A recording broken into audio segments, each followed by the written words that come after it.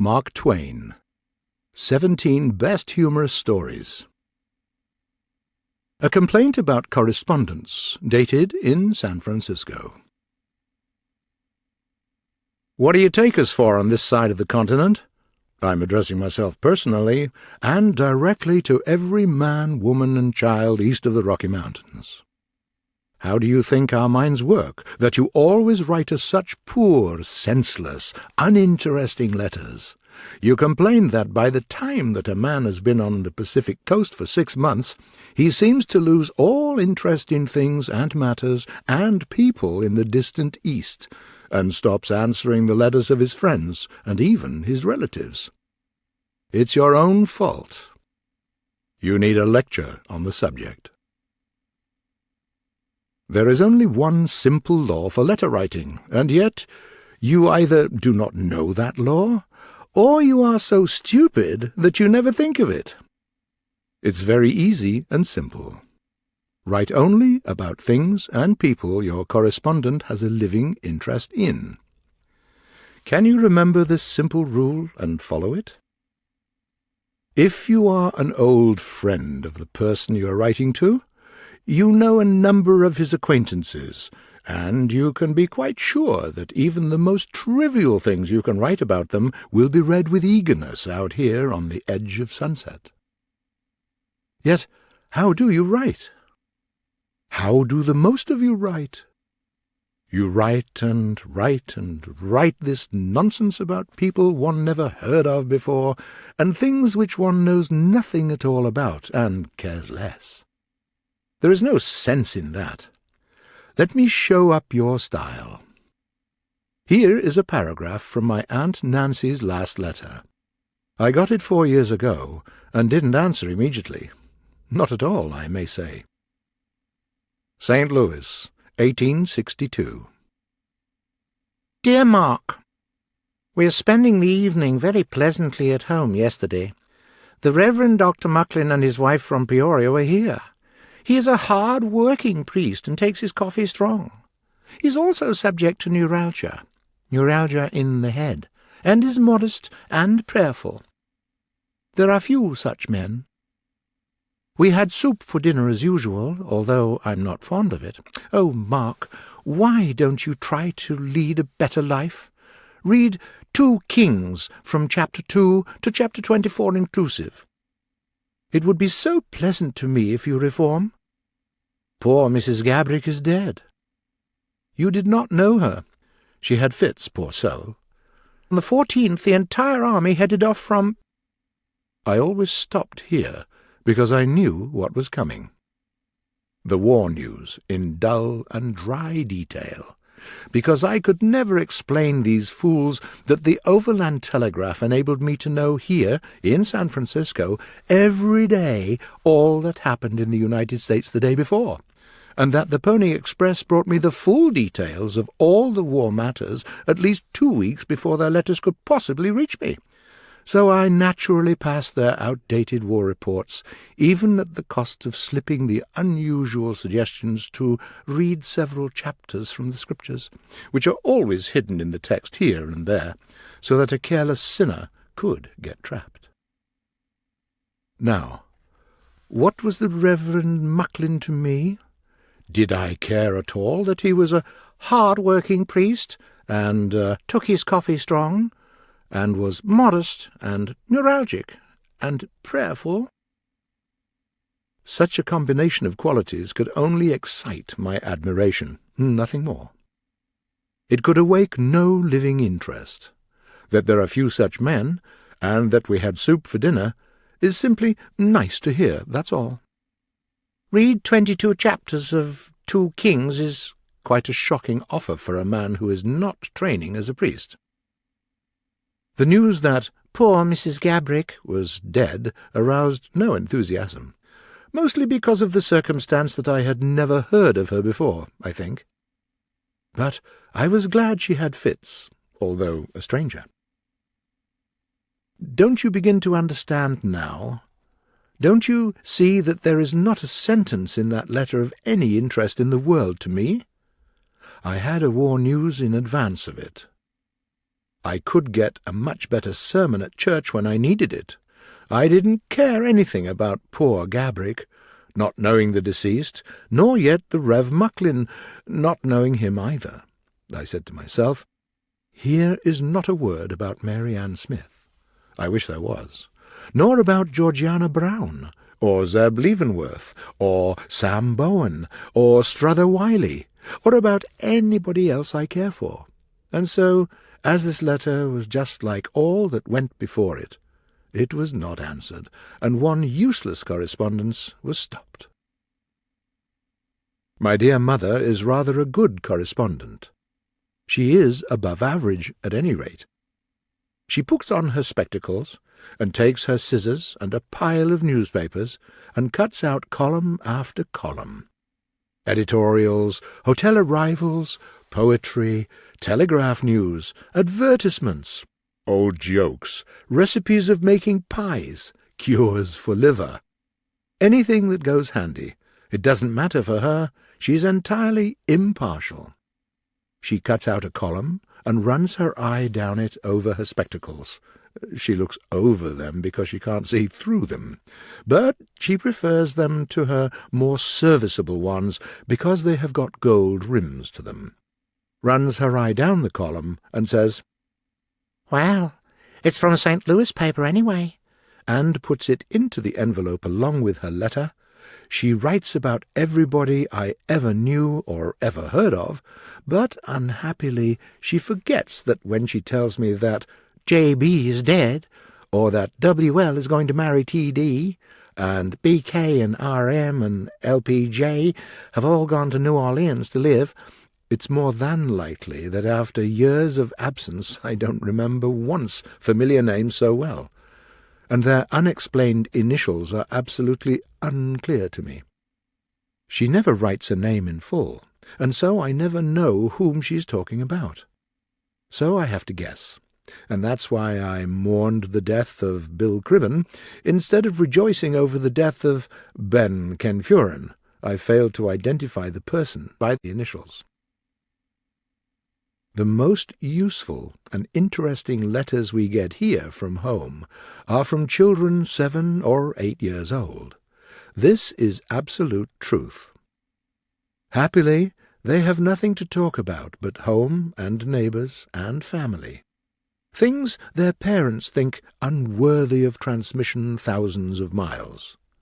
They write simply and naturally, and without any unnecessary effect. They tell all they know, and then stop. Consequently, their letters are brief, but, treating as they do of familiar persons and scenes, always entertaining. Now, therefore, if you would learn the art of letter-writing, let a little child teach you. Here is a letter from a small girl 8 years of age. I keep it as a curiosity, because it is the only letter I ever got from the States that has any information in it. It runs thus. St. Louis, 1865. "Uncle Mark, it's a pity you're not here, so I can't tell you about Moses in the rushes again. I know it better now. Mr. Sowerby has got his leg broken falling off a horse. He was riding it on Sunday. Margaret, that's the maid, Margaret has taken all the ashtrays and old jugs out of your room, because, she says, she doesn't think you're likely to come back. You've been gone so long. Sissy McElroy's mother has got another little baby. She has them all the time. It's got little blue eyes, like Mr. Swimley, their lodger, and looks just like him. I have got a new doll, but Johnny Anderson pulled one of its legs out. Miss Dusenberry was here today. I gave her your picture, but she said she didn't want it. My cat has got more kittens. Oh, you can't think, twice as many as Lottie Belden's. And there's one, such a sweet little one with a short tail, and I named it for you. All of them have got names now. General Grant, and Holleck, and Moses, and Margaret, and Deuteronomy, and Captain Semmes, and Exodus, and Leviticus, and Horace Greeley. All named but one, and I'm saving it, because the one that I named for you's been sick all the time since, and I'm afraid it'll die." It appears to have been quite cruel to the short-tailed kitten, naming it for me. I wonder how the unnamed one will stand it. "Uncle Mark, I do believe Hattie Coldwell likes you, and I know she thinks you're pretty, because I heard her say nothing could hurt your good looks. Nothing at all, she said. Even if you were to have the smallpox, you would be just as good-looking as you were before. And my ma says she's ever so smart." "Very." "So no more this time, because General Grant and Moses are fighting. Annie."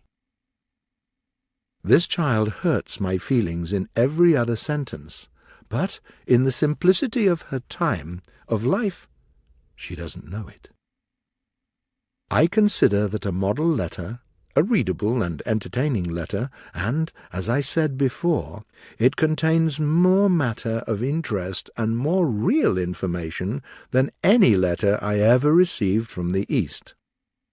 I had rather hear about the cats at home and their truly remarkable names than listen to a lot of stuff about people I'm not acquainted with, or read the evil effects of alcohol illustrated in the back with a picture of a ragged scoundrel with an empty beer bottle in the midst of his family circle.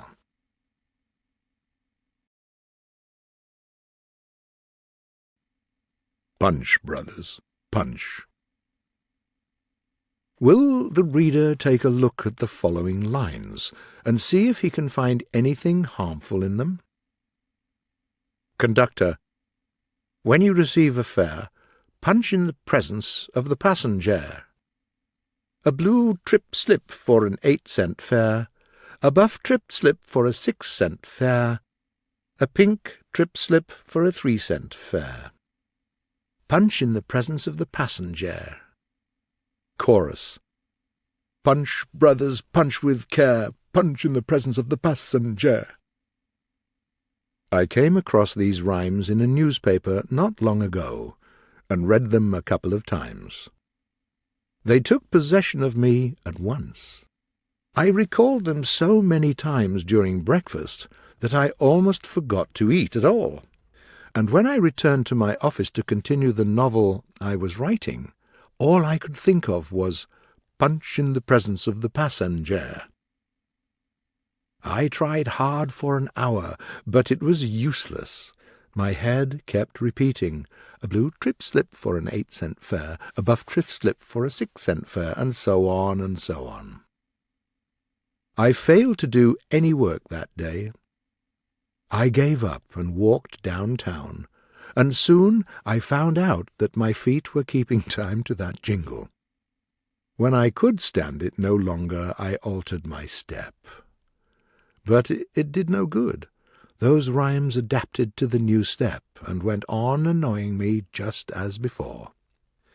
I returned home, and suffered all the afternoon. Suffered all through my dinner.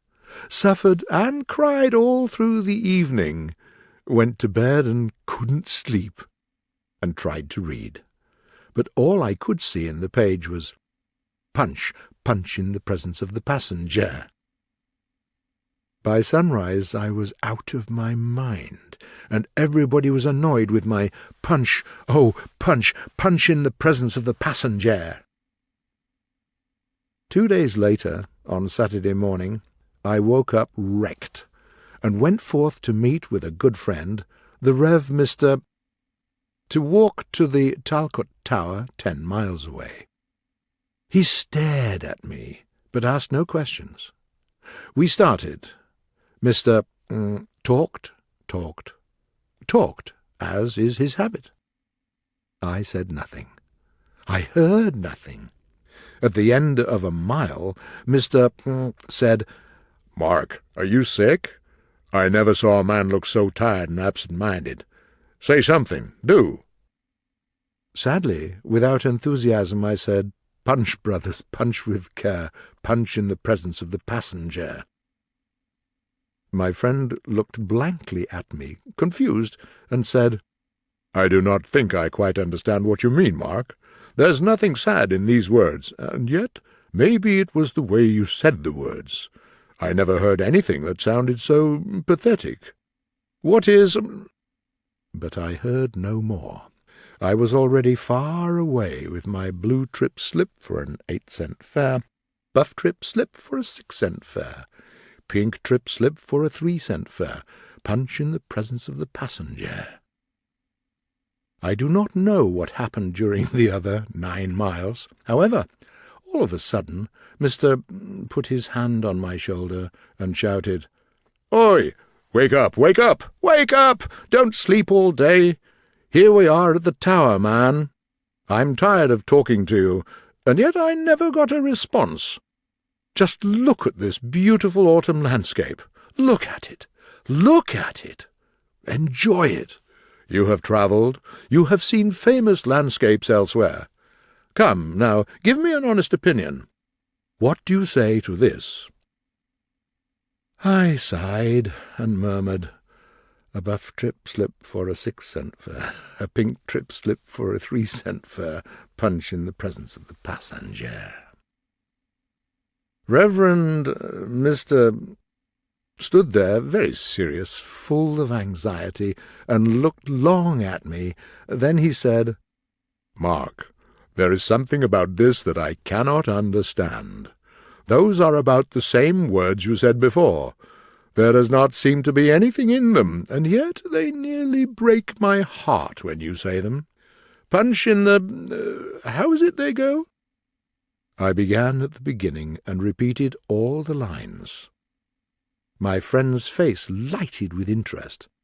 He said, "Why, what a catchy jingle it is! It is almost music. It flows along so nicely.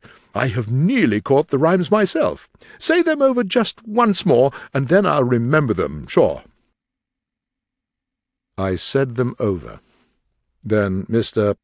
said them. He made one little mistake, which I corrected. The next time and the next he got them right.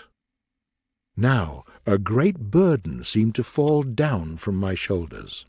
That torturing jingle got out of my brain, and a pleasing sense of rest and peace came instead. I was light-hearted enough to sing, and I did sing for half an hour, all the way home. Then my freed tongue could speak again, and the pent talk of many weary hours began to flow. It flowed on, joyously, cheerily, until the fountain was empty and dry. As I shook my friend's hand at parting, I said, "Wasn't it a great time? But now I remember, you haven't said a word for 2 hours. Come, tell me something." The Rev. Mr. turned a gloomy eye upon me, sighed deeply, and said, without animation, without noticeable consciousness, "Punch, brothers, punch with care. Punch in the presence of the passenger." A pang shot through me as I said to myself, "Poor fellow, poor fellow, he has got it now." I did not see Mr. 2 or 3 days after that. Then, on Tuesday evening, he came to me, staggering, and sat gloomily into a seat. He was pale, worn. He was a wreck. He lifted his faded eyes to my face and said, "Ah, Mark, these rhymes are really ruinous.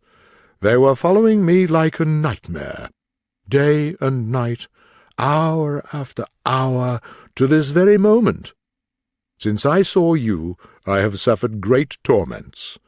Saturday evening, I had a sudden call by telegraph, and took the night train for Boston. The occasion was the death of a good old friend who had requested that I should preach his funeral sermon. I took my seat in the train and started preparing my speech, but I never got over the opening paragraph, for then the train started and the car wheels began their clack, clackety-clack, clack, clack, clack, clack, clack, clack, clackety-clack. And right away those awful rhymes adapted themselves to these sounds. For an hour I sat there and fitted them to every separate clack the car wheels made, as I was tired then, as if I had been cutting wood all day. My head was splitting with headache. It seemed to me that I would go mad if I sat there any longer, so I undressed and went to bed. I stretched myself out, and, well, you know what the result was. The torment went on just the same. Clack, clack, clack, a blue trip slip, clack, clack, clack, for an 8-cent fare, clack, clack, clack, a buff trip slip, clack, clack, clack, for a 6-cent fare, and so on, and so on, and so on, punch in the presence of the passenger. Sleep? Not a single wink. I was almost a lunatic when I got to Boston. Don't ask me about the funeral. I did my best, but every sentence was woven in and out with punch, brothers, punch with care, punch in the presence of the passenger. And the saddest thing was that my sermon dropped into the rhythm of those pulsing rhymes, and I could actually see absent-minded people nodding time to its rhythm with their stupid heads. And mark, you may believe it or not, but before I got through, all the people were nodding their heads in solemn unison, mourners, undertaker, and all. The moment I had finished, I ran to the anteroom in a state close to madness. Of course, it would be my luck to find a sorrowing and aged aunt of the deceased there, who had arrived from Springfield too late to get into the church. She began to cry, and said, "Oh, he's gone, and I didn't see him before he died." "Yes," I said, "he's gone, he's gone. Oh, will this suffering never stop?" "You loved him, then? Oh, you too loved him." "Loved him? Loved who?" "Why, my poor George, my poor nephew." "Oh, him, yes, oh, yes, certainly, certainly, punch, punch. Oh, this torture will kill me." Bless you, sir, for these sweet words. I, too, suffer in this dear loss." "Were you with him during his last moments?" "Yes, whose last moments?" "His, the dear deceased's." "Yes, oh, yes, I believe so, I think so. I don't know. Oh, certainly I was there. "Oh, what an honour! What a precious honour! And his last words! Oh, tell me his last words! What did he say?" He said, "Oh, my head, he said. He'd never said anything but punch, punch, punch in the presence of the passenger. Oh, leave me, madam, please, leave me to my madness. A buff trip slip for a 6-cent fare, a pink trip slip for a 3-cent fare. Endurance can no further go. Punch in the presence of the passenger." My friend's hopeless eyes rested upon mine a whole minute, and then he said, "Mark, you do not say anything. You do not offer me any hope. But, oh, it is just as well. You could not do me any good. The time has long gone by when words could comfort me. Something tells me that nothing can save me from repeating that pitiless jingle. There, it is coming on me again. A blue trip slip for an 8-cent fare, a buff trip slip for a—" Then my friend fell into a peaceful trance and forgot his sufferings. How did I finally save him? I took him to a neighbouring university and made him release the burden of his rhymes into the ears of the poor, unthinking students. How is it with them now? The result is too sad to tell. Why did I write this article? It was for a worthy, even a noble purpose. It was to warn you, reader, if you happen to come across those awful rhymes, to avoid them like a plague.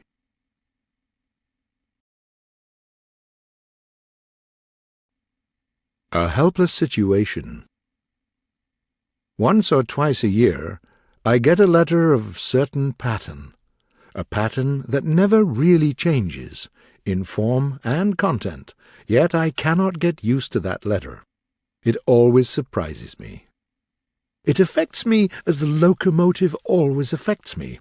I say to myself, I have seen you 1,000 times. You always look the same way, yet you are always a wonder, and you are always impossible. To invent you is clearly beyond human genius. You can't exist, you don't exist, but here you are. I have a letter of that kind by me, a very old one. I'm going to print it, and where is the harm? The writer of it is dead years ago, no doubt, and if I don't mention her name and address, her this-world address, I'm sure her ghost will not mind. And with it I wish to print the answer which I wrote at the time, but probably did not send. If it went, which is not likely, it went in the form of a copy, because I find the original still here, next to the said letter. To that kind of letters we all write answers which we do not send, fearing to hurt where we have no intention to hurt. I have done it many times, and this is doubtless a case of the sort. The letter. California, June 3rd, 1879. Mr. S. L. Clemens, Hartford, Connecticut. Dear Sir, you will doubtless be surprised to know who has dared to write and ask a favour of you. Let your memory go back to your days in the Humboldt mines, 62, 63. You will remember you and Claggett and Oliver and the old blacksmith Tillou lived in a barn which was halfway up the gulch, and there were 6 log cabins in the camp.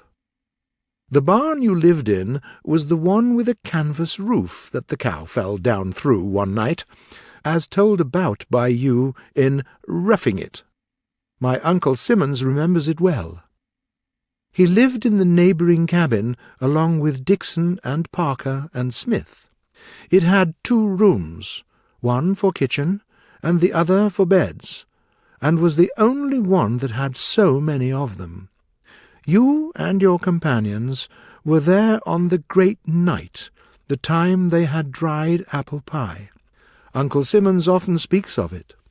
It seems curious that dried apple pie could seem such a great thing, but it was, and it shows how far Humboldt was out of the world and difficult to get to, and how poor the diet was there. 16 years ago, it is a long time, I was a little girl then, only 14. I've never seen you. I've lived in Washoe. But Uncle Simmons met you every now and then, all during those weeks that you and your companions were there working your claim, which was like the rest. The mine ran out of silver long and long ago. There wasn't silver enough to make a button. You never saw my husband, but he was there after you left, and lived in that very barn, a bachelor then, but married to me now. He often wishes there had been a photographer there in those days to take a picture of the barn. He got hurt in the old Hal Clayton claim that was abandoned like the others, putting in a blast and not climbing out quick enough, though he did his best. It landed him clear down on the road and hit an Indian. For weeks they thought he would not get over it, but he did, and is all right now. Has been ever since. This is a long introduction, but it is the only way I can make myself known. The favour I ask I feel assured your generous heart will grant. Give me some advice about a book I have written. I do not claim anything for it, only it is mostly true, and as interesting as most of the books of the times. I'm unknown in the literary world, and you know what that means, unless one has someone of influence, like yourself, to help you by speaking a good word for you. I would like to place the book on royalty basis plan with anyone you would suggest. This is a secret from my husband and family. I want it to be a surprise in case I get published. I hope you will take an interest in this and write me a letter to some publisher, or, better still, if you could see them for me and let me hear. I ask you to grant me this favour. With deepest gratitude, I thank you for your attention. One knows for sure that the twin of that embarrassing letter is forever and ever flying in this and that and the other direction across the continent in the mails, daily, nightly, hourly, unrestingly. It goes to every well-known merchant, the railway official, and manufacturer, and capitalist, and mayor, and congressman, and governor, and editor, and publisher, and author, and broker, and banker. In a word, to every person who is supposed to have influence. It always follows the one pattern. You do not know me, but you once knew a relative of mine, etc., etc. We should all like to help the applicants. We should all be glad to do it. We should all like to return the sort of answer that is desired. But, well, there is not a thing we can do that would be a help, for such letters never come from anyone who can be helped. The person whom you could help doesn't really need help. It would not occur to him to write to you, stranger. He has talent and knows it, and goes into his fight eagerly and with energy and determination, all alone, prefers to be alone. That touching letter which comes to you from the incapable, the unhelpable, how do you, who are familiar with it, answer it? What do you find to say? You do not want to hurt their feelings. You look for ways to avoid that. What do you find? How do you get out of your hard place with a clear conscience? Do you try to explain? The old reply of mine to such a letter shows that I tried that once.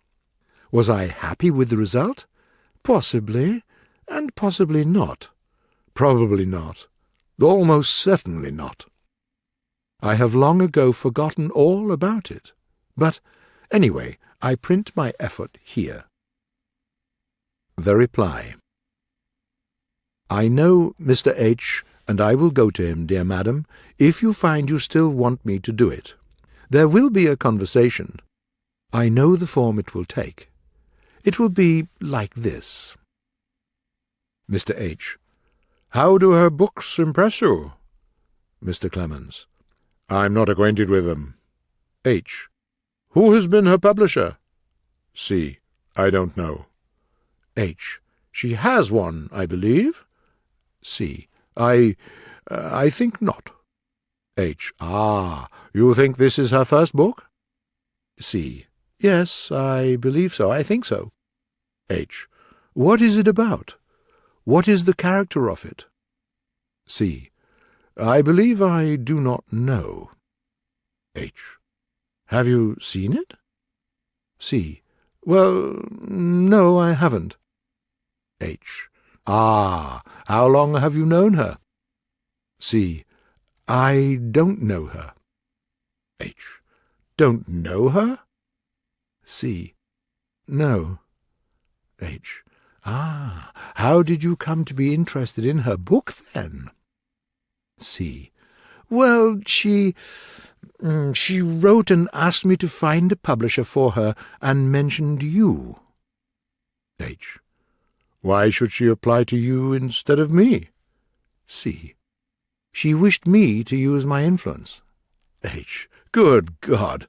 What has influence to do with such a matter? C.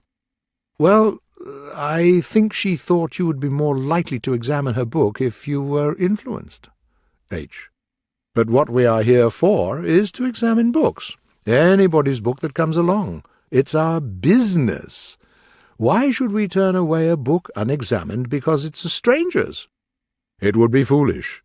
No publisher does it, and why did she request your influence if you don't know her? I believe she thought you knew her literature and could speak for it. Is it so? C. No, she knew I didn't. H. Well, what then? She had a reason of some sort for believing you were competent to recommend her literature, and also under obligations to do it. C.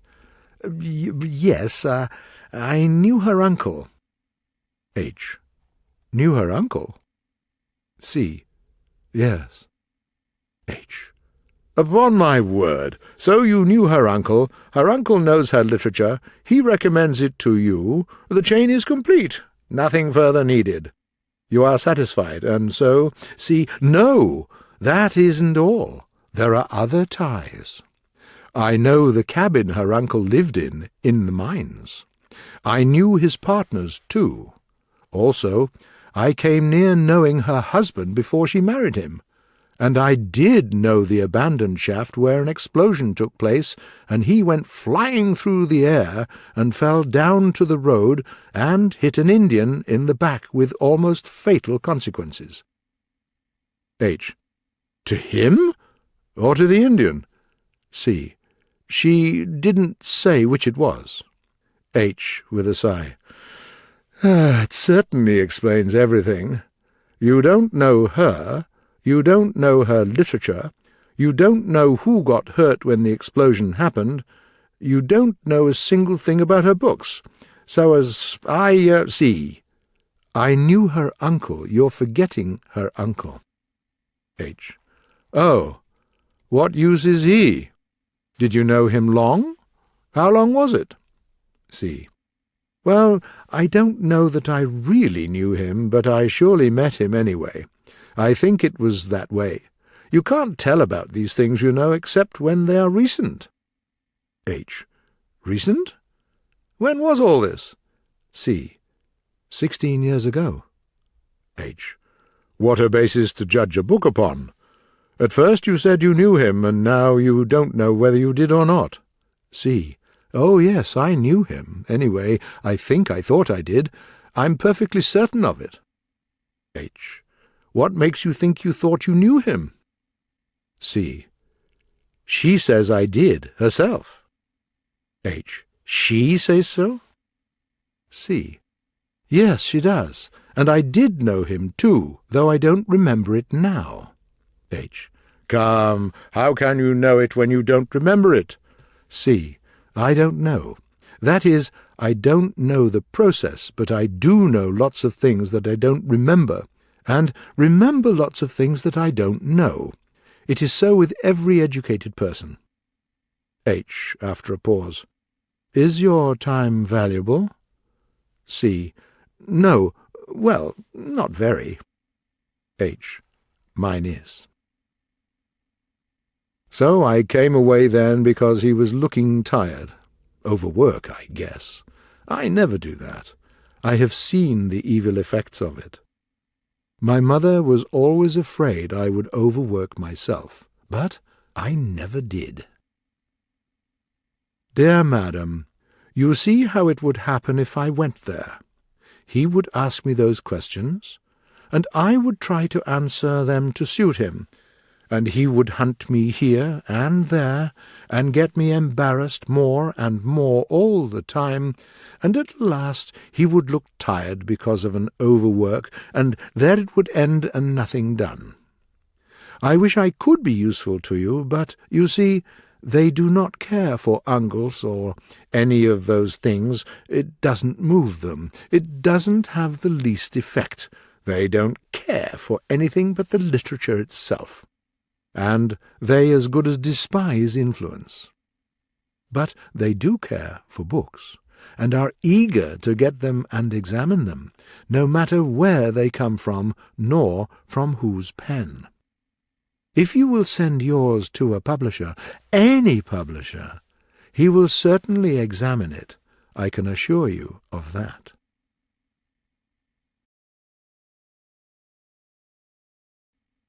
The recent great French duel. Although certain smart people find modern French duel ridiculous, it is in reality one of the most dangerous institutions of our day. It is always fought in the open air, so the combatants are nearly sure to catch cold. Monsieur Paul de Casanac, the most incurable of the French duellists, has suffered so often in this way that he is at least a confirmed invalid, and the best doctor in Paris has expressed the opinion that if he goes on duelling for 15 or 20 years more, unless he forms the habit of fighting in a comfortable room where damps and draughts cannot penetrate, he will eventually endanger his life. This ought to moderate the talk of those people who are so stubborn in insisting that the French duel is the healthiest of recreations because of the open air and exercise it offers. And it ought also to stop that foolish talk about French duellists and socialist-hated monarchs being the only people who are immoral. But it is time to get at my subject. As soon as I heard of the late passionate argument between Monsieur Gambetta and Monsieur Fortou in the French Assembly, I knew that a duel would follow. I knew it because a long personal friendship with Monsieur Gambetta had unveiled to me the desperate nature of the man. I knew that the desire for revenge would penetrate to the distant corners of his person. I did not wait for him to call on me, but went at once to him. As I expected, I found the brave fellow in a deep French calm. I say French calm, because French calmness and English calmness have points of difference. He was moving quickly back and forth among the ruins of his furniture, now and then pushing fragments of it across the room with his foot, repeating a set of curses through his set teeth, and stopping every little while to put another handful of his hair on the pile which he had been building of it on the table. He threw his arms around my neck, bent me over his stomach to his breast, kissed me on both cheeks, hugged me 4 or 5 times, and placed me in his own armchair. As soon as I had got well again, we began business at once. I said I supposed he would wish me to act as his second, and he said, "Of course." I said I must be allowed to act under a French name, so that I might be protected from any reproach in my country in case of fatal results. He frowned here, probably at the idea that duelling was not respected in America. However, he agreed to my demand. This explains the fact that in all the newspaper reports, Monsieur Gambetta's second was apparently a Frenchman. First, we drew up my principal's will. I insisted upon this and stuck to my point. I said I had never heard of a man in his right mind going out to fight a duel without first making his will. He said he had never heard of a man in his right mind doing anything of the kind. When we had finished the will, he wished to proceed to a choice of his last words. He wanted to know how the following words, as a dying exclamation, struck me. "I die for my God, for my country, for freedom of speech, for progress, and the universal brotherhood of man." I objected that this would require too long-lasting a death. It was a good speech for a consumptive, but not suited to the field of honour. We argued about a good many speeches, but I finally got him to cut his last words down to this, which he copied into his notebook to learn it by heart. "I die, that France may live." I said that this remark seemed to lack relevancy, but he said last words didn't have to be relevant. What you wanted was impression. The next thing in order was the choice of weapons. My principal said he was not feeling well, and would leave that and the other details of the proposed meeting to me. So I wrote the following note and carried it to Monsieur Fortou's friend.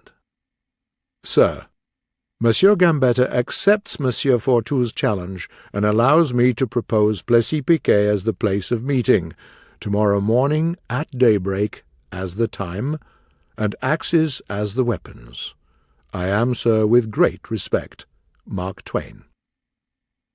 Monsieur Fortou's friend read this note and shuddered. Then he turned to me and said, with severity, "Have you considered, sir, what would be the result of such a meeting as this?" "Well, for instance, what would it be?" "Bloodshed." "Well, I think so too," I said. "Now, if it is a fair question, what did your principal expect?" I had him there. He saw he had made a huge mistake, so he tried to explain it away. He said it had been a joke.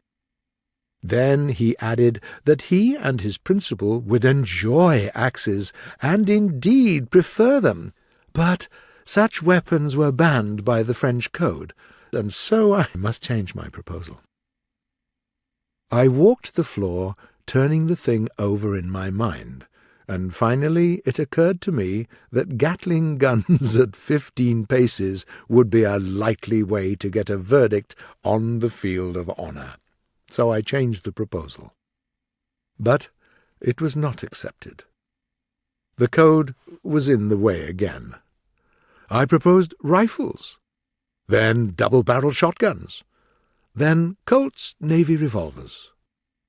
These being all rejected, I thought it over for a while, and sarcastically suggested brickbats at 3/4 of a mile. I always hate to fool away a humorous thing on a person who has no sense of humour, and it filled me with bitterness when this man went calmly away to suggest the last proposition to his principal.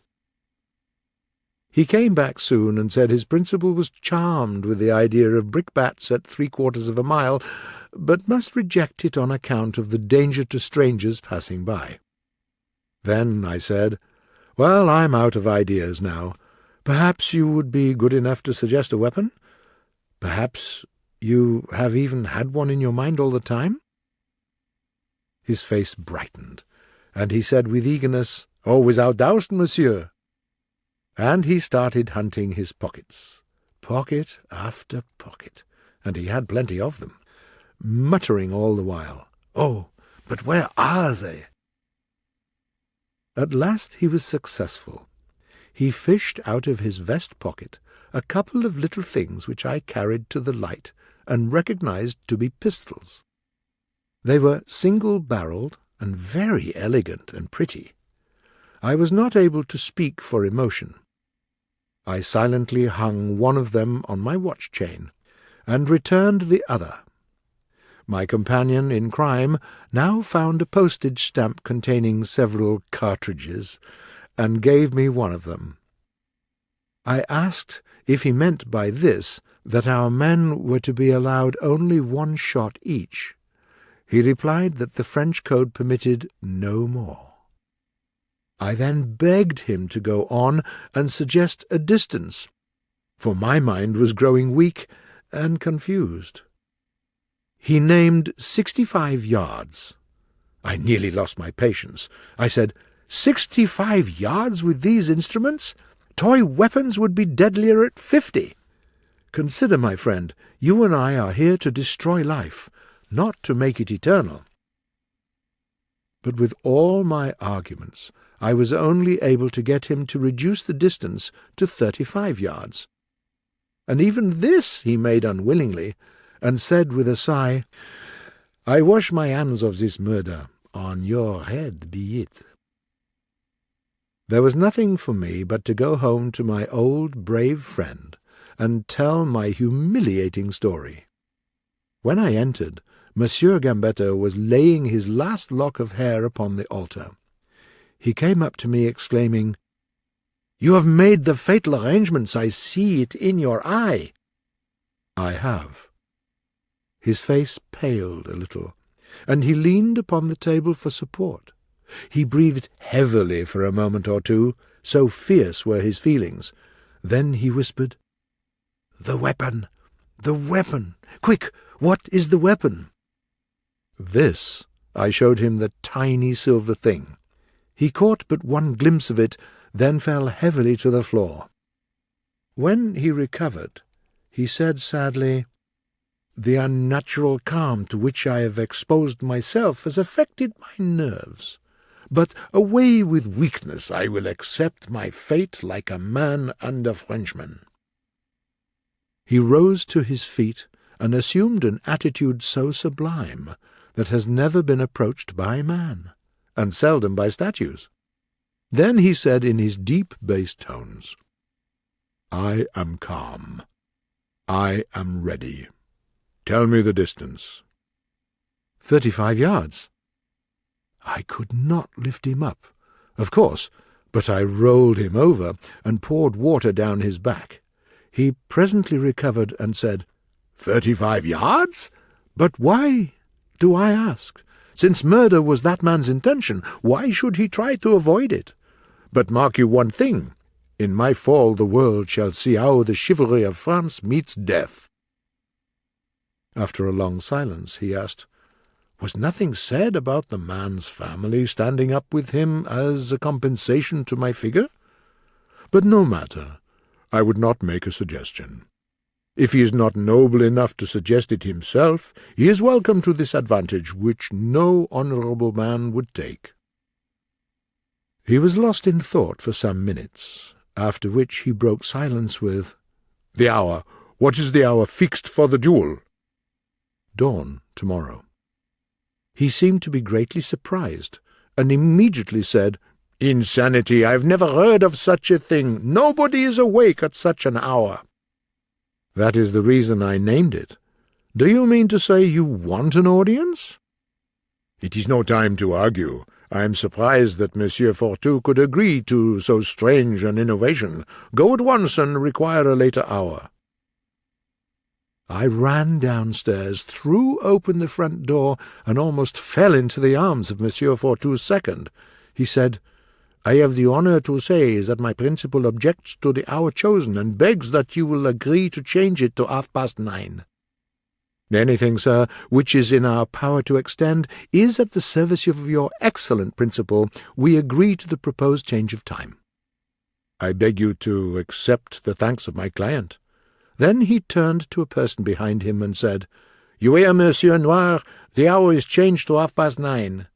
Whereupon Monsieur Noir bowed, expressed his thanks, and went away. My colleague continued, "If agreeable to you, your chef surgeons and our shall proceed to the field in the same carriage."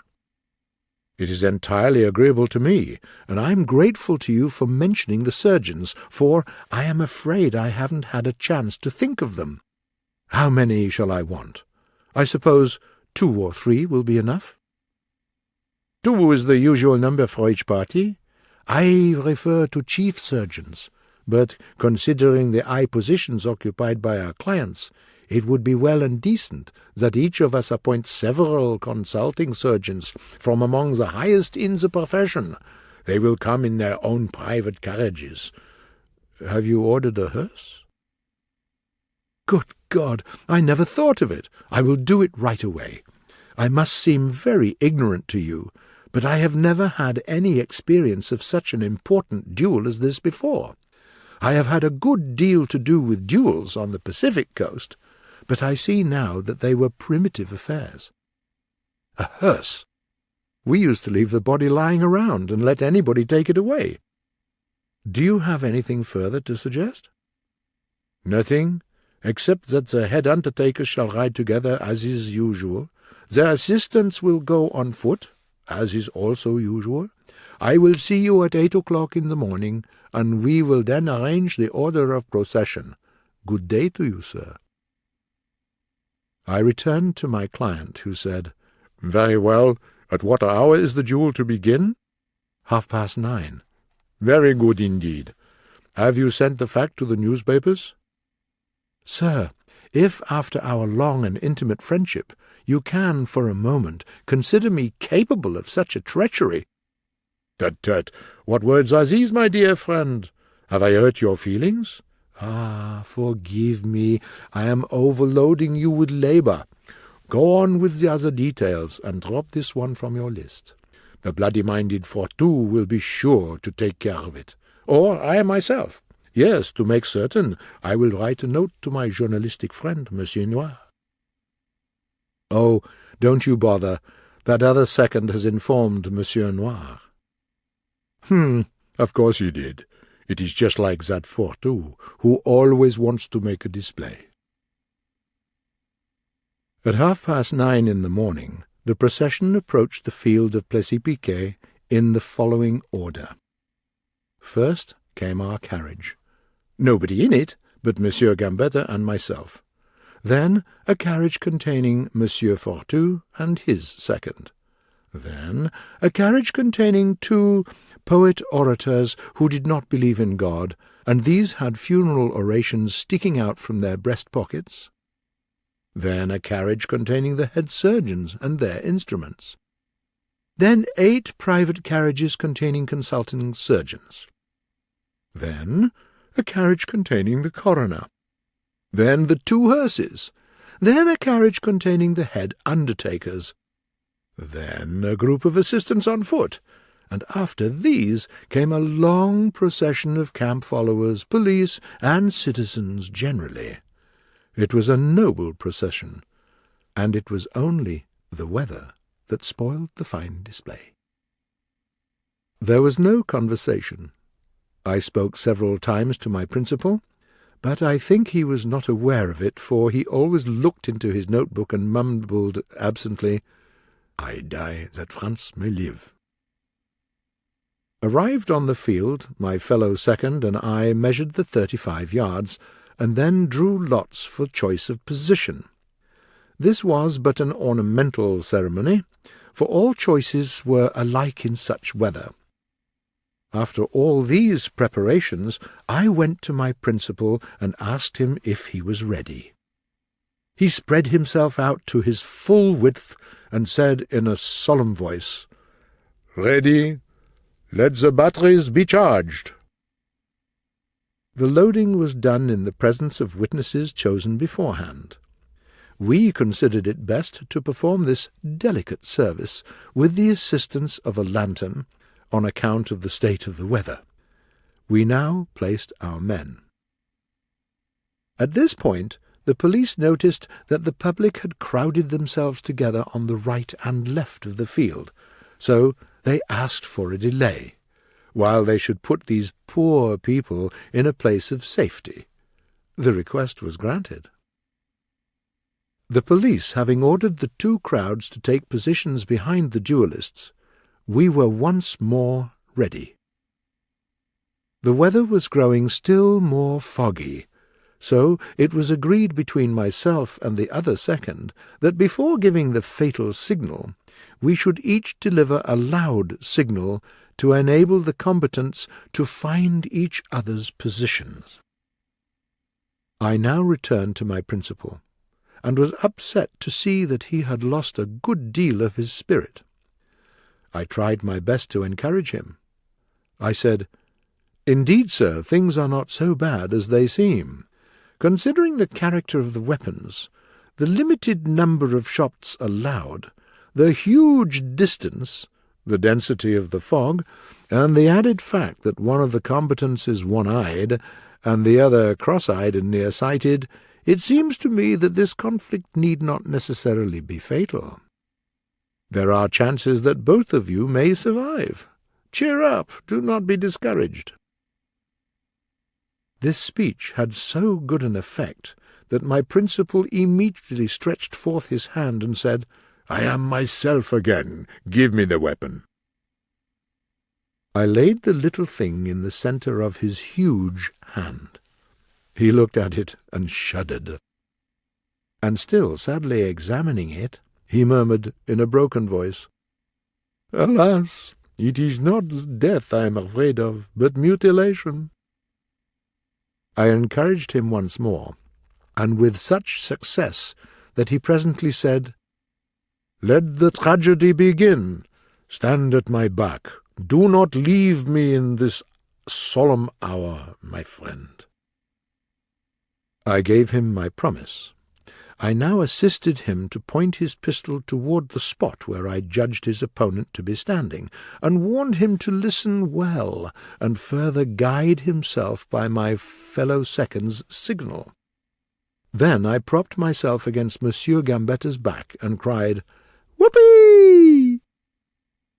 This was answered from out the far distance of the fog, and I immediately shouted, "1, 2, 3, fire!"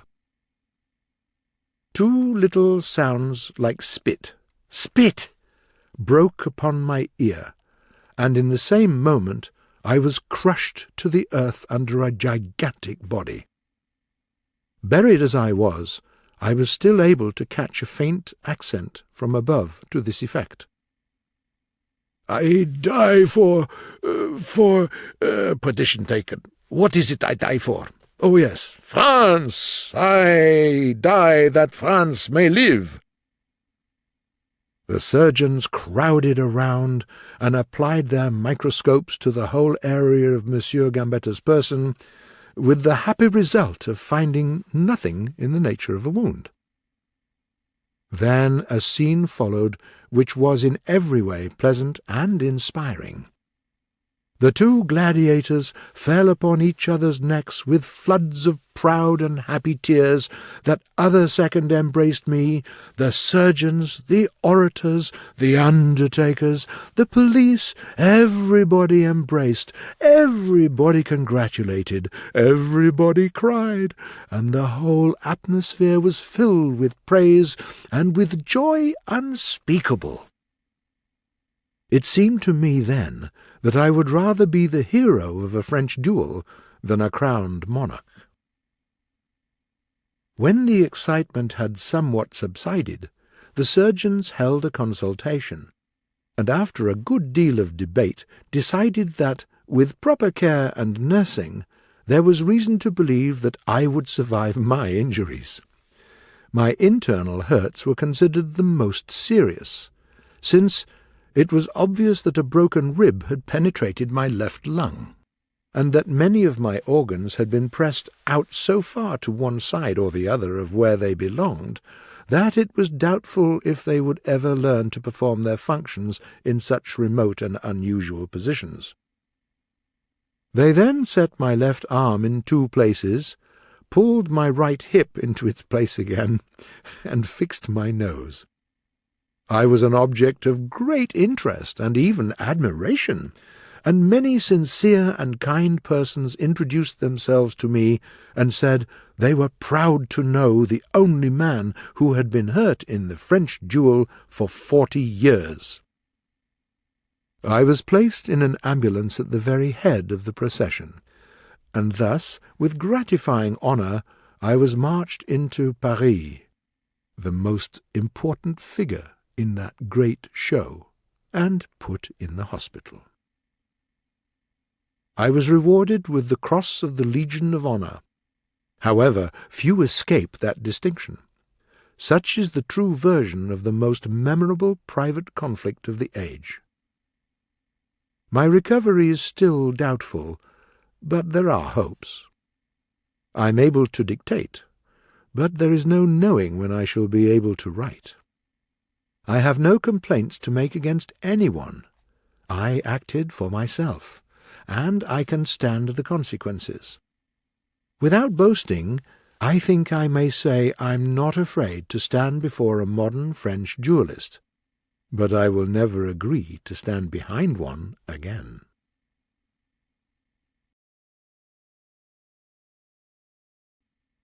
Experience of the McWilliamses with Membranous Croup. As related to the author of this book by Mr. McWilliams, a pleasant New York gentleman whom the author met by chance on a journey. Well, let's go back to where I was before I started explaining to you how that terrible and incurable disease, membranous croup, broke out in town and was driving all mothers mad with terror. I called Mrs. McWilliams's attention to little Penelope and said, "Darling, I wouldn't let that child chew that pine stick if I were you." "Precious, where is the harm in it?" said she, but at the same time prepared to take away the stick. Women cannot receive even the most reasonable suggestion without arguing. That is, married women. I replied, "Love, it is well known that pine is the least nutritious wood that a child can eat." My wife's hand paused and returned itself to her lap. She looked annoyed. Then she said, "Darling, you know better than that. You know you do. Doctors all say that the turpentine in pine wood is good for weak back and the kidneys."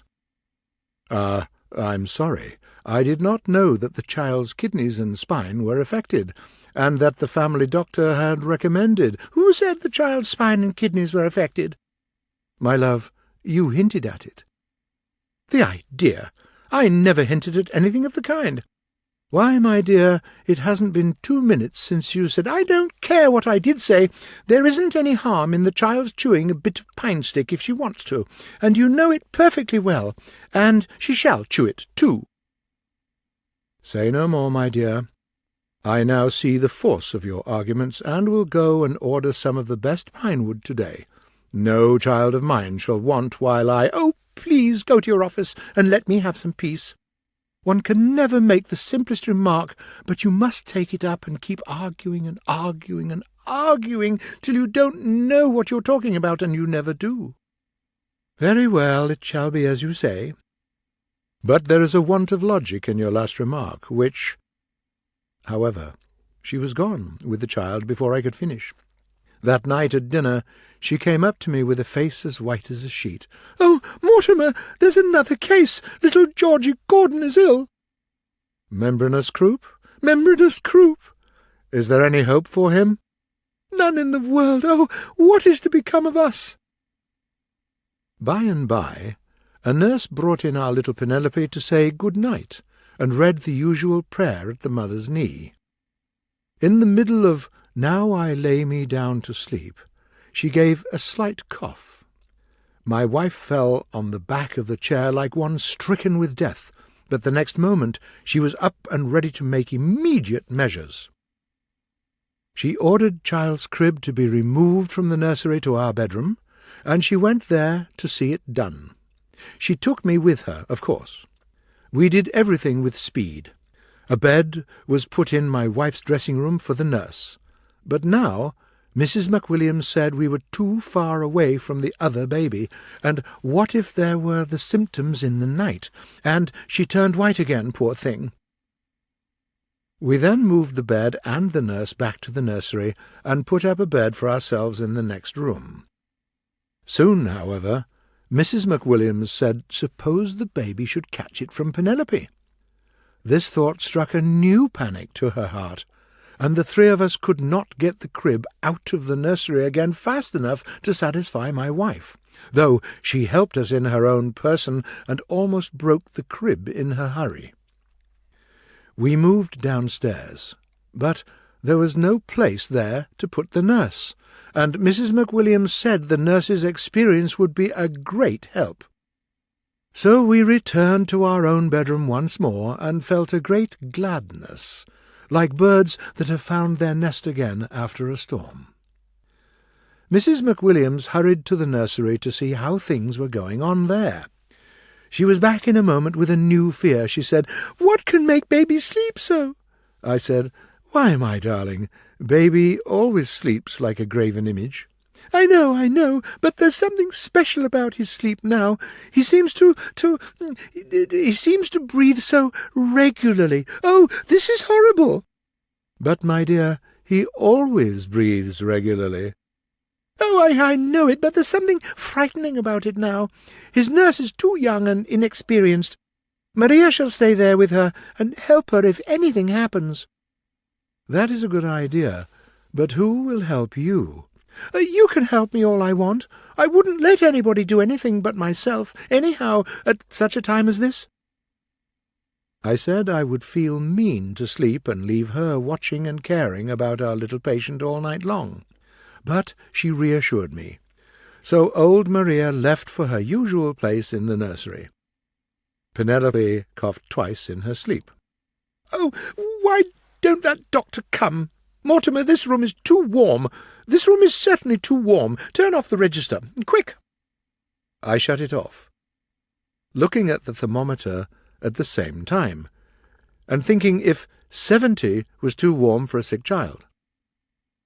The coachman arrived from the town now with the news that our doctor was ill and had to stay in bed. Mrs. McWilliams looked at me sadly and said in a dead voice, "There is a providence in it. He never was sick before, never. We have not been living as we ought to live, Mortimer. Time and time again I have told you so. Now you see the result. Our child will never get well. Be thankful if you can forgive yourself. I never can forgive myself." I said, without intent to hurt, but not choosing words carefully enough, that I could not see that our lives were so full of sin. "Mortimer, do you want to bring the judgment upon baby too?" Then she began to cry, but suddenly exclaimed, "The doctor probably sent medicines." I said, "Certainly, they're here. I was only waiting for you to give me a chance." "Well, give them to me. Don't you know that every moment is precious now? But why did he send medicines when he knows that the disease is incurable?" I said that while there was life, there was hope. "Hope, Mortimer! You know no more what you're talking about than our child unborn. If you would, I can't believe it. The directions say give 1 teaspoon once an hour. Once an hour! As if we had a whole year before us to save the child in. Mortimer, please hurry. Give the poor ill girl a tablespoonful, and try to be quick." "Why, my dear, a tablespoonful might—" "Don't drive me crazy!" There, my precious. It's nasty, bitter stuff, but it's good for Nellie. Good for Mother's precious girl, and it will make her well. There. Put the little head on Mamma's breast and go to sleep, and pretty soon— Oh, I know she can't live till morning. Mortimer, a tablespoonful every half hour will— Oh, the child needs belladonna, too.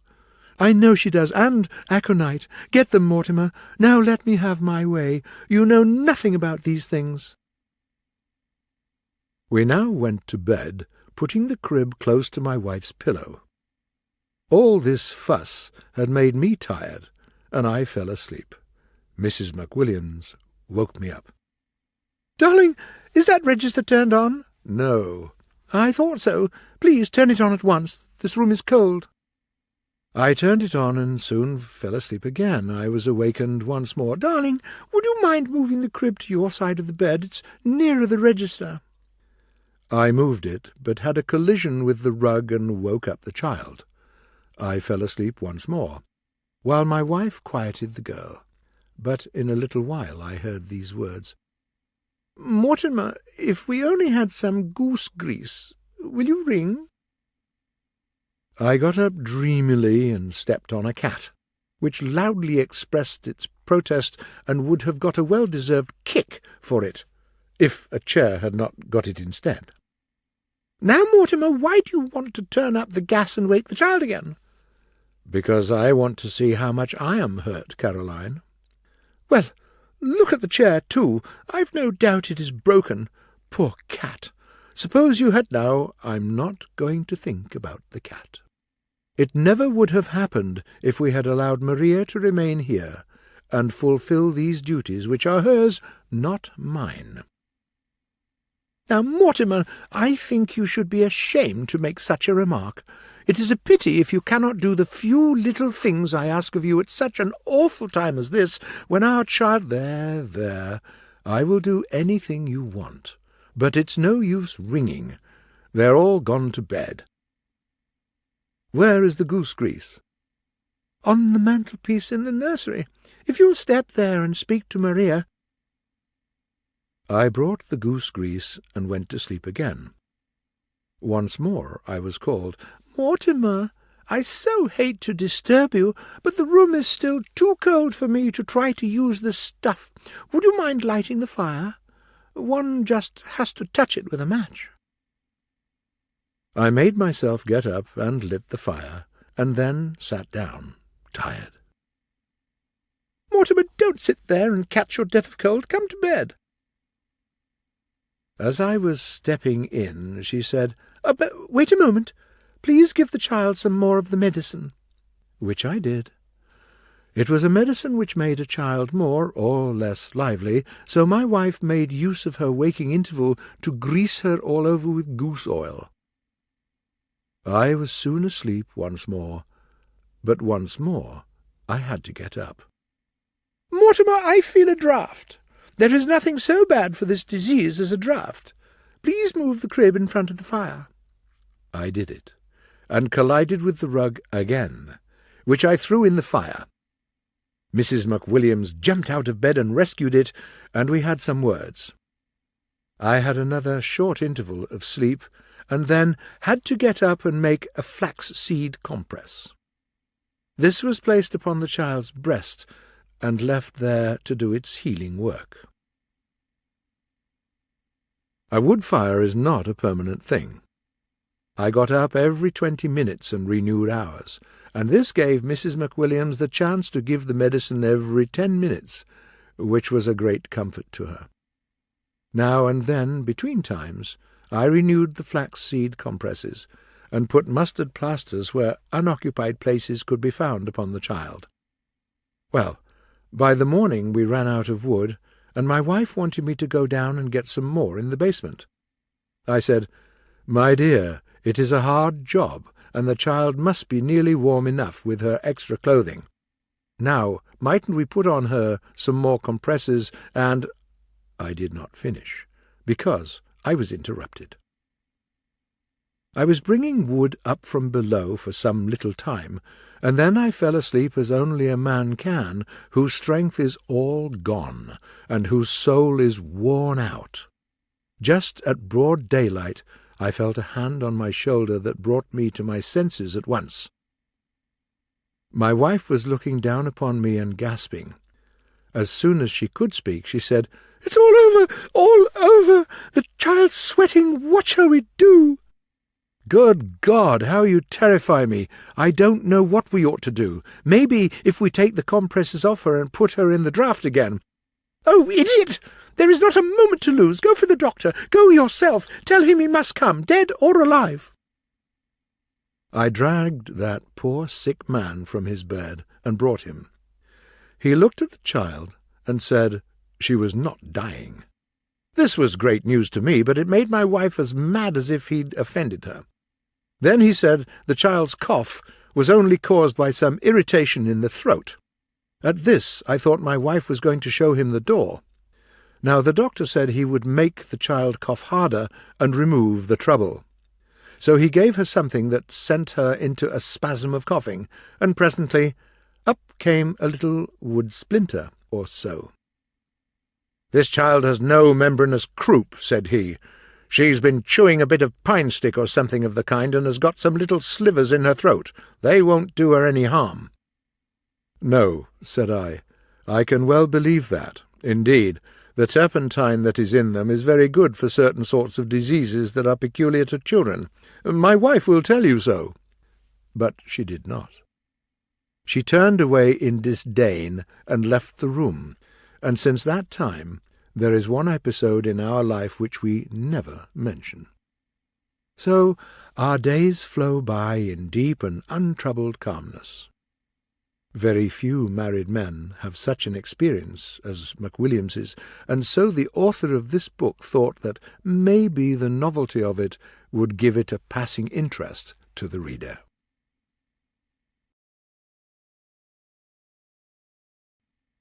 Curing a cold.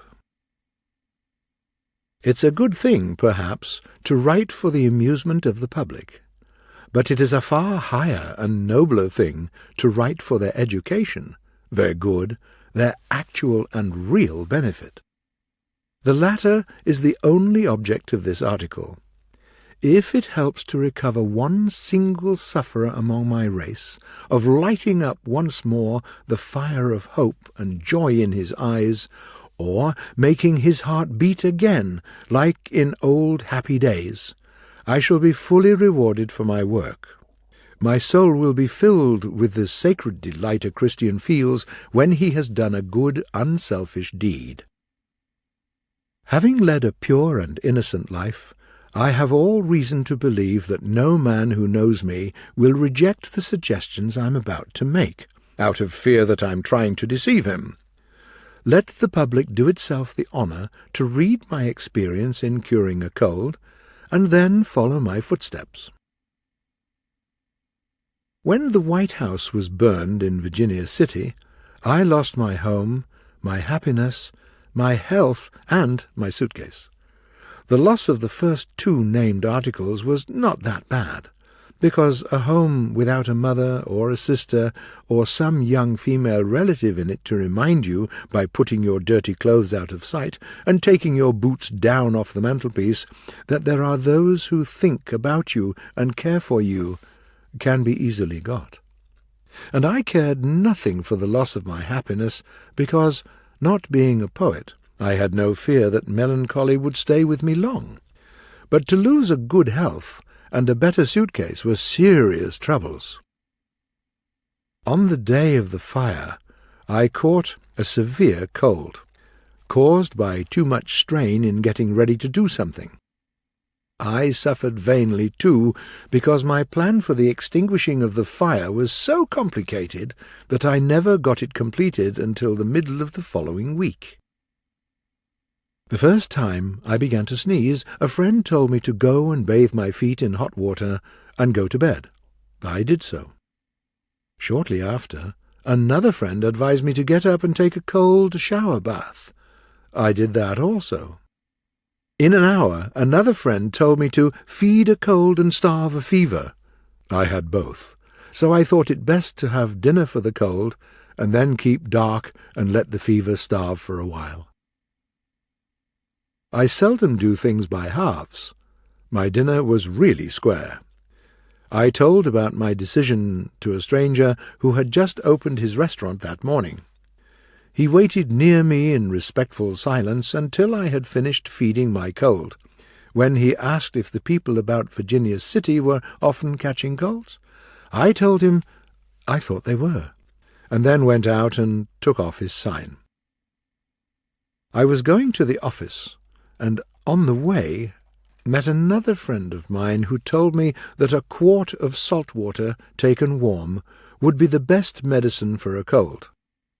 I hardly thought I had room for it, but I tried it anyway. The result was surprising. I believed I had thrown up my immortal soul. Now, as I'm giving my experience only for the benefit of those who are troubled with the illness I am writing about, I feel that they will understand my cautioning them against such portions of it as proved inefficient with me, and according to this conviction, I warn them against warm salt water. It may be a good enough medicine, but I think it is too severe. If I ever had another cold, there would be no measures left me but to take either an earthquake or a quart of warm salt water. I would risk the earthquake. After the storm in my stomach had calmed down, and no more good Samaritans were around, I went on taking handkerchiefs again and blowing them to atoms, as had been my custom in the early stages of my cold, until I met a lady who had just arrived from the plains, and who said she had lived in a part of the country where doctors were few, and she had to learn herself how to treat simple cases. I believed she had much experience, for she seemed to be 150 years old. She mixed a decoction composed of molasses, aquafortis, turpentine, and various other medicines, and instructed me to take a wineglass full of it every 15 minutes. I only took it once. That was enough. All moral principle suddenly left me, and every unworthy motive of my nature awoke. Under its evil influence, my brain developed mean schemes, but my hands were too weak to execute them. At that time, my strength had suffered a lot from a number of infallible cures for my cold. Otherwise, I would have tried to rob the graveyard. Like most other people, I often feel mean and act accordingly. But until I took that medicine, I had never known I was so mean, and felt proud of it. At the end of 2 days, I was ready to be treated again. I took a few more infallible cures, and finally drove my cold from my head to my lungs. I was coughing all the time, and my voice fell below 0. I got a bass, 2 octaves below my natural tone. I could only fall asleep by coughing myself down to a state of utter exhaustion, and then, the moment I began to talk in my sleep, my own voice woke me up again. My case grew more and more serious every day. A plain gin was recommended. I took it. Then gin and molasses. I took that also. Then gin and onions. I added the onions and took all 3. There was no particular result, however, except bad breath. I found I had to travel for my health. I went to Lake Bigler with my colleague Wilson. We travelled in a considerable style. We went in the Pioneer coach, and my friend took all his baggage with him, 2 excellent silk handkerchiefs, and a daguerreotype of his grandmother. We sailed and hunted and fished and danced all day, and I cured my cough all night. By acting in this way, I hoped to improve every hour in the 24, but my disease continued to grow worse. A sheet bath was recommended. I had never refused any advice yet, and it seemed to be a bad idea to start then. So I decided to take a sheet bath, although I had no idea what sort of affair it was. It took place at midnight, and the weather was very frosty. My breast and back were bared, and a sheet, there seemed to be 1,000 yards of it, soaked in ice water, was wrapped around me. It was a cruel measure. When the cold sheet touches one's warm body, it makes him start and gasp of breath, just as men do in the death agony. It froze the marrow in my bones and stopped the beating of my heart. I thought my time had come. Never take a sheet bath. Never.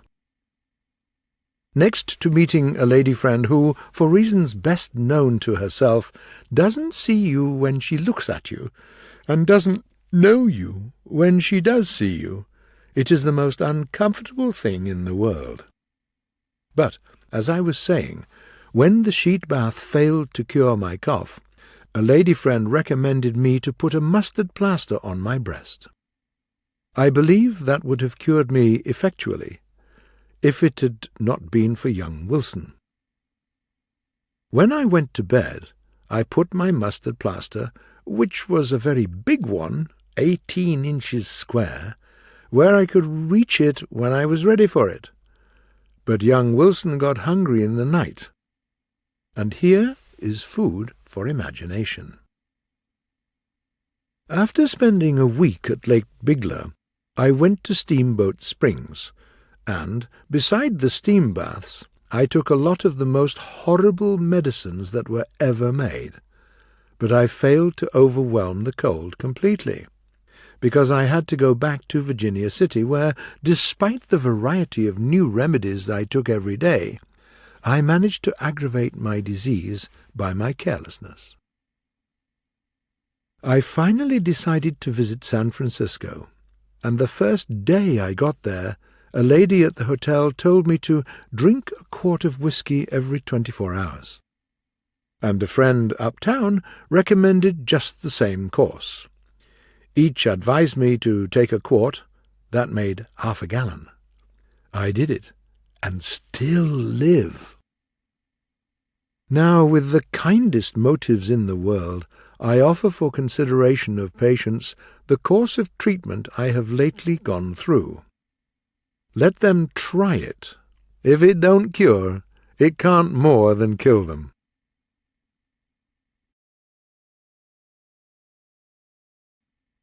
Taming the Bicycle. Part 1. I thought the matter over, and decided I could do it. So I bought a barrel of Pond's extract and a bicycle. The expert came home with me to instruct me. We chose the backyard. It was quite empty, and went to work. Mine was not a bicycle for grown-ups, but only a colt, a 50-inch, with the pedals shortened up to 48, and playful like any other colt. The expert explained the thing's points briefly. Then he got on its back and rode around a little to show me how easy it was to do. He said that to get off it was perhaps the hardest thing to learn, and so we would leave it to the last. But he was wrong there. He found, to his surprise and joy, that all that he needed to do was to get me onto the machine and stand out of the way. I could get off myself. Although I was absolutely inexperienced, I got off surprisingly quickly. He was on that side pushing the machine. We all came down with a crash, he at the bottom, I next, and the machine on top. We examined the machine, but it was not in the least injured. We could hardly believe that. Yet the expert assured me that it was true. In fact, the examination proved it. I began to realize then how wonderfully these machines are constructed. We used some Pond's extract and went on. The expert got on the other side to push this time, but I got off on that side, so the result was as before. The machine was not hurt. We oiled ourselves again and went on. This time the expert took up a safe position behind, but somehow or other we landed on him again. He was full of admiration, said it was extraordinary. She was all right, not a scratch on her. I said it was wonderful, while we were oiling up, but he said that when I came to know its construction, I would realize that nothing but dynamite could break it. Then he returned to his position again, and we started once more. This time the expert took up the position in front of the bicycle and got a man to push behind. We got up a good speed and soon ran over a brick, and I went out over the top of the tiller and landed, head down, on the instructor's back, and saw the machine in the air between me and the sun. It was well it came down on us, and was not injured.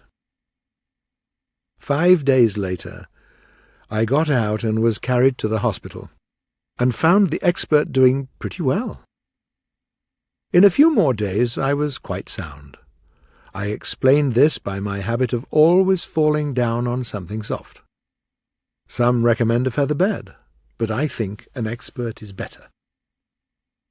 The expert got out at last, and brought 4 assistants with him. It was a good idea. These 4 held the bicycle while I climbed into the saddle. Then they formed in a column and marched on the other side of me while the expert pushed behind.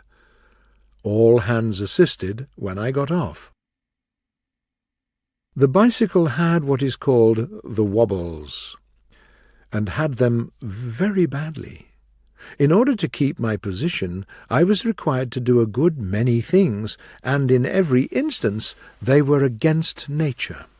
That is to say, that whatever the needed thing might be, my nature, habit, and manners moved me to try to do it in one way, while some unknown law of physics required it to be done in just the other way. I understood by this how completely wrong had been the lifelong education of my body. It knew nothing useful.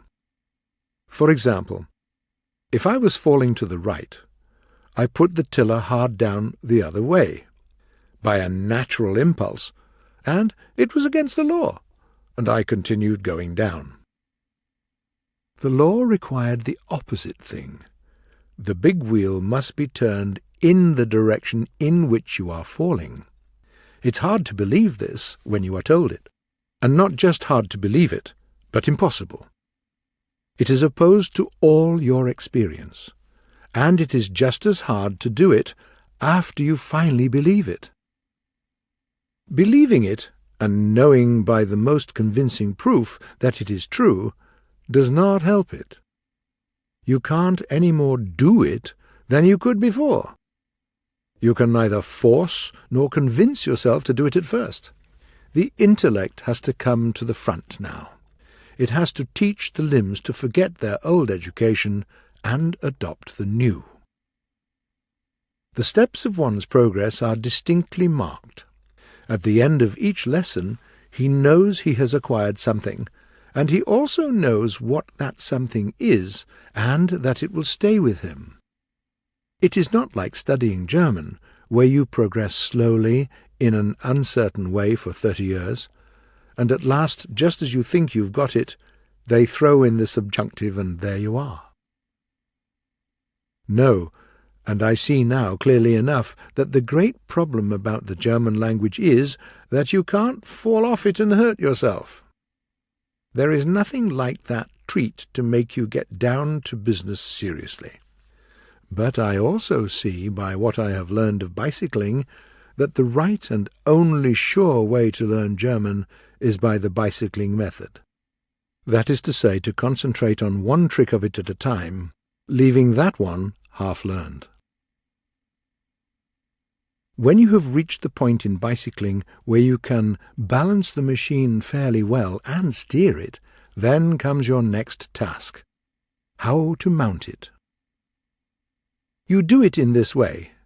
You jump along behind it on your right foot, resting the other foot on the mounting peg, and holding the tiller with your hands. At a signal, you rise on the mounting peg, stiffen your left leg, hang your other one around in the air, lean your stomach against the saddle, and then fall off. Maybe on one side, maybe on the other, but you fall off. You get up and do it again, and once more, and then several times. By this time you have learned to keep your balance, and also to steer without wrenching the tiller out by the roots. So you steer along straight ahead, a little while, then you rise forward, bringing your right leg and then your body into the saddle, catch your breath. Suddenly something pushes you to the side, and down you go again. But you don't pay any attention to going down by this time. Now you can light on one foot or the other with remarkable certainty. 6 more attempts and 6 more falls make you perfect. You land in the saddle comfortably next time and stay there. That is, if you can be content to let your legs hang and leave the pedals alone for a while. But if you grab at once for the pedals, you are gone again. You soon learn to wait a little and perfect your balance before reaching for the pedals. Then the art of mounting a bicycle is acquired, and a little practice will make it simple and easy to you, though spectators have to keep off to one side, if you have nothing against them. And now you come to dismounting at will. You learned the other kind first of all. It's quite easy to tell one how to dismount. The words are few. The requirement simple, and apparently easy. Let your left pedal go down till your left leg is nearly straight, turn your wheel to the left, and get off as you would from a horse. It certainly does sound very easy, but it isn't. I don't know why it isn't, but it isn't. Try as you may, you don't get down as you would from a horse. you get down as you would from a house on fire. You make a show of yourself every time. Part 2. During the 8 days, I took a daily lesson an hour and a half. At the end of this 12 working hours training, I was called competent to ride my own bicycle without outside help. It seems incredible how quickly I acquired it. It takes much longer than that to learn horseback riding.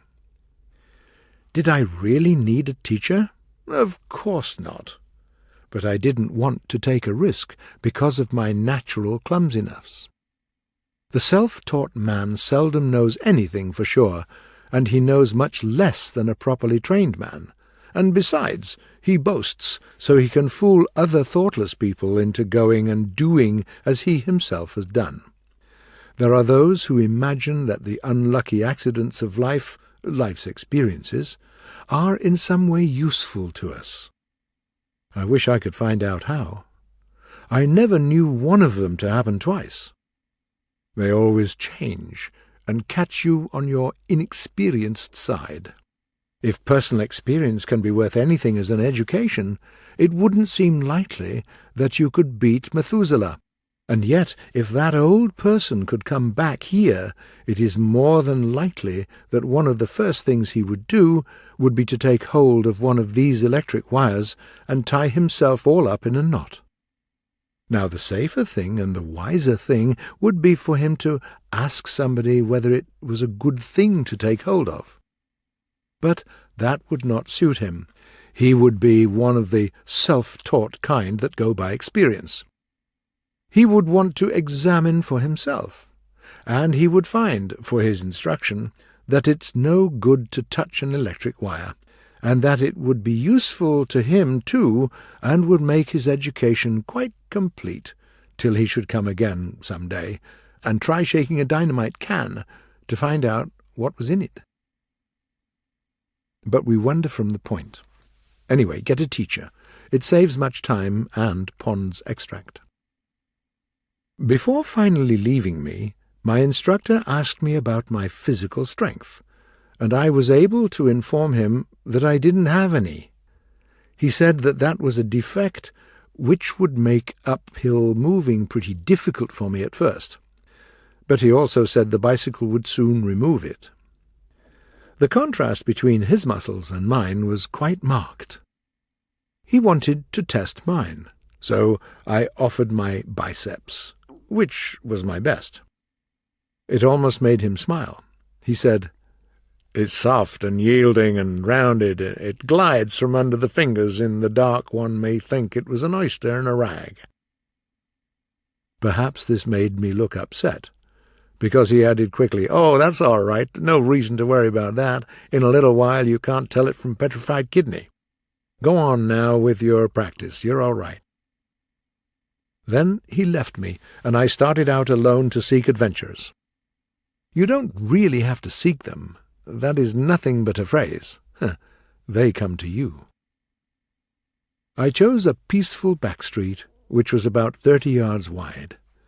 I knew it was not wide enough. Still, I thought that by using the space carefully I could manage it. Of course, I had trouble mounting the machine, entirely on my own responsibility, with no moral support from the outside, no sympathetic instructor to say, "Good, now you're doing well. Good again. Don't hurry. There now, you're all right. Brace up, go ahead." In place of this, I had some other support. There was a boy who was sitting on a gatepost, chewing a piece of maple sugar. He was full of interest and comment. The first time I failed and went down, he said that if he was me, he would dress up in pillows. That's what he would do. The next time I went down, he advised me to go and learn to ride a three-wheeler first. The third time I fell down, he said he didn't believe I could stay on a horse car. But the next time I succeeded, I got clumsily underway in a weaving and uncertain fashion, and occupying pretty much all of the street. My slow and clumsy riding amused the boy, and he sung out, "Oh, he's ripping along!"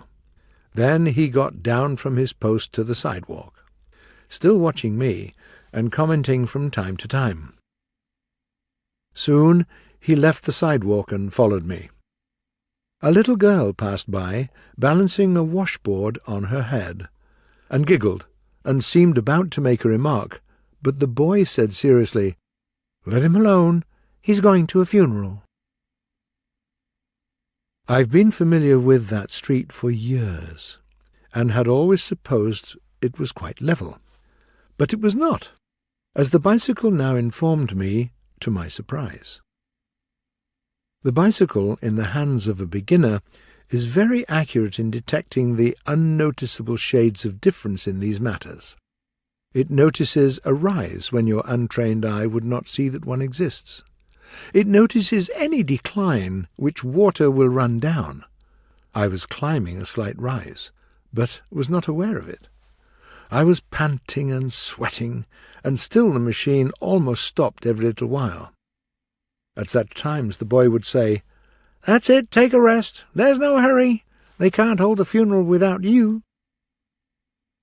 Stones were a problem for me. Even the smallest ones gave me a panic when I was over them. I could hit any kind of stone, no matter how small, if I tried to miss it, and of course at first I couldn't help trying to do that. It is so natural. It is part of the ass that is put in for all of us for some unknown reason.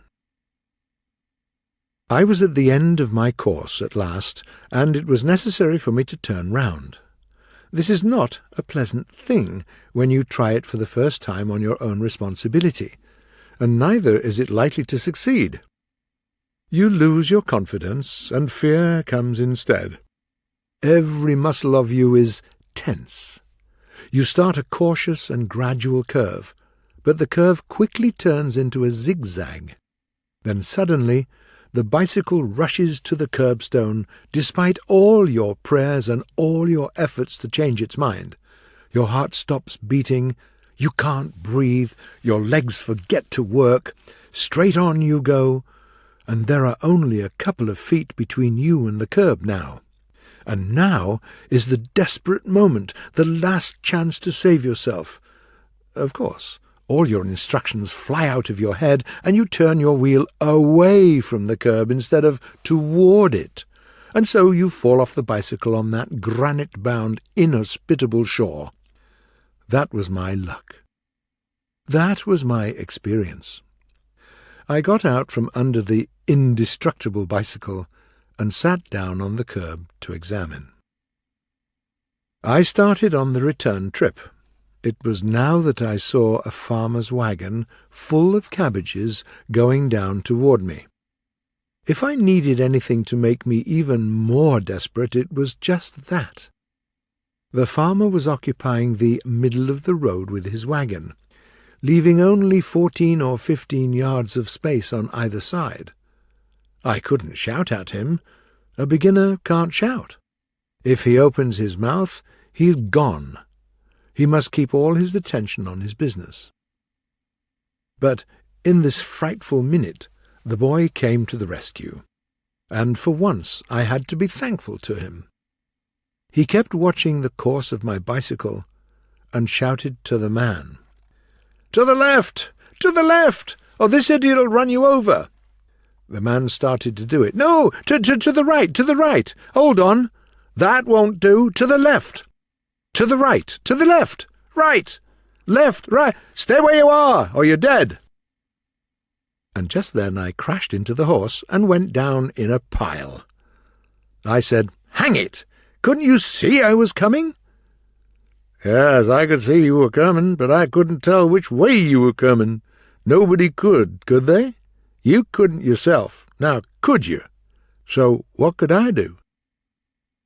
There was something in that, and so I had the generosity to say so. I said it was no doubt as much my fault as his.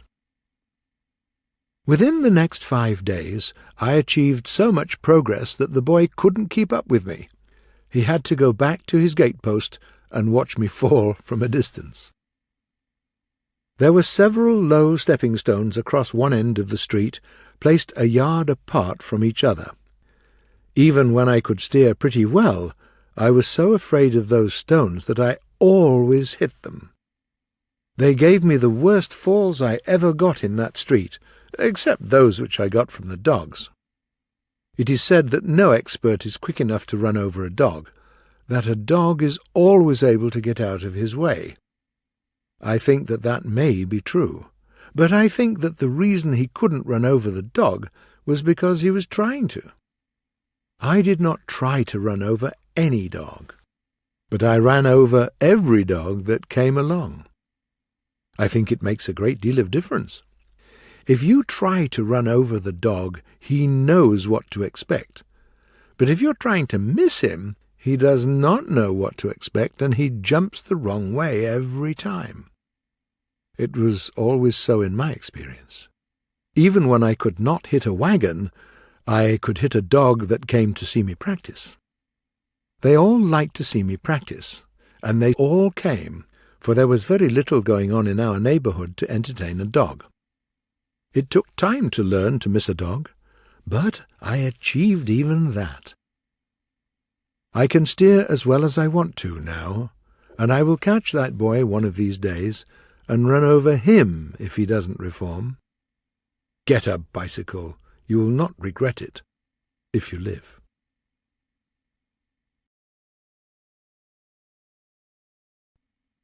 The Canvasser's Tale.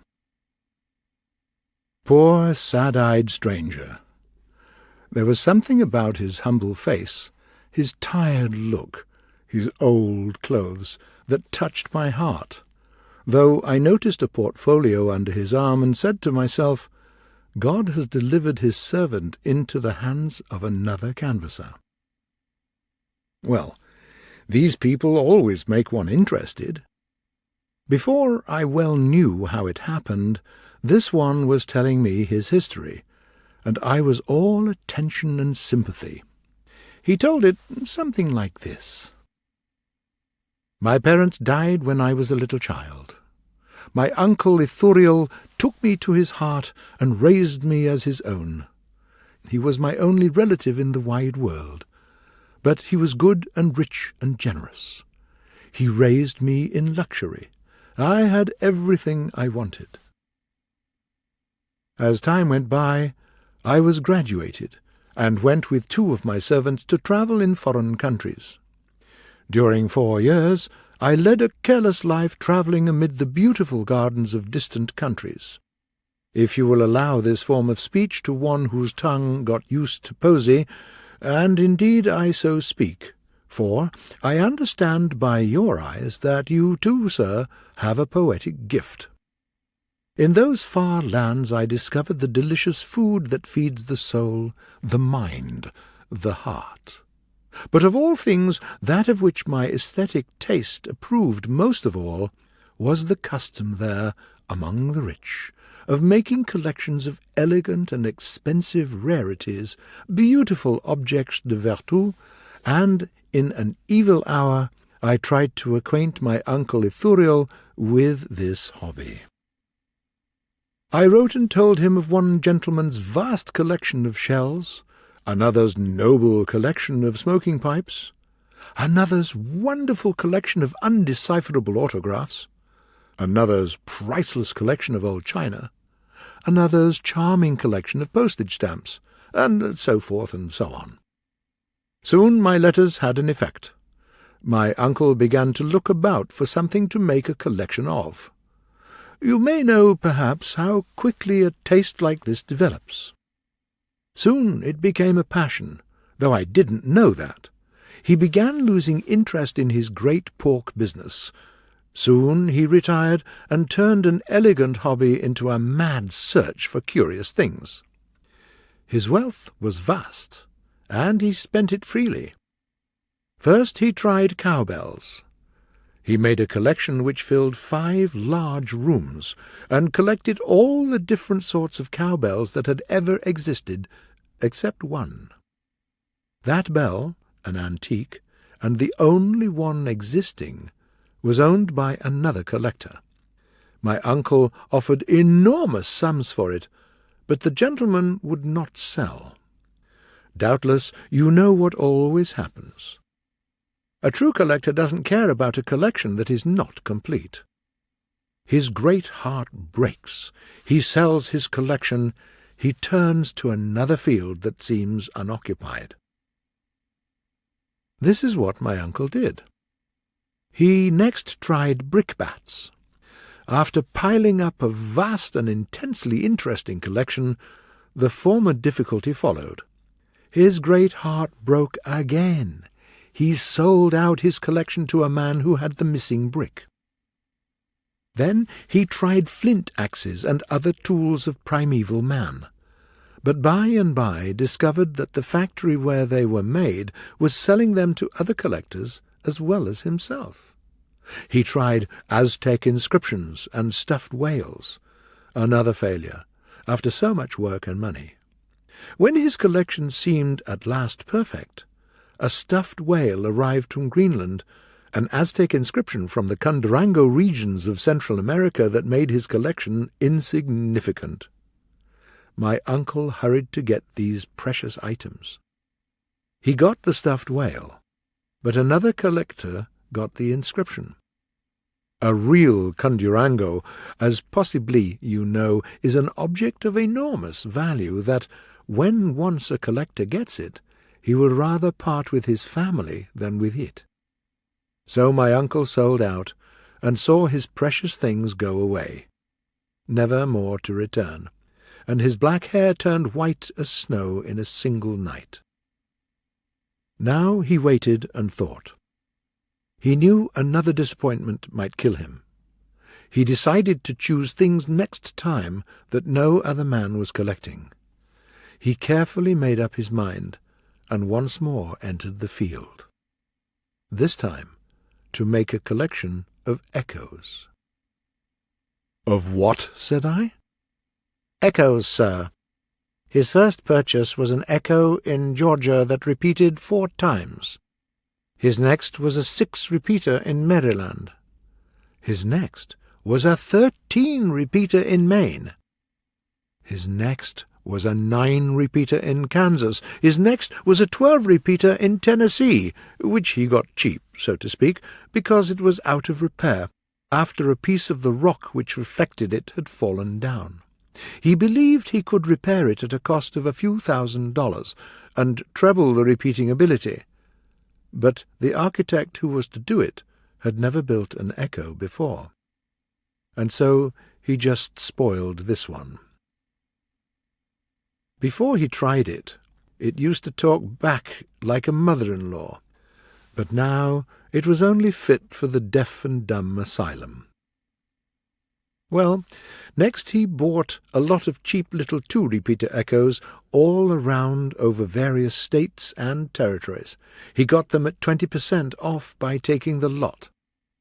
Next, he bought a perfect Gatling gun of an echo in Oregon, and it cost a fortune, I can tell you. You may know, sir, that in the echo market and in diamond market the scales of prices are much alike. In fact, the same terms are used. A single-carat echo is worth $10 over and above the value of the land it is on. A 2-carat echo is worth $30. A 5-carat is worth $950. A 10-carat is worth $13,000. My uncle's Oregon echo, which he called the Great Pit Echo, was a 22-carat rarity, and cost $216,000. They threw in the land because it was 400 miles from any settlement. Well, in the meantime my path was a path of roses. I was the fiancé of the only and lovely daughter of an English earl, and was loved and cared of. The family were satisfied because it was known that I was the only heir to an uncle who had $5 millions. However, none of us knew that my uncle had become a collector, at least in anything more than a small way, for aesthetic amusement. The clouds were gathering above my head. The great echo, since known all over the world as the great Kuinur, or Mountain of Repetitions, was discovered. It was a 65-carat one.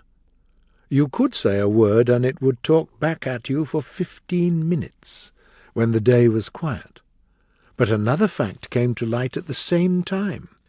Another echo collector was after it. The two rushed to make the priceless purchase. The property consisted of a couple of small hills with a small swale between them, among the back settlements of New York State. Both men arrived on the ground at the same time, and neither knew the other was there. The echo was not all owned by one man. A person by the name of Williamson Bolivar Jarvis owned the East Hill, and a person by the name of Harbison J. Bledsoe owned the West Hill. The swale between was the dividing line. So while my uncle was buying Jarvis Hill for $3,285,000, the other collector was buying Bledsoe's Hill for a little more than $3 million. Do you see the natural result? The noblest collection of echoes on earth was forever and ever incomplete, because it included only the one half of the king echo of the world. Neither man was happy with this divided ownership, but neither would sell to the other. There were quarrels and disappointments, and at last the other collector, with a malice which only a collector can ever feel to a man and a brother, decided to cut down his hill. You see, as long as he could not have the echo, he decided that nobody should have it. He would remove his hill, and then there would be nothing to reflect my uncle's echo. My uncle protested, but the man said, "I own one end of this echo. I choose to kill my end. You must take care of your own end yourself." Well, my uncle got a ban put on him. The other man appealed and fought it in a higher court. They went on clear to the Supreme Court of the United States. It made no end of trouble there. Two of the judges believed that an echo was a personal property, because it was impossible to see and touch it, and yet it was purchasable, saleable, and taxable. Two others believed that an echo was real estate, because it was attached to the land, and was not removable from place to place. The other of the judges thought that an echo was not property at all. It was finally decided that the echo was property, that the hills were property, that the two men were separate and independent owners of the two hills, but the echo was their common ownership. So the defendant had a right to cut down his hill because it belonged only to him, but must give bonds in $3 million for damages which might result to my uncle's half of the echo. This decision also banned my uncle from using defendant's hill to reflect his part of the echo without defendant's permission. He must use only his own hill. If his part of the echo would not go under these circumstances, it was sad, of course, but the court could not help it. The court also banned the defendant from using my uncle's hill to reflect his end of the echo without permission. You see the grand result? Neither man would give permission, so that great and most noble echo had to keep silence, and since that day that magnificent property is unsaleable. A week before my wedding day, while I was still pretty happy, and the nobility were gathering from far and near to the wedding, came news of my uncle's death, and also a copy of his will, making me his only heir. He died. Alas, he was gone. Horrible thought. I gave the will to the Earl. I could not read it for the tears. The Earl read it. Then he sternly said, "Sir, do you call this wealth? But doubtless you do in your country. Sir, you are left the only heir to a vast collection of echoes. If a thing can be called a collection that is scattered far and wide over the huge length and breadth of the American continent, sir, this is not all. You are head and ears in debt. There is not an echo in the lot that isn't mortgaged. Sir, I am not a hard man, but I must look to my child's interest. If you had but one echo which you could honestly call your own, if you had but one echo which was free from mortgage, so that you could retire there with my child, and by humble labour cultivate and improve it, and thus earn your living, I would not say to you no, but I cannot let my child marry a beggar. Leave his side, my darling. Go, sir, take your clothes, and leave us for ever.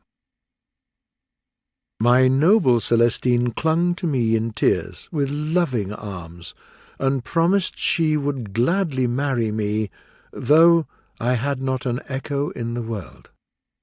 But it could not be. We were separated, she to suffer and die within a year, I to work hard, sad and alone, praying daily, hourly, for that release which shall join us together again in that dear realm where the weary are at rest. Now, sir, if you will be so kind as to look at these maps and plans in my portfolio, I am sure I can sell you an echo for less money than any man in the trade. Now, this one, which cost my uncle $10 30 years ago, is one of the nicest things in Texas. I will let you have it for— "Let me interrupt you," I said. "My friend, I have had enough of canvases this day. I have bought a sewing machine which I did not want. I have bought a map which is mistaken in all its details. I have bought a clock which will not go. I have bought a moth poison which the moths prefer to any other food. I have bought a lot of useless inventions, and now I have had enough of this foolishness. I would not have one of your echoes if you were even to give it to me. I would not let it stay on the place. I always hate a man that tries to sell me echoes. You see this gun? Now take your collection and move on. Let us not have a murder." But he only smiled a sad, sweet smile, and got out some more diagrams.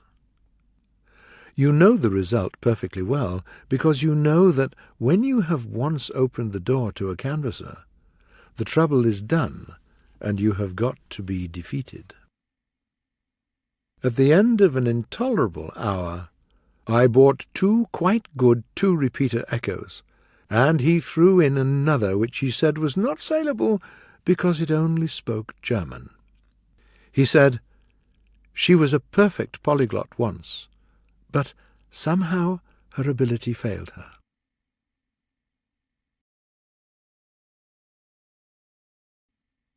Mrs. McWilliams and the Lightning. "Well, sir," continued Mr. McWilliams, for this was not the beginning of his talk, "the fear of lightning is one of the most distressing weaknesses of a human being. It is usually women who suffer from it, but now and then you find it in a little dog, and sometimes in a man. It is a particularly distressing weakness because it takes the courage out of a person as completely as no other fear can. It can't be cured by reason or by shame. A woman who could face the devil himself, or a mouse, loses her courage in front of a flash of lightning. Her fear is something pitiful to see. Well, as I was telling you, I woke up with that unlocatable cry of 'Mortimer! Mortimer!' in my ears. I reached over in the dark and then said, 'Evangeline, is that you calling? What is the matter? Where are you?' 'I'm in the boot closet. You ought to be ashamed to lie there and sleep so, and such an awful storm going on.' 'Why, how can one be ashamed when he's asleep? It's unreasonable. A man can't be ashamed when he's asleep, Evangeline.' 'You never try, Mortimer. You know very well you never try.' I caught the sound of sobs. That sound took away the sharp speech that was on my lips, and I changed it to, "I'm sorry, dear. I'm truly sorry. I never meant to act so. Come back and—" "Mortimer! Heavens, what is the matter, my love? Do you mean to say you are in that bed yet?" "Why, of course." "Come out of it right now. Why can't you take some little care of your life?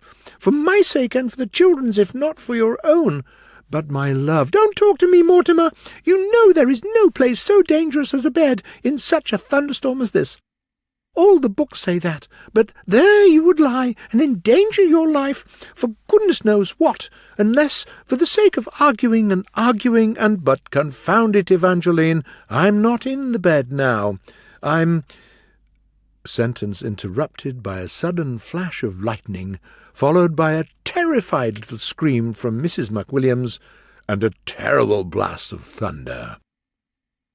"There! You see the result! Oh, Mortimer, how can you be so careless as to swear at such a time as this?" "I didn't swear, and that wasn't a result of it. Anyway, you know very well, Evangeline, at least you ought to know, that when the atmosphere is charged with electricity—" "Oh, yes, now argue it, and argue it, and argue it. I don't see how you can act so when you know there is not a lightning rod on the place, and your poor wife and children are absolutely at the mercy of Providence. What are you doing? Lighting a match at such a time as this? Are you mad?" "Hang it, woman, where's the harm? The place is as dark as—" "Blow it out! Blow it out right now! Are you going to sacrifice us all? You know there is nothing that attracts lightning as like a light." Fzzzt, crash, boom, boom, boom. "Oh, just hear it! Now see what you've done." "No, I don't see what I've done. A match may attract lightning for all I know, but it doesn't cause lightning, and it didn't attract it this time, for if that shot was aimed at my match, it was a very poor one." "Shame on you, Mortimer! Here we are, standing right in the very presence of death, and yet in such a solemn moment you are capable of saying such things. If you have no wish to— Mortimer!" "Well?" "Did you say your prayers tonight?" I was going to, but I got to trying to count how much 12 times 13 is, and boom, smash. "Okay, we're all lost beyond all help. How could you forget such a thing at such a time as this?" "But there wasn't such a time as this. There wasn't a cloud in the sky. How could I know there was going to be all this thunder and powwow about a little slip like that? And I don't think it's just fair for you to make so much out of it. Anyway, seeing it happen so rarely, I haven't missed before since I caused that earthquake 4 years ago." "Mortimer! How you talk! Have you forgotten that yellow fever?" "My dear, you are always reminding me about that yellow fever, and I think it's pretty unreasonable. You can't even send a telegraphic message as far as Memphis directly, so how is a little slip of mine going to carry so far? I don't deny the earthquake, because it was in the neighbourhood, but I'm not going to be responsible for every blame boom, boom. "Oh, dear, dear, dear! I know it struck something, Mortimer. We never shall see the light of another day. If it will do you any good to remember when we are gone, that is your dreadful language. Mortimer!" "Well, what now?" "Your voice sounds as if— Mortimer, are you really standing in front of that open fireplace?" "Yes, I'm guilty of this crime." "Get away from it this moment. It seems you want to bring trouble to us all. Don't you know that there is no better conductor for lightning than an open chimney? Now, where have you got to?" "I'm here by the window." "I can't believe it. Have you lost your mind? Get away from there this moment. Even babies know it's dangerous to stand near a window in a thunderstorm. Dear, dear, I know I shall never see the light of another day. Mortimer?" "Yes?" "What is that sound?" "It's me." "What are you doing?" "Trying to find the upper end of my trousers." "Quick, throw them away. I do believe you intentionally put on those clothes at such a time as this, yet you know perfectly well that all authorities agree that woolen clothes attract lightning. Oh, dear, dear, one's life is in danger from natural causes, but you must do everything you can possibly think of to increase the danger. Oh, don't sing. What are you thinking of?" "Now, where's the harm in it?" "Mortimer, I have told you 100 times that singing causes vibrations in the atmosphere which interrupt the flow of electricity, and what on earth are you opening that door for?" "Goodness, woman, is there any harm in that?" "Harm? There's death in it. Anybody that has given this subject any attention knows that to create a draught is to invite lightning. You haven't half shut it. Shut it tight, and do hurry, or we are all destroyed. Oh, it's an awful thing to be in the same room with the lunatic at such a time as this. Mortimer, what are you doing?" "Nothing. Just turning on the water. This room is stuffy and hot. I want to wash my face and hands." "You have certainly lost your mind. Where lightning strikes any other substance once, it strikes water 50 times. Do turn it off. Oh, dear, I'm sure that nothing in this world can save us. It does seem to me that— Mortimer, what was that?" It was a picture. Knocked it down." "Then you are close to the wall. I never heard of such carelessness. Don't you know that there's no better conductor for lightning than a wall? Come away from there. Oh, how can you be so wicked when your family's in such danger? Mortimer, did you order a feather bed, as I asked you to?" No, forgot it." "Forgot it? It may cost you your life. If you had a feather bed now, and could put it in the middle of the room and lie on it, you would be perfectly safe. Come in here. Come quick, before you have a chance to take any other risks." I tried, but the little closet would not hold us both with the door shut. There was not enough air. I gasped a while, then got out. My wife called out, "Mortimer, something must be done for your safety. Give me that German book that is on the end of the mantelpiece, and a candle, but don't light it. Give me a match. I will light it in here. That book has some useful information in it." I got the book, at cost of a vase and some other fragile things, and the madam shut herself up in the closet with her candle. I had a moment's peace. Then she called out, "Mortimer, what was that?" "Nothing but the cat." "The cat? Oh, my! Catch her and shut her up in the washstand. Be quick, love. Cats are full of electricity. I just know my hair will turn white after this horrible night." I heard the sobs again. It was the only reason I went at my task. Over chairs and against other pieces of furniture, all of them hard ones too, and most of them with sharp edges. And at last I got the cat locked up in the chest of drawers at an expense of over $400 in broken furniture and lots of bruises. Then these words came from the closet. "It says the safest thing is to stand on a chair in the middle of the room, Mortimer, and the legs of the chair must be isolated with non-conductors. That is, you must set the legs of the chair in glasses." Vzzt, boom, bang. "Oh, hear that? Do hurry, Mortimer, before you are struck." I managed to find and get the glasses. I got the last 4, broke all the rest. I isolated the chair legs and asked for further instructions. "Mortimer, it says—" Here she read aloud a complicated German sentence. "What does that mean, Mortimer? Does it mean that you must keep metals about you or keep them away from you?" Well, I hardly know. It seems to be a little mixed. All German advice is more or less mixed. However, I think that sentence is mostly in the dative case, with a little genitive and accusative thrown in here and there for luck. So I think it means that you must keep some metals about you. "Yes, that must be it. It makes sense. They are in the nature of lightning rods, you know. Put on your fireman's helmet, Mortimer. That is mostly metal." I got it and put it on. A very heavy and uncomfortable thing on a hot night in a stuffy room. Even my nightdress seemed to be more clothing than I really needed. "Mortimer, I think your body should be protected. Won't you take your malicious sabre, please?" I did it.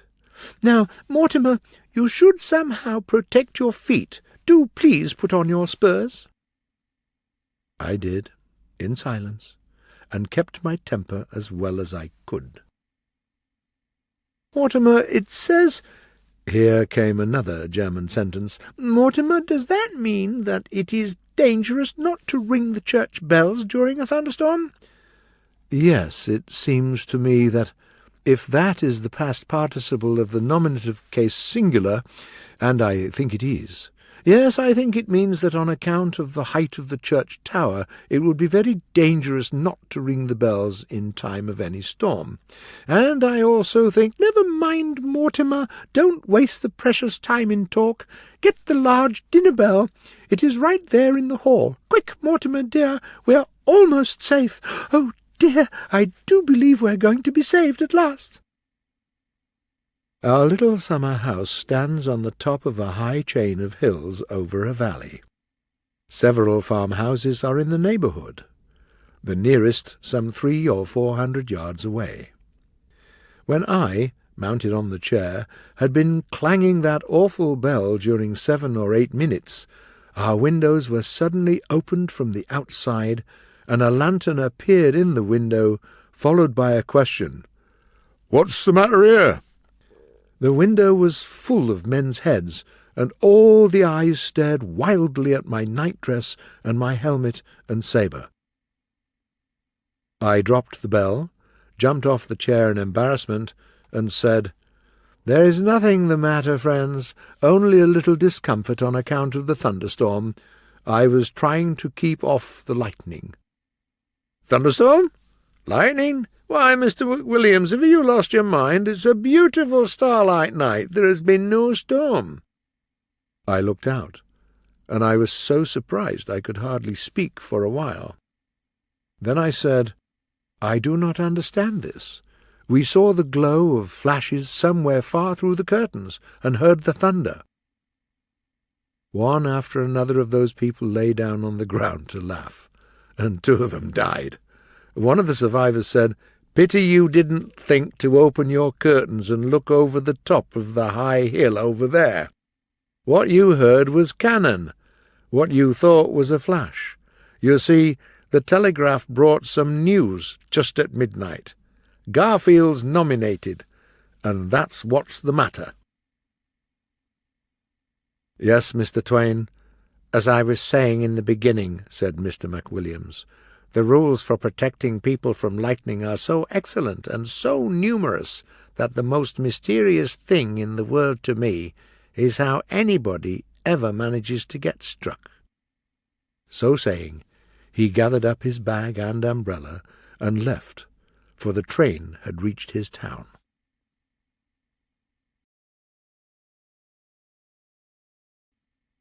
The £1 million banknote.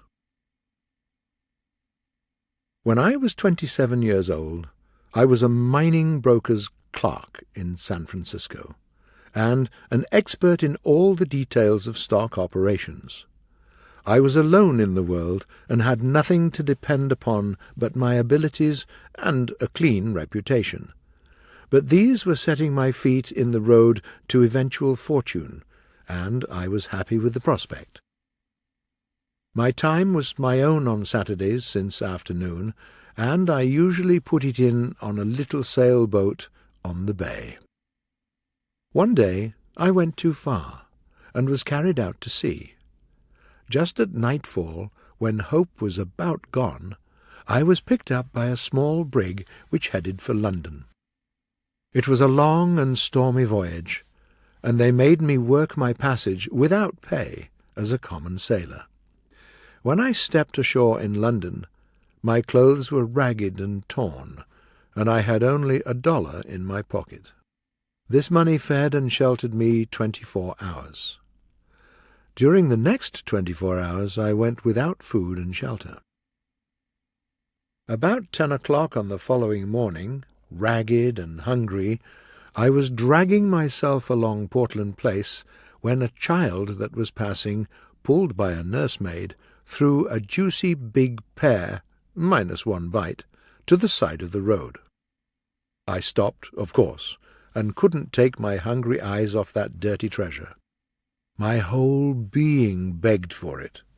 But every time I made a move to get it, some passing eye saw my purpose, and of course I straightened up then and looked indifferent, and pretended I hadn't been thinking about the pear at all. This same thing kept happening, and I couldn't get the pear. I was just getting desperate enough to forget all the shame, and to get it, when a window behind me was raised, and a gentleman spoke out of it, saying, "Step in here, please." A footman showed me into an elegantly decorated room, where a couple of elderly gentlemen were sitting. They sent away the servant, and made me sit down. They had just finished their breakfast, and the sight of the remains was driving me crazy. But as they didn't offer me any food, I had to bear my trouble as best I could. Now something had been happening there a little before, which I did not know anything about until a good many days later, but I will tell you about it now. Those two old brothers had been having a pretty hot argument a couple of days before, and had ended by agreeing to decide it by a bet, which is the English way of settling everything. You probably remember that the Bank of England once issued 2 notes of £1 million each, to be used for a special purpose connected with some public transaction with a foreign country. For some reason or other, only one of these had been used. The other still lay in the vaults of the bank. Well, the brothers, talking along, happened to get to wondering what would become of a perfectly honest and intelligent stranger who should occasionally find himself in London without a friend and with no money but that £1 million banknote, and no way to account for his being in possession of it. Brother A said he would starve to death. Brother B said he wouldn't. Brother A said he couldn't offer it at a bank or anywhere else, because he would be immediately arrested. So they went on arguing till Brother B said he would bet £20,000 that the man would live 30 days on that million, and keep out of jail too. Brother A took up the bet. Brother B went down to the bank and bought that note. Then he dictated a letter, which one of his clerks wrote out in a beautiful round handwriting, and then the 2 brothers sat at the window a whole day, watching for the right man to give it to. They saw many honest faces go by that were not intelligent enough. Many were intelligent, but not honest enough. Many that were both, but they were not poor enough, or, if poor enough, were not strangers. There was always a defect, until I came along. But they agreed that I quite answered their purpose, so they chose me, and there I was now, waiting to know why I was invited. They began to ask me questions about myself, and pretty soon they had my story. Finally, they told me I would answer their purpose. I said I was sincerely glad, and asked what it was. Then one of them gave me an envelope, and said I would find the explanation inside. I was going to open it, but he said no, take it to my apartment, and look it over carefully. I was puzzled, and wanted to discuss the matter a little further, but they didn't. So I left, feeling hurt to be made fun of, but I had to bear it. I was eager to pick up the pear and eat it before all the world, but it was gone, so I had lost the meal by this unlucky business, and this thought did not soften my feeling towards those men. As soon as I was out of sight of that house, I opened my envelope, and saw that there was money inside it. My opinion of those people changed, I can tell you. I lost not a moment, but put the note and money into my pocket, and hurried for the nearest cheap eating-house. Well, how I did eat! When at last I couldn't eat any more, I took out my money, took one glimpse, and nearly fainted. $5 millions. I was sitting there shocked and staring at the note. Then I noticed the landlord. His eye was on the note, and he was amazed. He was worshipping with all his body and soul, but he looked as if he couldn't move hand or foot.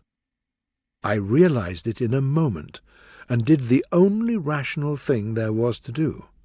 I passed the note to him and said carelessly, "Give me the change, please." Then he woke up and made 1,000 apologies for not being able to give me the change, and I couldn't make him touch it. He wanted to look at it and go on looking at it, but he wouldn't touch it as if it had been something too sacred for common people to touch. I said, "I am sorry, but I insist. Please change it. I haven't got anything else." But he said that wasn't any matter, and I could pay him next time. I said I might not be in his neighbourhood again for a good while. But he said it didn't matter, he could wait, and, moreover, I could have anything I wanted any time I chose, and let the account run as long as I pleased. He said he hoped he wasn't afraid to trust as rich a gentleman as I was, just because I liked a good joke, and chose to go out wearing such ragged clothes. By this time another customer was entering, and the landlord hinted to me to put the treasure out of sight. Then he followed me all the way to the door, bowing. I headed straight for that house and those brothers to correct the mistake which had been made before the police should help me do it. I was pretty nervous. In fact, pretty badly frightened, though, of course, it was not my fault.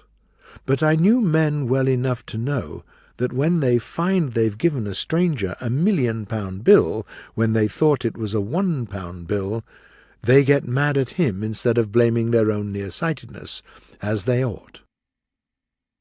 As I came closer to the house, I saw that all was quiet there, which made me feel pretty sure the mistake was not discovered yet. I rang. The same servant appeared. I asked for those gentlemen. "They are gone," answered the servant. "Gone? Gone where?" "On a journey." "But where?" "To the continent, I think." "The continent?" "Yes, sir." "Which way?" "I can't say, sir." "When will they be back?" "In a month, they said." "A month? Oh, this is awful. Give me some sort of idea of how to get a word to them. It's very important." "I can't indeed. I've no idea where they've gone, sir." "Then I must see some member of the family." "Family's away too, sir. They've been abroad months. In Egypt and India, I think." "Man, there's been a terrible mistake made. They'll be back before night. Will you tell them that I've been here and that I will keep coming till it's all made right, and they needn't be afraid?" "I'll tell them if they come back, but I'm not expecting them. They said you would be here in an hour to ask questions, but I must tell you it's all right. They'll be here on time and expect you." So I had to give it up and go away. What a puzzle it all was. They would be here on time. What could that mean? Ah, I had forgotten the letter. I got it out and read it. This is what it said. "You are an intelligent and honest man, as one may see by your face. We believe you to be poor and alone in this city. Inside you will find a sum of money. It is lent to you for 30 days, without interest. Report at this house at the end of that time. I have a bet on you. If I win it, you shall have any situation that is in my gift, any, that is, that you shall be able to prove yourself familiar with and competent to fill. No signature, no address, no date. You know what happened before, but I did not. It was just a puzzle to me.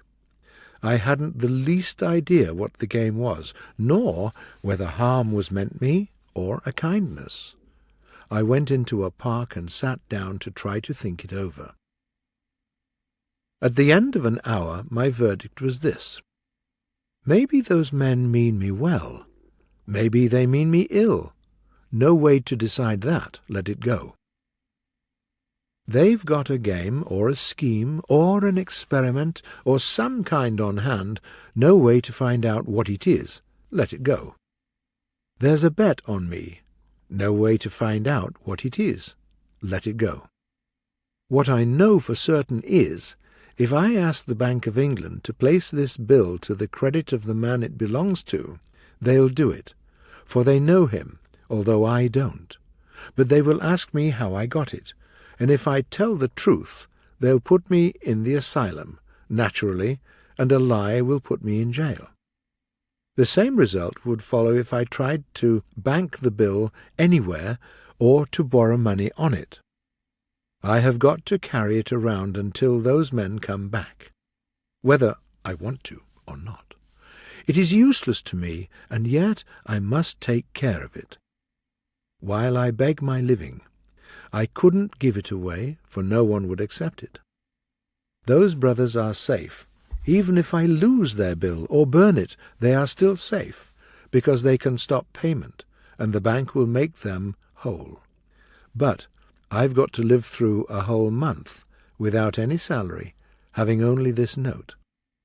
If I help win that bet, whatever it may be, I'll get that situation that I'm promised. Men of their sort have situations in their gift that are worth having.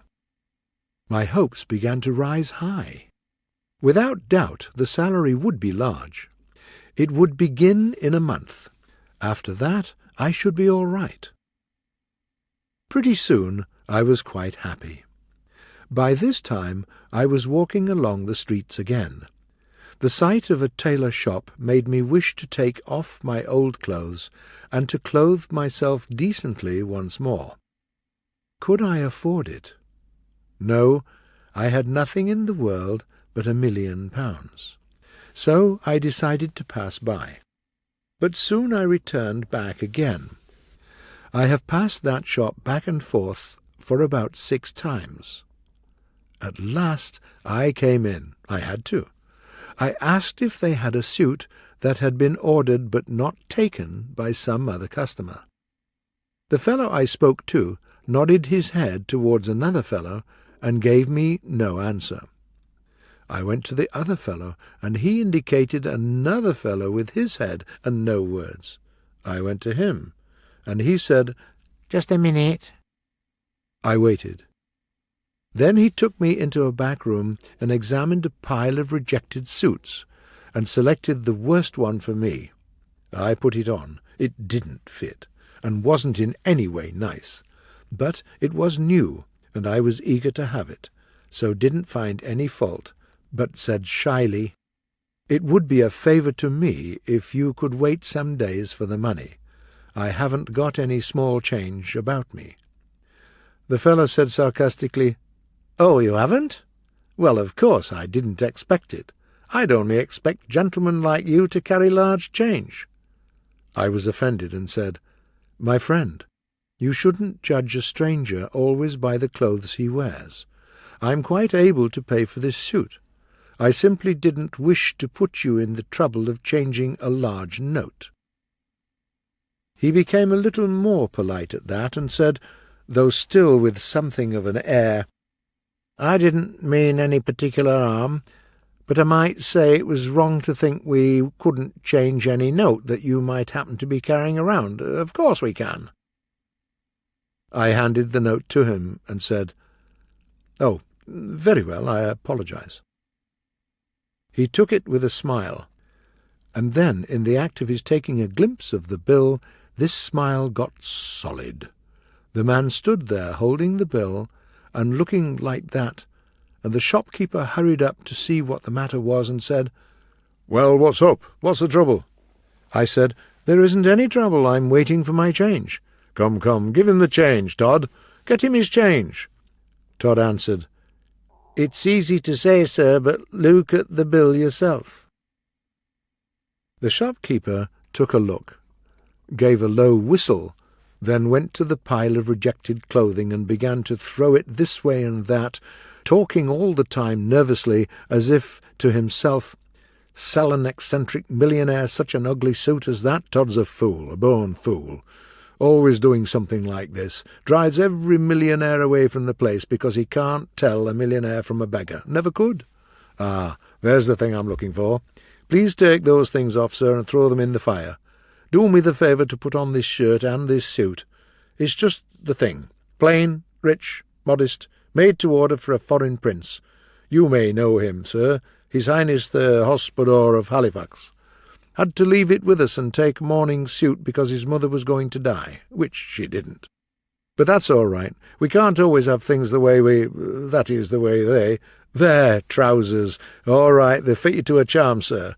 Now the waistcoat. Aha, right again. Now the coat. Lord, look at that now. Perfect. The whole thing. I never saw such a triumph in all my experience." I expressed my satisfaction. "Quite right, sir, quite right. But wait till you see what we'll get up for you on your own measure. Come, Todd, book and pen, length of leg 32, and so on." Before I could get in a word he had measured me, and was giving orders for dress suits, morning suits, shirts, and all sorts of things. When I got the chance, I said, "But, my dear sir, I can't give these orders unless you can wait for some time, or change the bill." "For some time? It's a weak word, sir, a weak word. Eternally, that's the word, sir. Todd, pack these things up and send them to the gentleman's address right now.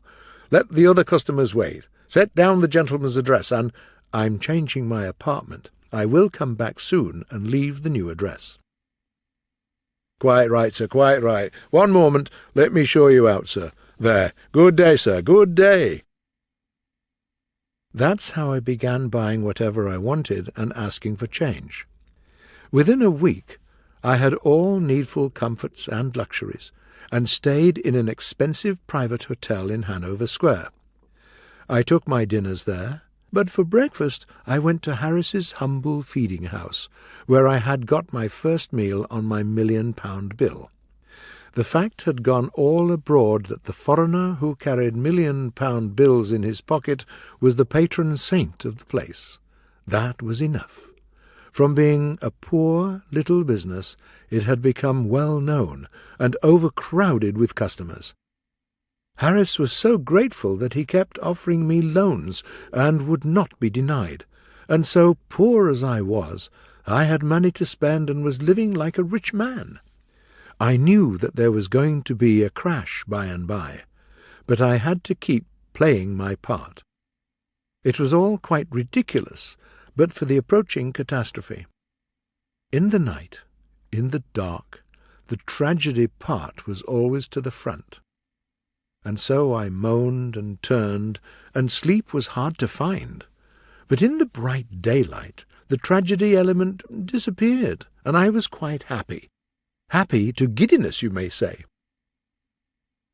And it was natural, because I had become one of the attractions of the city, and it turned my head not just a little, but a good deal.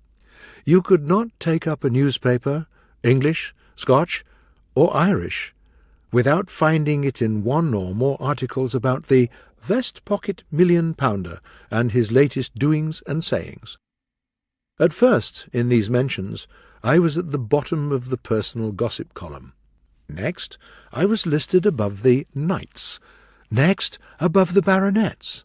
Next, above the barons, and so on, climbing slowly until I reached the highest point possible, and there I remained, before all dukes not royal, and all clerics except the primate of all England.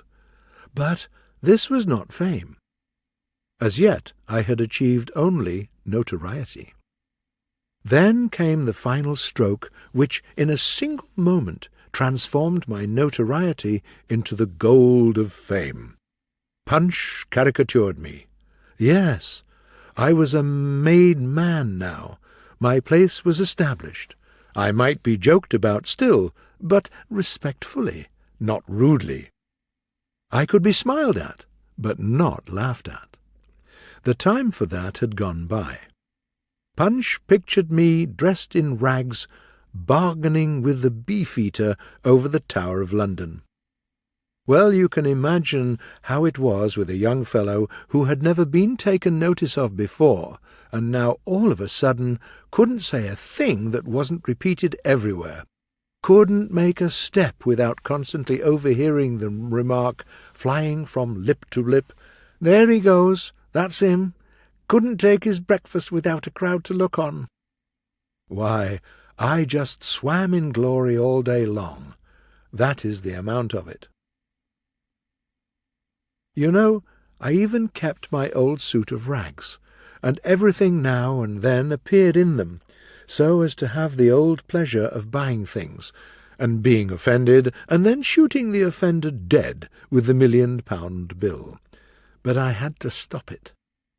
The illustrated papers made my suit so well known that when I went out in it, I was at once recognized and followed by a crowd, and if I attempted a purchase, the man would offer me his whole shop on credit before I could show my note to him.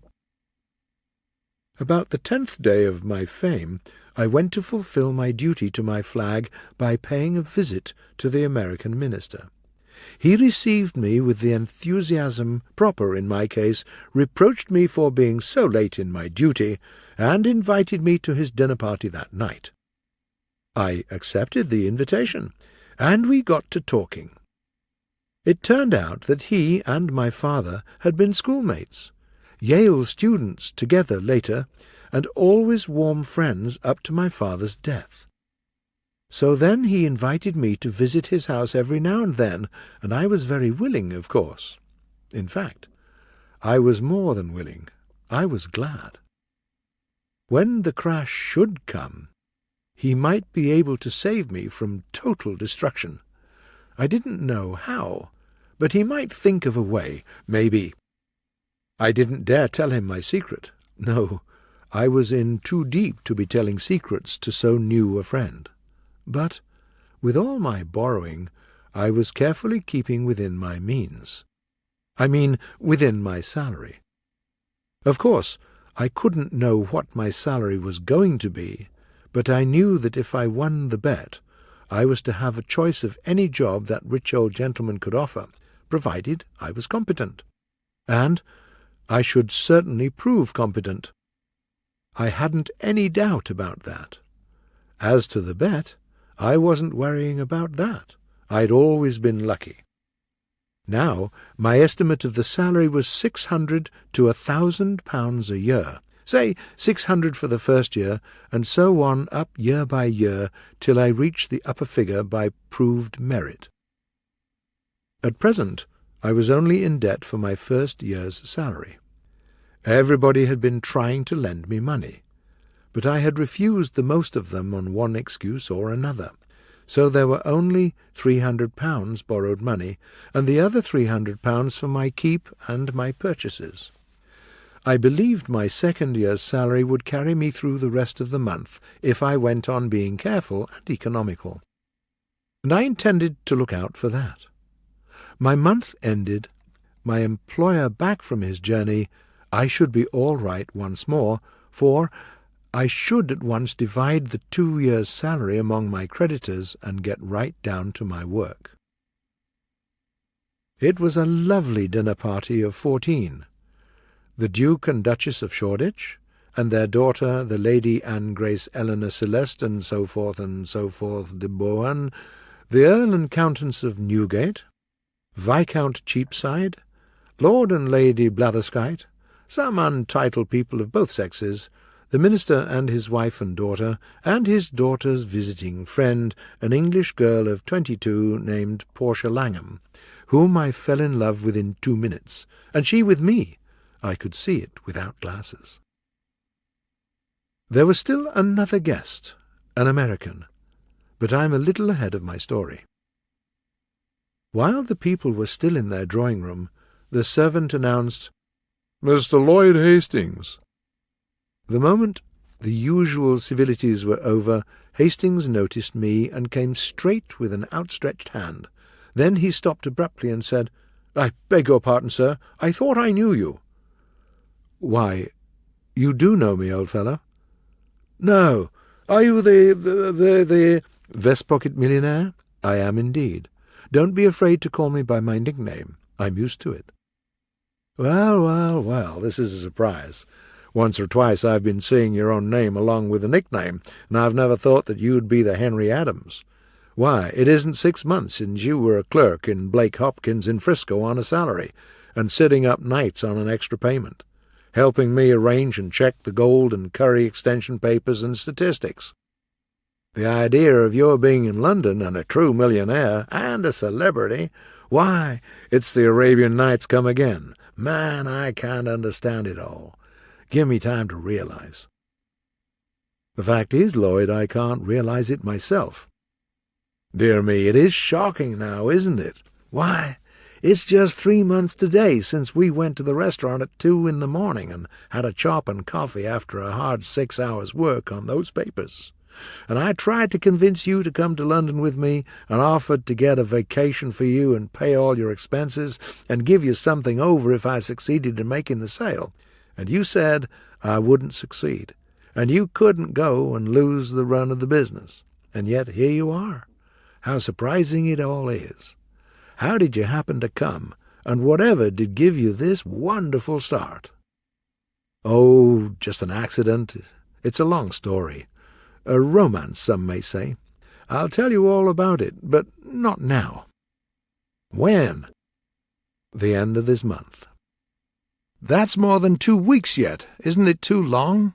"Make it a week." "I can't. You'll know why by and by. But how's the trade going?" His cheerfulness disappeared like a breath, and he said with a sigh, "You were quite right about it. I wish I hadn't come. I don't want to talk about it." "But you must. You must come and stop with me tonight. When we leave here, tell me all about it." "Oh, may I? Aren't you kidding?" And the tears showed in his eyes. "Yes, I want to hear the whole story, every word. I'm so grateful, just to find a human interest once more in some voice and in some eye, in me and affairs of mine, after what I've been through here. Lord, I could go down on my knees for it." He grabbed my hand hard and braced up, and was all right and lively after that for the dinner. Though there was no dinner. The usual thing happened, the thing that is always happening under the English system. The matter of precedence couldn't be settled, so there was no dinner. Englishmen always eat dinner before they go out to dinner, because they know the risks they are running, but nobody ever warns the stranger, so he gets right into the trap. Of course, nobody was hurt this time, because everybody knew the system except Hastings, and he had been warned by the minister. Everybody took a lady and went to the dining-room, but there the dispute began. The Duke of Shoreditch wanted to sit at the head of the table, believing that he outranked a minister who represented only a nation and not a monarch, but I stood for my rights and refused to give in. I claimed that in the gossip column I ranked all dukes, not royal. It couldn't be settled, of course, so we all went back to the drawing-room again and had a perpendicular lunch. Plates of sardines and a strawberry, and you group yourself and stand up and eat it. Here the rule of precedence is not so strict. 2 persons of highest rank throw up a coin. The one that wins has first go at his strawberry, and the loser gets the coin. The next 2 do the same thing, then the next, and so on. Then tables were brought, and we all played cribbage, 6pence a game. The English never play any game for amusement. If they can't make something or lose something, they don't care which. They don't play. We had a lovely time, certainly 2 of us had, Miss Langham and I. I was so charmed by her that I couldn't concentrate on the game, and when I could possibly win, I never discovered it. and started again, and would have lost the game every time, only the girl did the same, because she was in just my condition. And neither of us could finish the game, or cared to wonder why we didn't. We only just knew we were happy, and didn't wish to know anything else, and didn't want to be interrupted. And I told her, I did indeed, told her I loved her, and she blushed till her hair turned red, but she liked it. She said she did. Oh, there was never such an evening. Every time I pegged I expressed my admiration as well. Every time she pegged she answered me, counting the hands the same. Why, I couldn't even say 2 for his heels without adding, "My, how sweet you do look," and she would say, 15-2, 15-4, 15-6, and a pair are 8, and 8 are 16. Do you think so? Looking sweetly from under her lashes. Oh, it was just charming.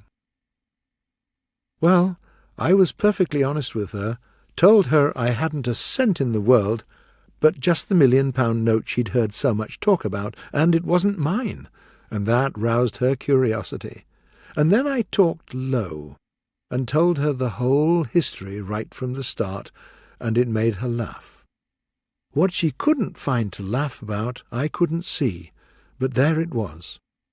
Every half-minute some new detail would amuse her, and I would have to stop as much as a minute and a half to give her a chance to settle down again. Why, she laughed herself lame. She did indeed.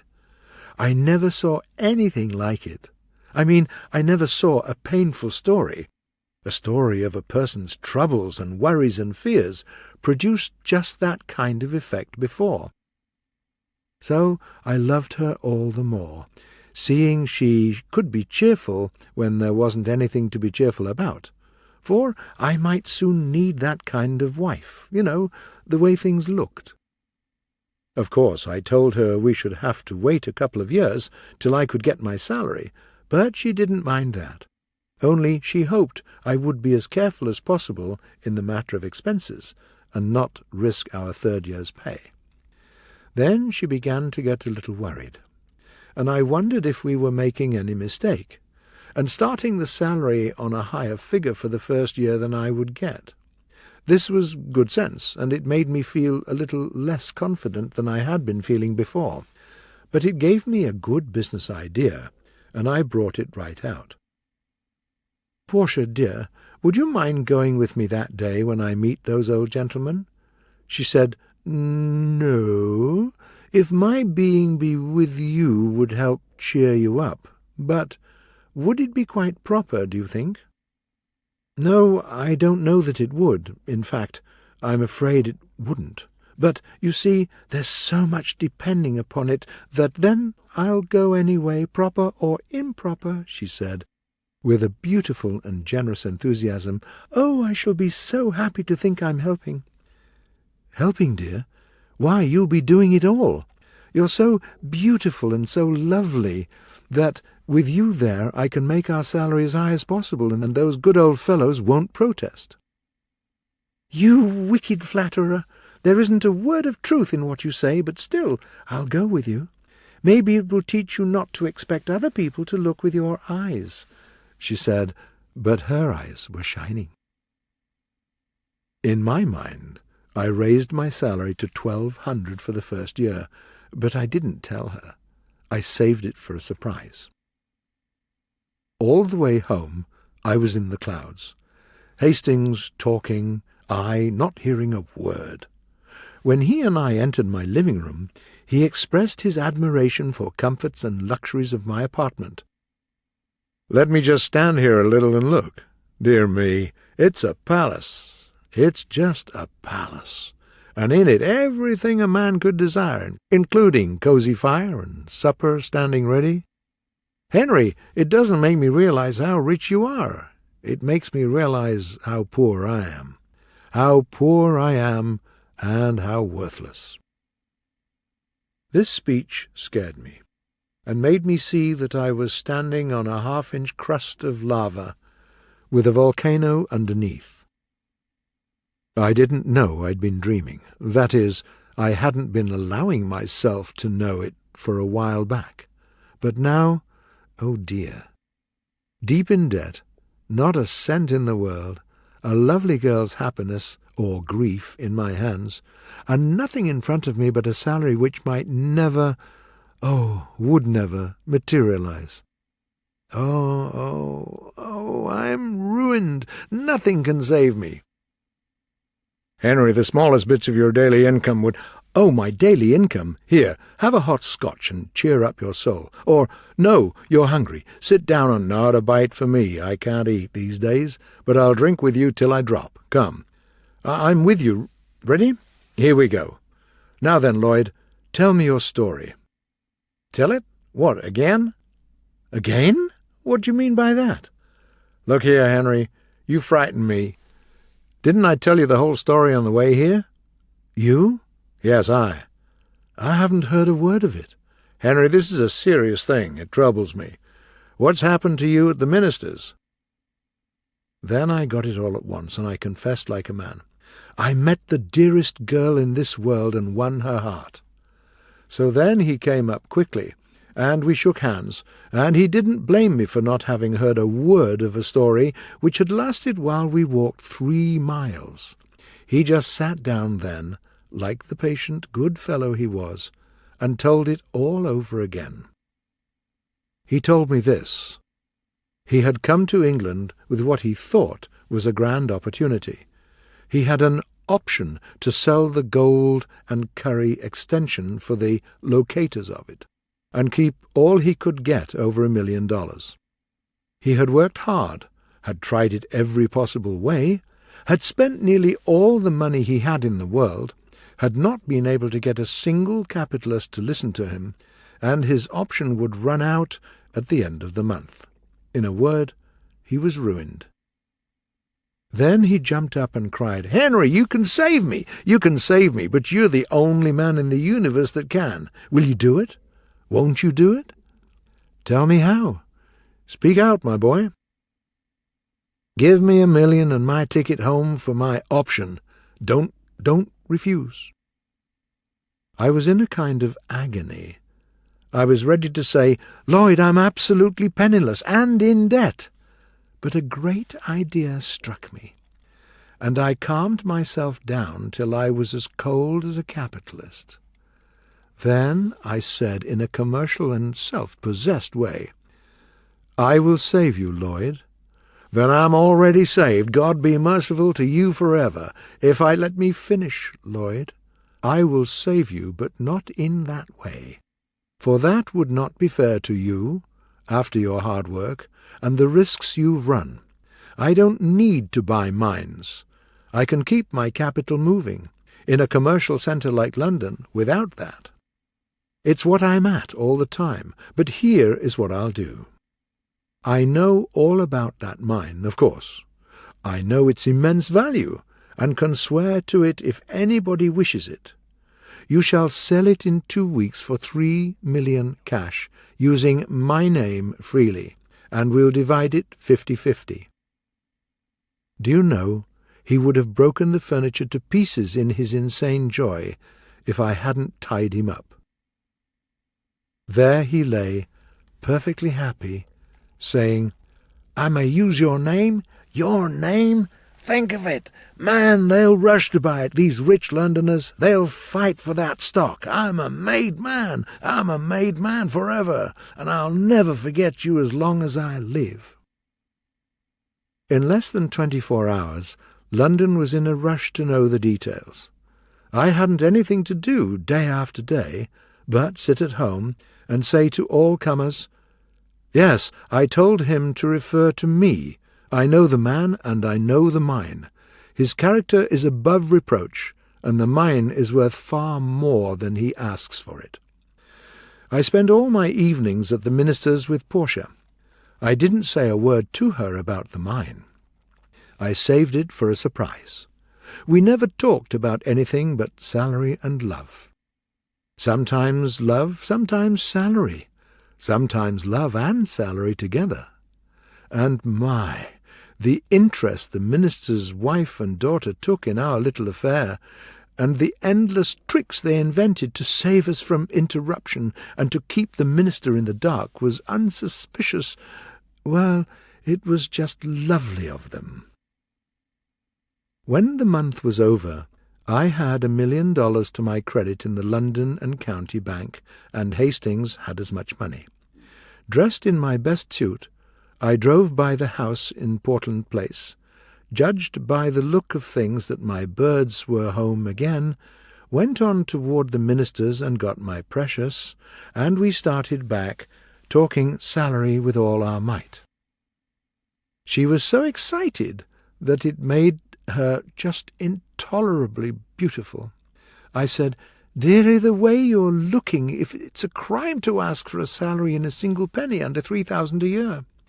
"Henry, you'll ruin us." "Don't you be afraid. Just keep up those looks and trust to me. It'll all come out right." So, as it turned out, I had to keep encouraging her all the way. She kept arguing with me and saying, "Oh, please remember that if we ask for too much we may get no salary at all. And then what will become of us, with no way in the world to earn our living?" The same servant showed us in, and there they were, 2 old gentlemen. Of course, they were surprised to see that wonderful creature with me, but I said, "It's all right, gentlemen. She is my future wife and helpmate." And I introduced them to her, and called them by name. It didn't surprise them. They knew I would know enough to consult the directory. They seated us, and were very polite to me, and did their best to relieve her from her embarrassment. Then I said, "Gentlemen, I am ready to report." "We are glad to hear it," said my man, "for now we can decide the bet which my brother Abel and I made. If you have won for me, you shall have any situation in my gift. Do you have the £1 million note?" "Here it is, sir," and I handed it to him. "I've won!" he shouted, and slapped Abel on the back. "Now what do you say, brother?" "I say he did survive, and I've lost £20,000. It's unbelievable." "I've a further report to make," I said, "and a pretty long one. I want you to let me come soon and detail my whole month's history, and I promise you it's worth hearing. By the way, take a look at that." "What, man? Certificate of deposit of £200,000? Is it yours?" "Mine. I earned it by 30 days' rational use of that little loan you let me have, and the only use I made of it was to buy things that weren't expensive and offer the bill in change." "Look, this is amazing! It's incredible, man!" "Never mind, I'll prove it. Don't take my word unsupported." But now it was Portia's turn to be surprised.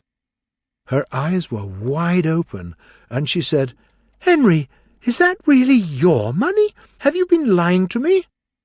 "I have indeed, dearie, but you'll forgive me, I know." She made a face and said, "Don't you be so sure. It was naughty of you to lie to me."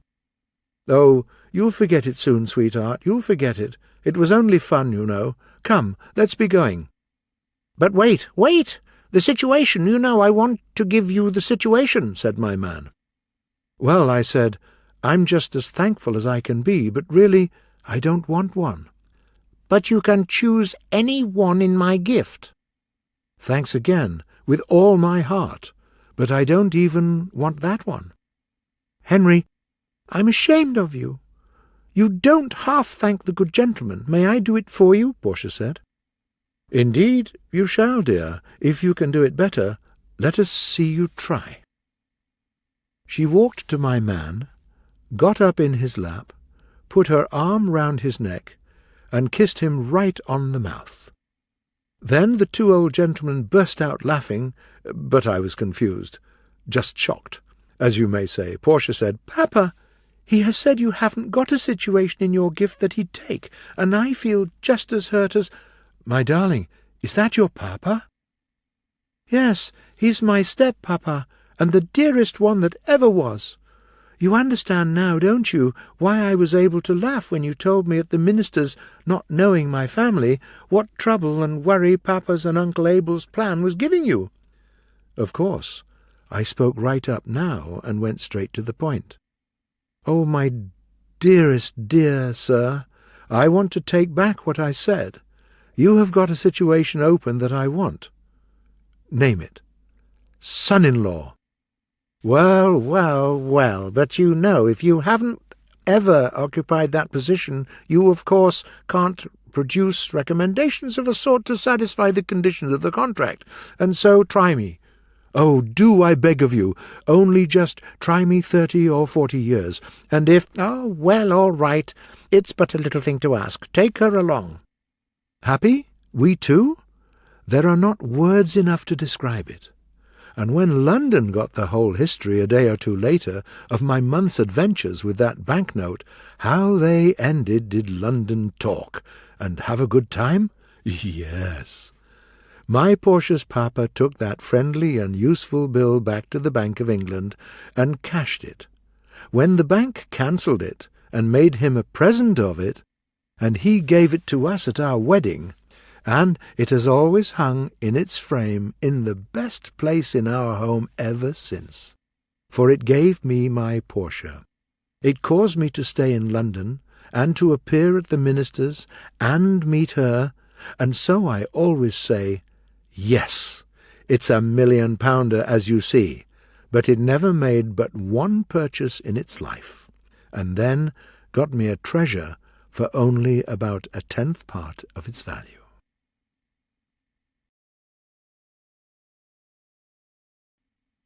The Capitoline Venus. Chapter 1. Scene: an artist's studio in Rome. "Oh, George, I do love you." Bless your dear heart, Mary, I know that. Why is your father so stubborn? "George, he means well, but art is nonsense to him. He only understands groceries. He thinks you would starve me." Confound his wisdom. He seems to be right. Why am I not a money-making grocer instead of a gifted sculptor with nothing to eat? "Calm down, Georgie dear. All his prejudices will disappear. He just wants you to earn $50,000. 50,000 demons! Child, I can't pay my rent. Chapter 2. Scene: a house in Rome. My dear sir, it's useless to talk. I don't have anything against you, but I can't let my daughter marry a mixture of love, art, and starvation. I believe you have nothing else to offer. Sir, I am poor, I don't deny it. But is fame nothing? The Honourable Bellamy Foodle of Arkansas says that my new statue of America is a clever piece of sculpture, and he's satisfied that my name will one day be famous. What does he know about it? Fame's nothing. The market price of your marble scarecrow is the thing to look at. It took you 6 months to make it, and you can't sell it for $100. No, sir. Show me $50,000, and you can have my daughter. Or she marries young Simper. You have just 6 months to raise the money. Good morning, sir. Ah, lass, what shall I do? Chapter 3. Scene: the studio. Oh, John, friend of my boyhood, I am the unhappiest of men. You're a fool. I have nothing left to love but my poor statue of America. And see, even she has no sympathy for me in her cold marble face, so beautiful and so heartless. You're an idiot. Oh, John! Didn't you say you had 6 months to raise the money in? If I had 6 centuries, what good would it do? How could it help a poor man without name, capital, or friends? Idiot! Coward! Baby! 6 months to raise the money in, and 5 will do. Are you insane? 6 months is more than enough. Leave it to me. I'll raise it. What do you mean, John? How on earth can you raise such a sum for me? Will you let that be my business and not bother me? Will you leave the thing in my hands? Will you swear to bear whatever I do? Will you promise me to find no fault with my actions?" "I'm dizzy, but I swear." John took up a hammer and smashed the nose of America. He made another pass, and 2 of her fingers fell to the floor. Another, and part of an ear came away. Another, and a row of toes was broken. Another, and the left leg, from the knee down, lay a fragmentary ruin. John put on his hat and left. George looked speechless at the disfigured and grotesque nightmare before him for about 30 seconds, and then fell on the floor and went into convulsions. John returned with a carriage, got the broken-hearted artist and the broken-legged statue, and drove off whistling. He left the artist at his apartment and drove off and disappeared down Via Quirinalis with the statue. Chapter 4. Scene: the studio. "The 6 months will be up at 2 o'clock today. Oh, agony! My life is broken. I had no supper yesterday. I've had no breakfast today. I dare not enter an eating-house. And hungry? Don't mention it. My bootmaker and my tailor and my landlord, they all want their money. I'm so unhappy. I haven't seen John since that awful day. She smiles on me tenderly when we meet in the street, but her old father makes her look in the other direction in short order. Now, who is knocking at the door? That villain, the bootmaker, I'm sure. Come in. Ah, happiness attend your highness. Heaven be favourable to your grace. I have brought my lord's new boots. Ah, say nothing about the pay. There is no hurry, none in the world. Shall be proud if my noble lord will continue to honour me with his orders. Ah, adieu. Brought the boots himself? Doesn't wait his pay? Takes his leave with such a bow? Wants me to continue my orders? Is the world coming to an end? Of all the— Come in. Pardon, sir, but I have brought you new suit for— Come in. 1,000 pardons for this intrusion, your highness, but I have prepared the beautiful suite of rooms below for you. It suits you much better than this. Come in. I've called to say that your credit at our bank is entirely restored, and we shall be most happy if you will visit us for any— Come in. My dear boy, she is yours. She'll be here in a moment. Take her, marry her, love her, be happy. God bless you both. Hip, hip, hurrah! Come in. Oh, George, my own darling, we're saved. Oh, Mary, my own darling, we are saved. But I'll swear I don't know why nor how. Chapter 5. Scene: a Roman cafe. One of a group of American gentlemen reads and translates from an Italian paper as follows. Wonderful discovery. Some 6 months ago, Signor John Smith, an American gentleman now some years a resident of Rome, bought a small piece of ground in the Campagna just beyond the tomb of the Scipio family from the owner, a bankrupt relative of the Princess Borghese. Mr. Smithy then went to the Minister of Public Records and had the piece of ground transferred to a poor American artist named George Arnold, explaining that he did it as payment for material damage accidentally done by him long ago to the property belonging to Signor Arnold, and further observed that he would make extra satisfaction by improving the ground for Signor A. at his own expense. 4 weeks ago, while making some necessary excavations upon the property, Signor Smithy discovered the most remarkable ancient statue that has ever been added to the rich collection of art treasures of Rome. It was an elegant figure of a woman, and though sadly covered by the soil and the mould of ages, no eye can look unmoved upon its adorable beauty. The nose, the left leg from the knee down, an ear, and also the toes of the right foot and 2 fingers of one of the hands were gone, but otherwise the noble figure was in remarkable state of preservation.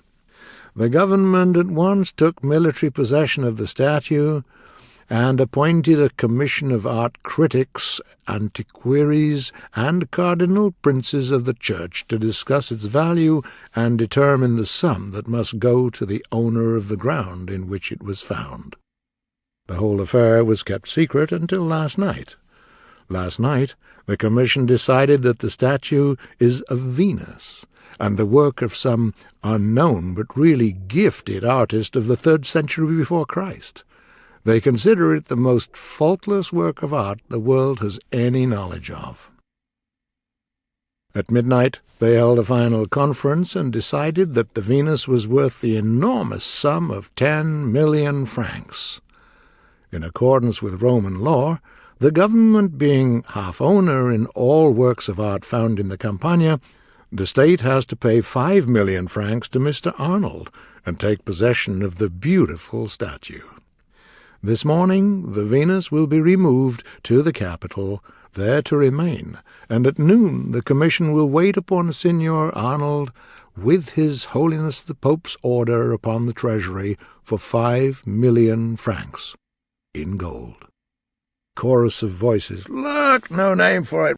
Another voice, "Gentlemen, I suggest we form an American joint stock company right now for the purchase of lands and excavations of statues here."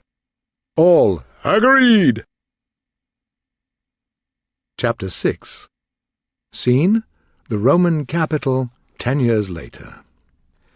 "Dearest Mary, this is the most celebrated statue in the world. This is the glorious Capitoline Venus you've heard so much about. Here she is with her little defects, restored by the most noted Roman artists, and the mere fact that they took part in its restoration will make their names famous while the world stands. How strange it seems, this place. The day before I last stood here, 10 happy years ago, I wasn't a rich man. I hadn't a cent, and yet I had a good deal to do with making Rome owner of this greatest work of ancient art the world contains. The worship the glorious Capitoline Venus, and what a sum she's valued at! 10 millions of francs. Yes, now she is. And oh, Georgie, how beautiful she is.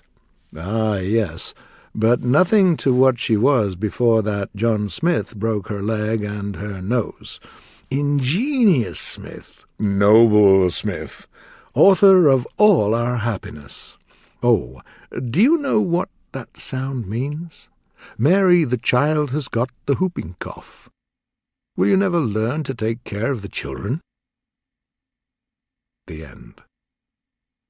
The Capitoline Venus is still in the Capitol at Rome, and is still the most charming work of ancient art the world can boast of. But if ever it shall be your fortune to stand before it, don't let this true and secret history of its origin spoil your delight. And when you read about a gigantic statue being dug up somewhere, remember it. And if somebody offers to sell it to you at an enormous sum, don't you buy it. Send him to the Pope.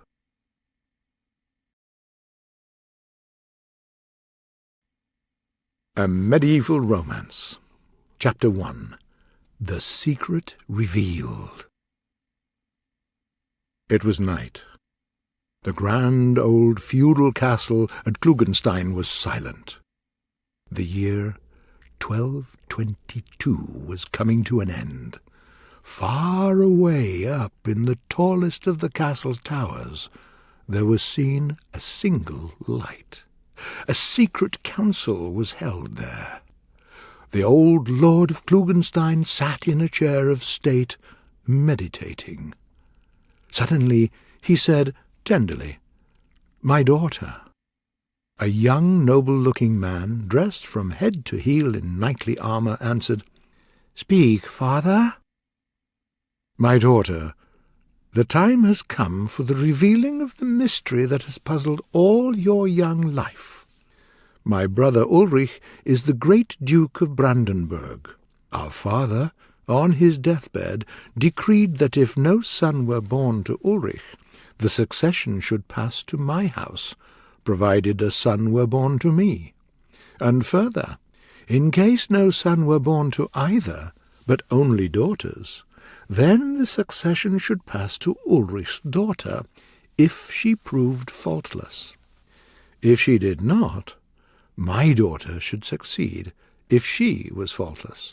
And so I, and my old wife here, prayed for a son, but in vain. You were born to us. I was in despair. Ulrich and his wife still had no heir of either sex. I had been so hopeful. But wait, I said, all is not lost. A great idea struck me. You were born at midnight. Only the doctor, the nurse, and 6 nursemaids knew your sex. I hanged them, every one, before an hour had passed. Next morning, all the barony went mad with rejoicing over the news that a son was born to Klugenstein, an heir to Brandenburg. And, well, the secret has been kept. Your mother's own sister nursed you, and from that time forward we feared nothing. When you were 10 years old, a daughter was born to Ulrich.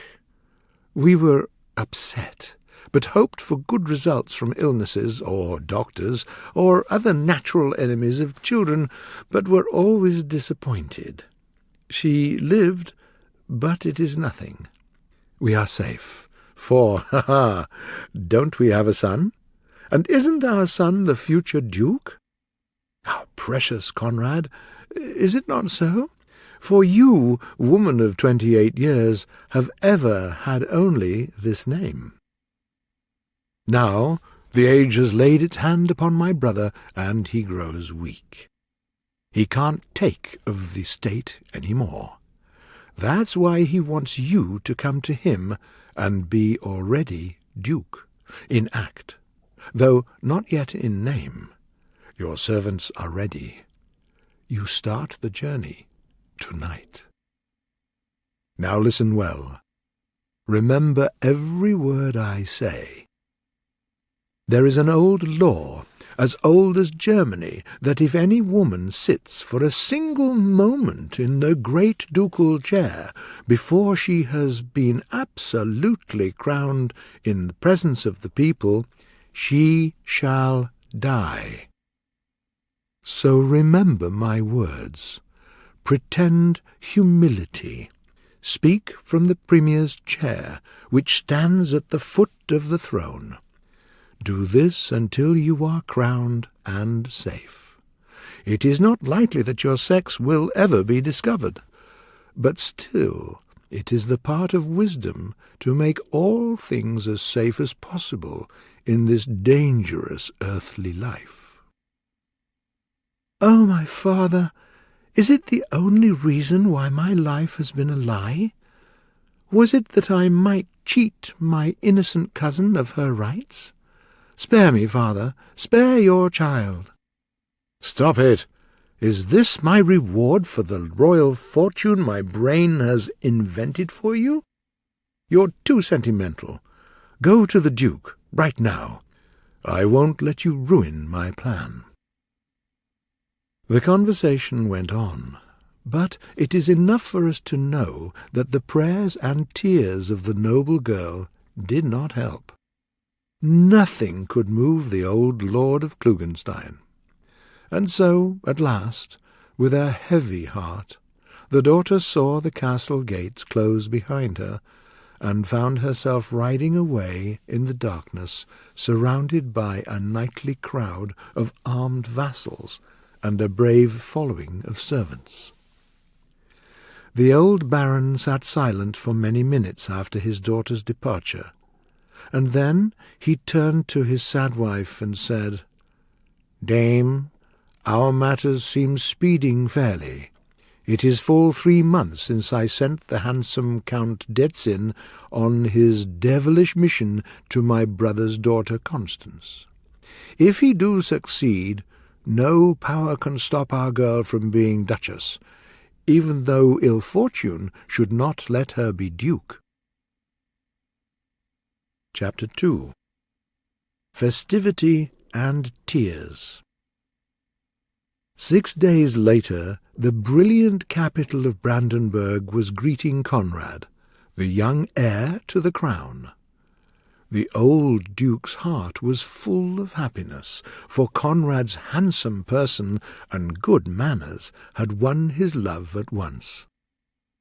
The great halls of the palace were full of nobility who welcomed Conrad, and so bright and happy did all things seem, that he felt his fears and griefs passing away and giving place to cheerfulness.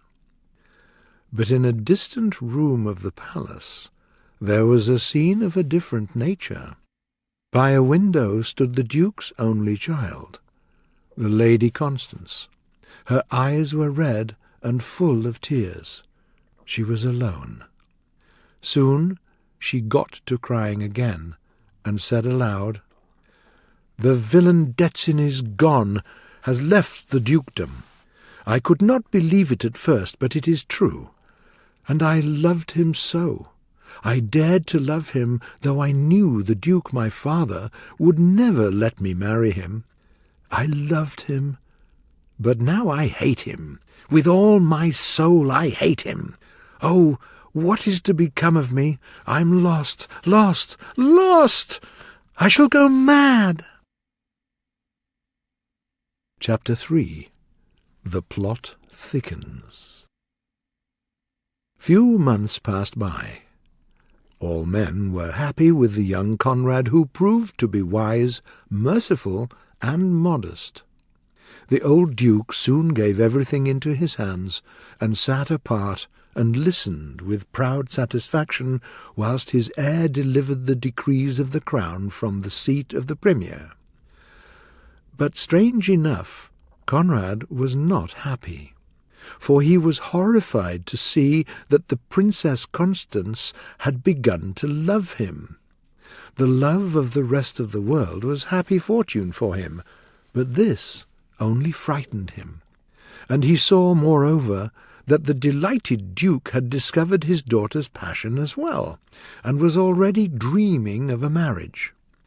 Every day somewhat of the deep sadness that had been in the princess's face faded away.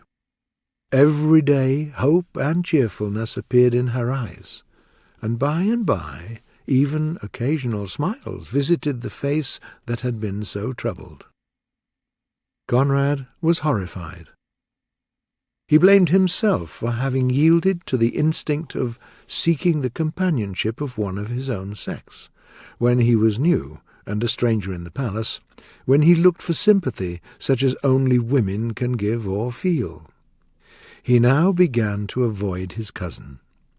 But this only made matters worse, for, naturally enough, the more he avoided her, the more often she tried to see him. It surprised him at first, and next it frightened him. The girl followed him. She hunted him. She happened upon him at all times and in all places.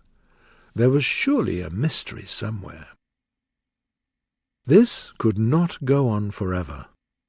All the world was talking about it.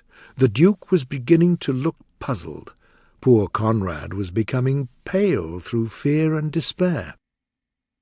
One day Constance came up to him, and, keeping both his hands in hers, said, "Oh, why do you avoid me? What have I done, what have I said, to lose your kind opinion of me? For surely I had it once?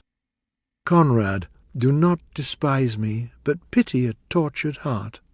I cannot hold the words unspoken longer, or they'll kill me. I love you, Conrad. There, Despise me if you must, but I've said it." Conrad was speechless. Constance misunderstood his silence, and a wild gladness flamed in her eyes, and she threw her arms round his neck and said, "You can love me, you will love me. Oh, say you will, my own, my precious Conrad." Conrad groaned aloud. His face turned sickly pale, and he trembled wildly. In a moment, in despair, he pushed the poor girl away from him and cried, "You don't know what you ask. It is for ever and ever impossible." And then he ran away like a criminal and left the princess surprised and confused. A minute later she was crying and sobbing there, and Conrad was crying and sobbing in his chamber. Both were in despair. By and by Constance rose slowly to her feet and moved away, saying, "To think that he was despising my love at the very moment that I thought it was melting his cruel heart. I hate him.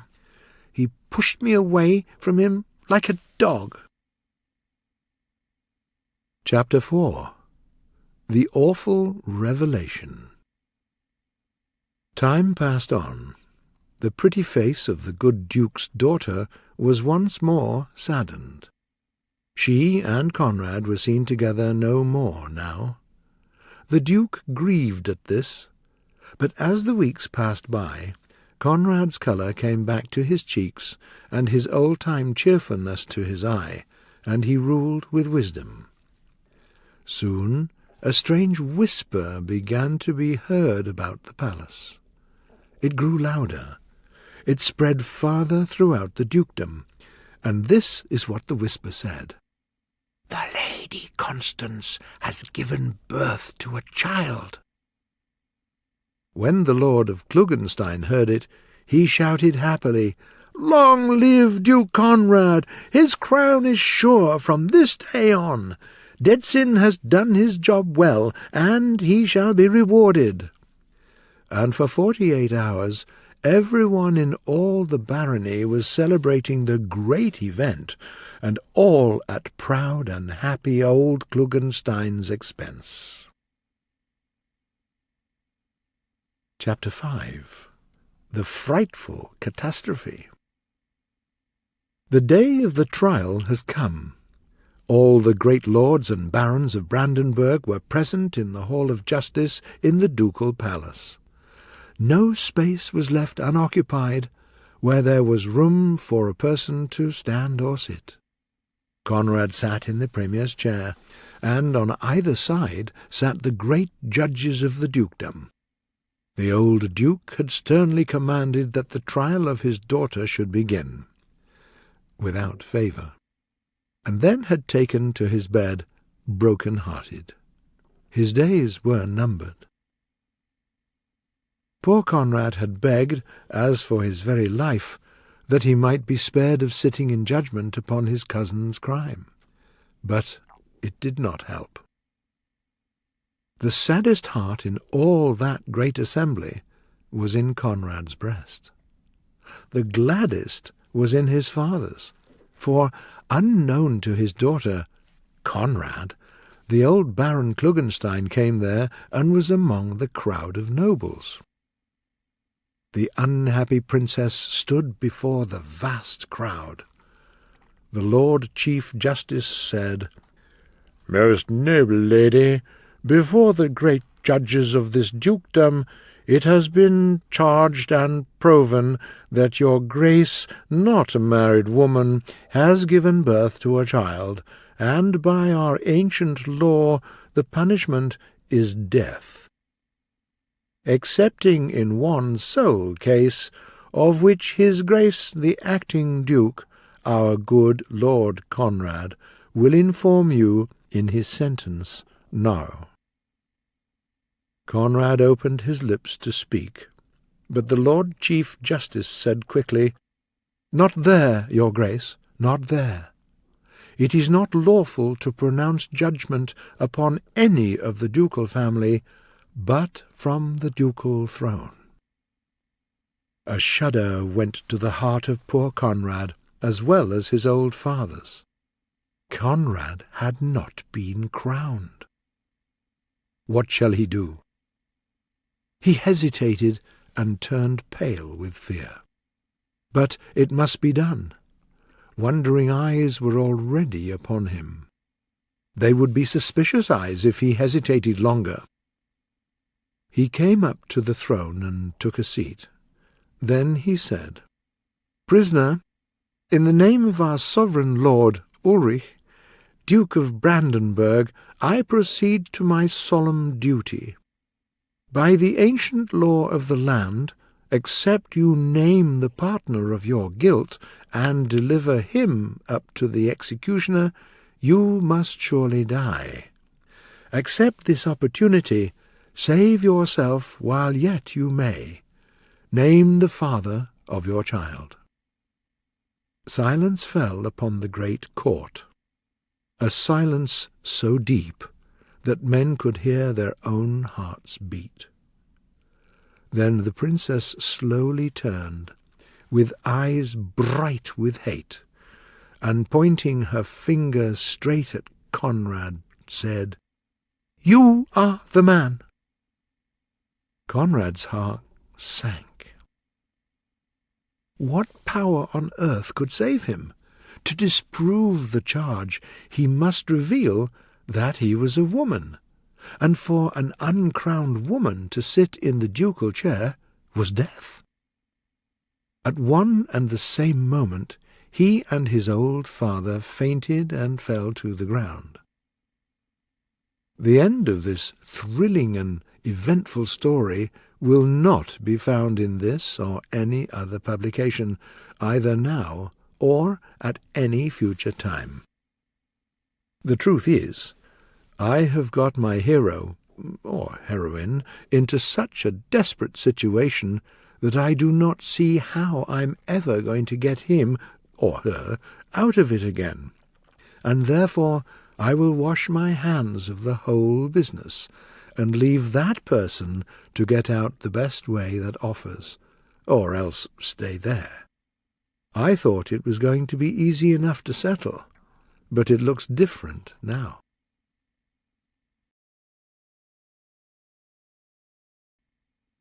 About Magnanimous-Incident literature.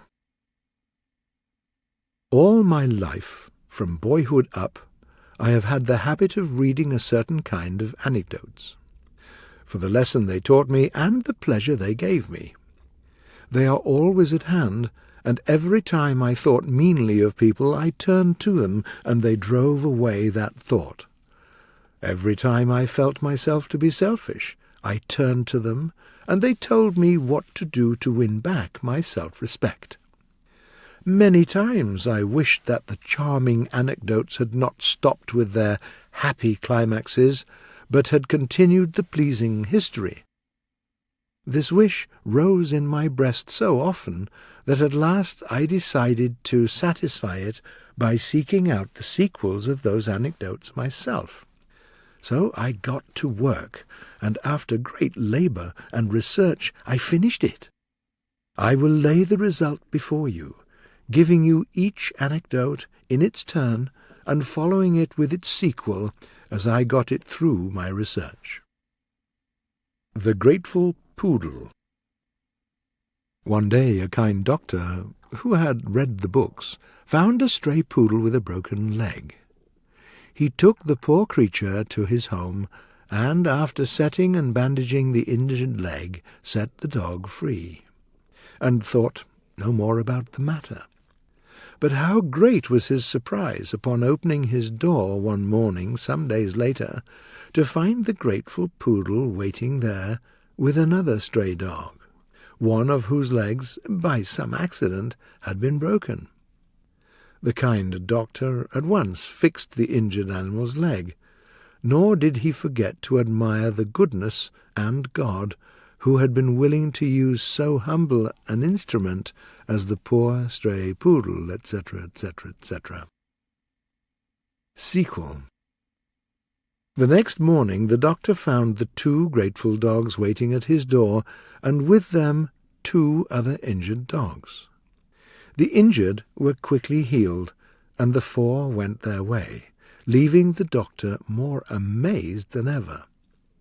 The day passed. The morning came. There, at the door, sat now the 4 cured dogs, and with them 4 other injured ones.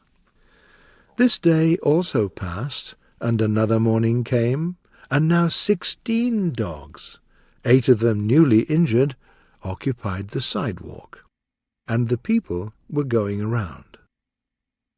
By noon the broken legs were all set, but the pious wonder in the good doctor's breast was beginning to get mixed with a sort of indignation.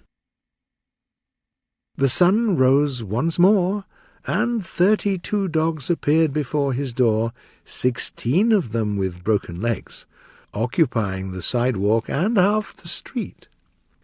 The passers-by took up the rest of the street.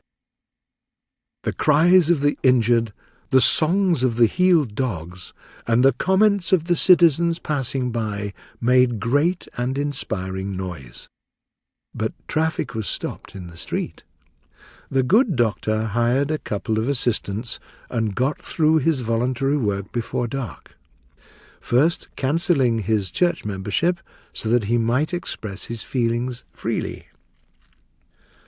But some things have their limits. Next morning, when the doctor looked out upon a huge crowd of barking and howling dogs, he said, "I might as well admit it. I've been fooled by the books. They only tell the pretty part of the story, and then stop. Bring me the gun. This thing has gone too far." He came out with his weapon, and chanced to step upon the tail of the first poodle, who immediately bit him in the leg. A month later, when the kind doctor lay in the bed dying of hydrophobia, he called his friends and said, "Beware of the books. They tell but half of the story. Beware of the poor injured creatures. Just shoot them." And so saying, he turned his face to the wall and died. The Generous Author. A poor and young literary beginner had tried in vain to get his manuscripts published. At last, when he faced the horrors of starvation, he laid his sad case before a famous author, seeking his advice and assistance. This generous man immediately put aside his own matters and got down to reading one of the rejected manuscripts. Having completed his kindly task, he shook the poor young man's hand, saying, "Not bad. Come again to me on Monday." On Monday, the famous author, with a sweet smile, but saying nothing, handed him a freshly printed magazine. What was the poor young man's surprise to discover upon the printed page his own article. "How can I ever," said he, falling upon his knees and bursting into tears, "express my gratitude for this noble act?" The celebrated author was the renowned Snodgrass. The poor young beginner rescued from starvation was Snagsby, equally renowned now. Let this pleasing incident encourage us to be kind to the beginners who need help. Sequel. The next week, Snagsby was back with 5 rejected manuscripts. The famous author was a little surprised, because in the books the young beginner had needed but 1 lift, apparently. However, he read and edited these papers, and then succeeded in getting 2 of the articles accepted. A week or so passed by, and the grateful Snagsby arrived with another manuscript. The celebrated author had been satisfied within himself the first time he had helped the poor beginner, and had been pleased to compare himself with the generous people, but he was beginning to suspect now that it was something new in the noble episode line. His enthusiasm disappeared. Still, He could not say no to this poor young author who clung to him with such pretty simplicity and trustfulness. Well, the result of it all was that the celebrated author soon found himself permanently busy with the poor young beginner's works. All his mild efforts to stop it went for nothing. He had to give daily encouragement and advice. He had to keep on editing and rewriting the manuscripts to make them presentable and getting the young man's articles published. When the young writer got a start at last, he acquired sudden fame by describing the celebrated author's private life in detail with such a sarcastic humour that the book sold a huge edition and broke the celebrated author's heart. With his latest gasp, he said, "Alas, the books deceived me. They do not tell the whole story. Beware of the young author, my friends, whom God sees fit to starve. Let not man rescue to his own ruin." The Grateful Husband. One day a lady was driving through the main street of a great city with her little boy, when the horses took fright and rushed madly away, throwing the coachman from his box and leaving the passengers paralyzed with terror. But a brave youth who was driving a grocery wagon threw himself before the frightened animals and succeeded in stopping them. The grateful lady took his number, and upon arriving at her home she described the heroic act to her husband, who had read the books, who listened with tears in his eyes to the moving story, and who, after returning thanks, together with his loved ones, to merciful God, sent for the brave young person, and, putting a cheque for $500 into his hand, said, "Take this as a reward for your noble act, William Ferguson, and if ever you shall need a friend, remember that Thompson McSpadden has a grateful heart." Let us learn from this that a good deed always benefits the doer, however humble he may be. Sequel. William Ferguson called the next week and asked Mr. McSpadden to use his influence to get him a higher situation, as he felt capable of better things than driving a grocer's wagon. Mr. McSpadden got him a job of under-clerk at a good salary. Soon William Ferguson's mother fell sick, and well, to cut a story short, Mr. McSpadden agreed to take her into his house. She missed her younger children, so Mary and Julia were admitted also, and little Jimmy, their brother. Jimmy had a pocket-knife, and he went to the drawing-room with it one day, alone, and damaged $10,000 worth of furniture in less than 3/4 of an hour. A day or two later he fell downstairs and broke his neck, and 17 of his family's relatives came to the house to attend the funeral. This made them acquainted, and they kept the kitchen occupied after that, and, as well, kept the McSpaddens busy looking for jobs for them. The old woman drank a good deal and swore a good deal, but the grateful McSpaddens knew it was their duty to reform her, remembering what her son had done for them. So they were doing their best to succeed in it. William came often and got reducing sums of money, and asked for higher and more profitable situations, which the grateful McSpadden more or less quickly found for him. McSpadden agreed also, after some objection, to fit William for college, but when the first vacation came and the hero demanded to be sent to Europe for his health, McSpadden rose against the tyrant. He refused. William Ferguson's mother was so shocked that she let her gin-bottle drop. When she recovered, she said in a half-gasp, "Is this your gratitude? Where would your wife and boy be now but for my son?" William said, "Is this your gratitude? Did I save your wife's life or not? Tell me that." 7 relations came in from the kitchen, and each said, "And this is his gratitude." William's sisters looked shocked and said, "Oh, this is his but were interrupted by their mother, who burst into tears and exclaimed, "To think that my sainted little Jimmy threw away his life in the service of such a reptile!" But McSpadden took courage and answered, "Out of my house, you beggars! I was fooled by the books, but shall never be fooled again. Once is enough for me." And turning to William, he shouted, "Yes, you did save my wife's life, and the next man that does it shall be killed on the spot."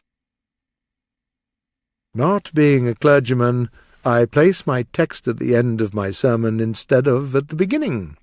Here it is, from Mr. Noah Brooks' Recollections of President Lincoln in Scribner's Monthly. J. H. Hackett, in his part of Falstaff, was an actor who gave Mr. Lincoln great delight. With his desire to signify to others his gratitude, Mr. Lincoln wrote a genial little note to the actor expressing his pleasure at watching the performance. Mr. Hackett, in reply, sent a book of some sort. Perhaps it was one of his own authorship. He also wrote several notes to the President.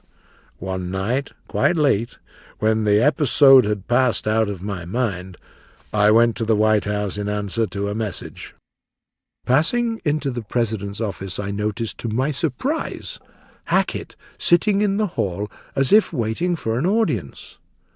The President asked me if anyone was outside. On being told, he said, half sadly, "Oh, I can't see him. I can't see him. I was in hopes he'd gone away." Then he added, "Now this just shows the difficulty of having pleasant friends and acquaintances in this place. You know how I liked Hackett as an actor, and how I wrote to tell him so. He sent me that book, and there I thought the matter would end.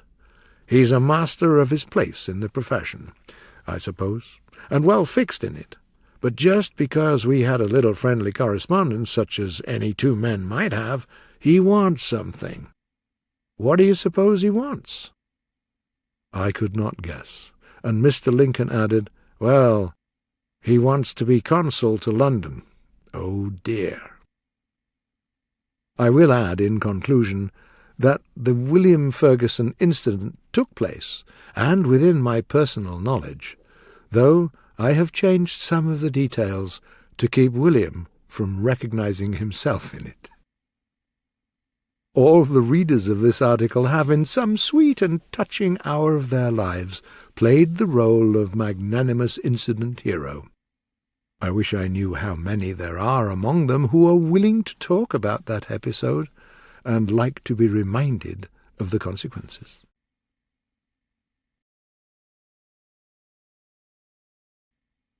About Barbers.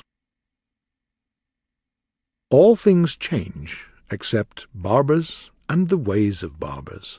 These never change.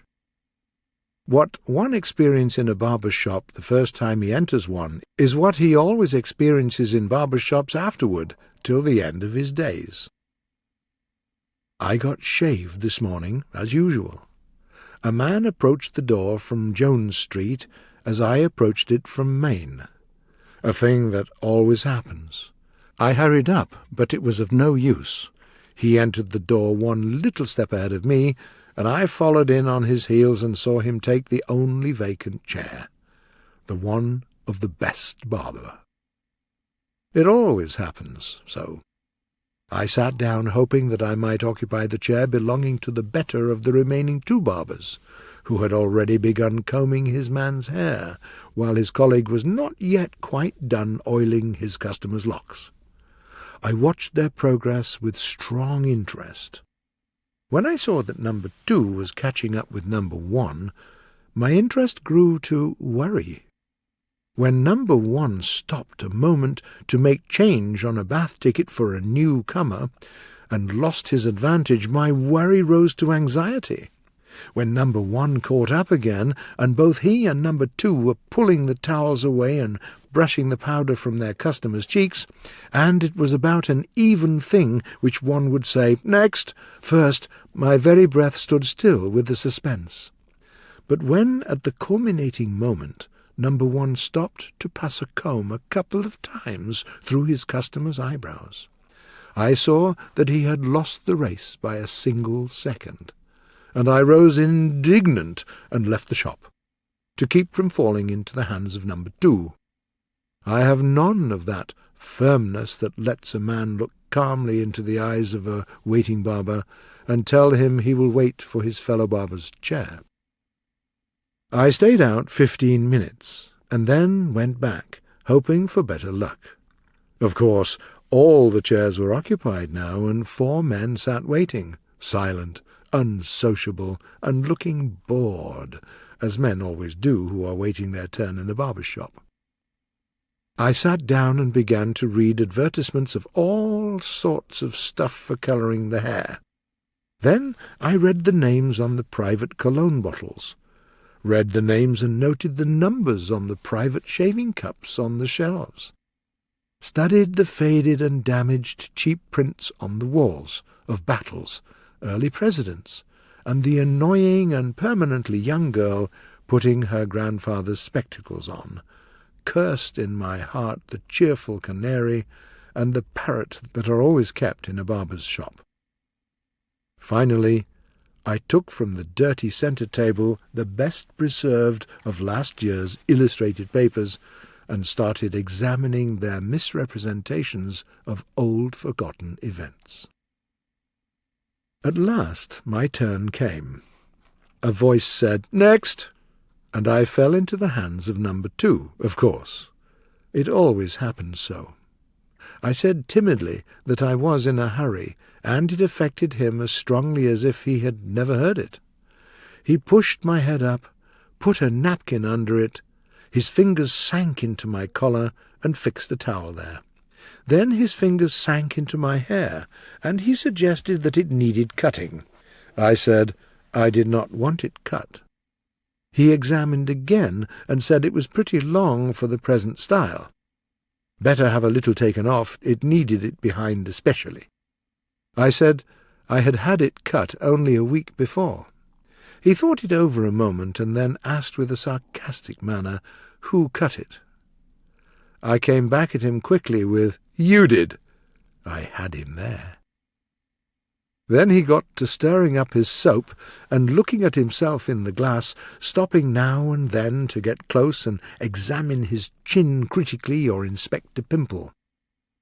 Then he soaped one side of my face thoroughly, and was about to soap the other when a dog-fight attracted his attention, and he ran to the window and stayed and saw it out, losing 2 shillings on the result in bets with the other barbers, a thing which gave me great satisfaction.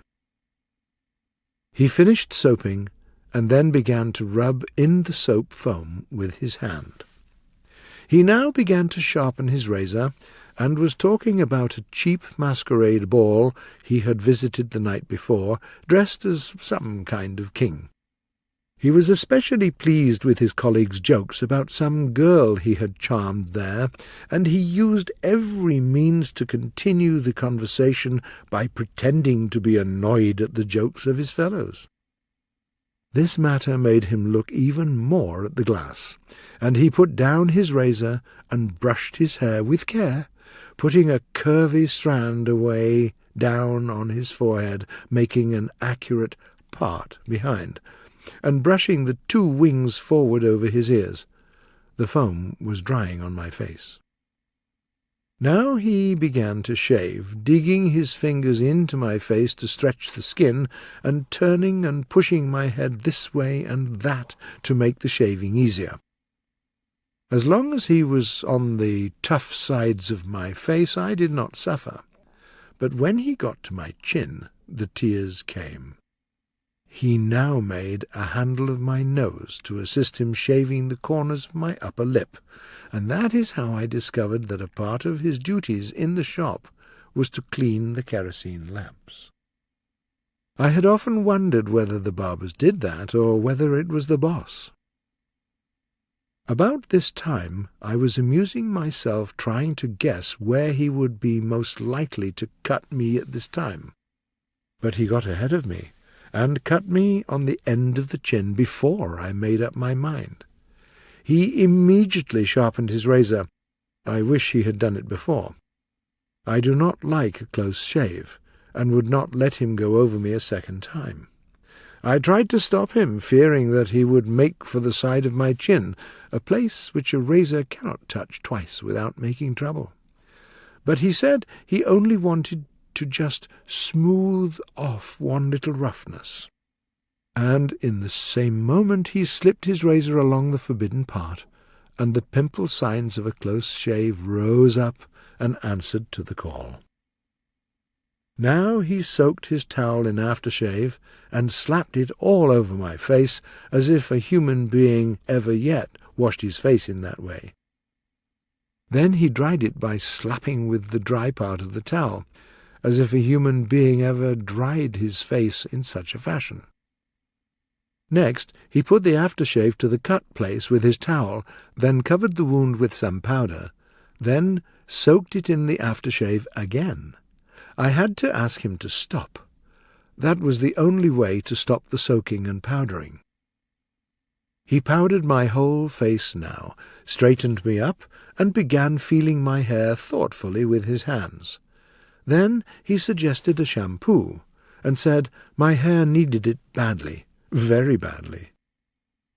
I said that I shampooed it myself very thoroughly in the bath yesterday. I had him again. He next recommended some of Smith's Hair Glorifier, and offered to sell me a bottle. I refused. He praised the new perfume, Jones's Delight of the Toilet, and proposed to sell me some of that. I refused again. He offered me a toothwash liquid of his own invention. When I refused even that, he returned to business, powdered me all over, legs and all, greased my hair in spite of my protest against it, rubbed and scrubbed a good deal of it out by the roots, and combed and brushed the rest, parting it behind. And then, while combing my scarce eyebrows, started telling me about the achievements of a 6-ounce black terrier of his, till I heard the whistles blow for noon, and knew I was 5 minutes too late for the train. Then he took away the towel, brushed it lightly about my face, he passed his brush through my eyebrows once more, and cheerfully sang out, "Next!" This barber fell down and died of apoplexy 2 hours later. I'm waiting over a day for my revenge. I'm going to attend his funeral.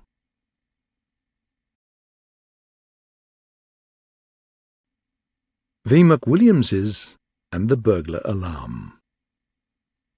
The conversation went smoothly and pleasantly along from weather to crops, from crops to literature, from literature to scandal, from scandal to religion.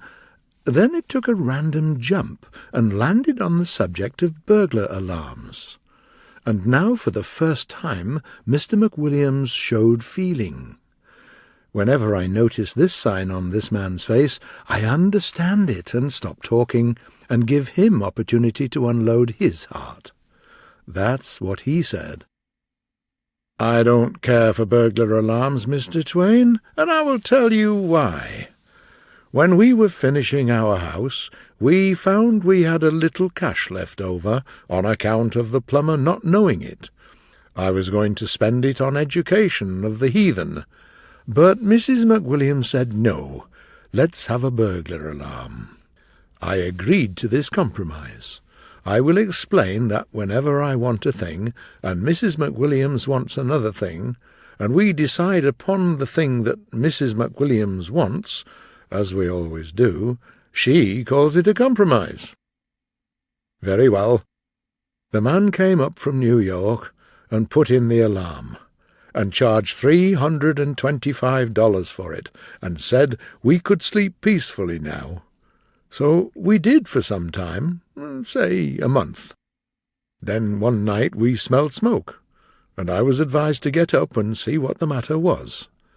I lit a candle and started toward the stairs, and met a burglar coming out of a room with a basket of tinware, which he had mistaken for solid silver in the dark. He was smoking. I said, "My friend, we do not allow smoking in this room." He said he was a stranger and could not be expected to know the rules of the house. Said he had been in many houses just as good as this one, and had never heard any objections. He added that as far as his experience went, such rules had never been considered to apply to burglars anyway. I said, "Go on smoking, then, if it's the custom, though I don't see why a burglar should have a privilege which is denied to a bishop. But anyway, why do you enter this house in this secret and illegal way without ringing the burglar alarm?" He looked confused and ashamed, and said with embarrassment, "I beg 1,000 pardons. I did not know you had a burglar alarm, else I would have rung it. I beg you will not mention it where my parents may hear of it, for they are old and weak." I said, "Your sentiments do you honour. But to return to business, how did you get in here?" "Through a second-story window." It was even so. I bought the tinware at pawnbrokers' rates, said "good night" to the burglar, closed the window after him, and went to headquarters to report. Next morning we sent for the burglar alarm man, and he came up and explained that the reason the alarm did not go off was that no part of the house but the first floor was attached to the alarm. This was simply idiotic. One might as well have no armour on at all in battle, and to have it only on his legs. The expert now put the whole second story on the alarm, charged $300 for it, and went his way. By and by, one night, I found a burglar in the third story, about to start down the ladder with a lot of various property. My first impulse was to break his head with a billiard cue, but my second was to keep him from doing that, because he was between me and the cue. The second impulse obviously made more sense, so I proceeded to compromise. I bought the property at former rates, minus 10% for use of the ladder, because it was mine, and next day we sent down for the expert once more, and had the third story attached to the alarm for $300.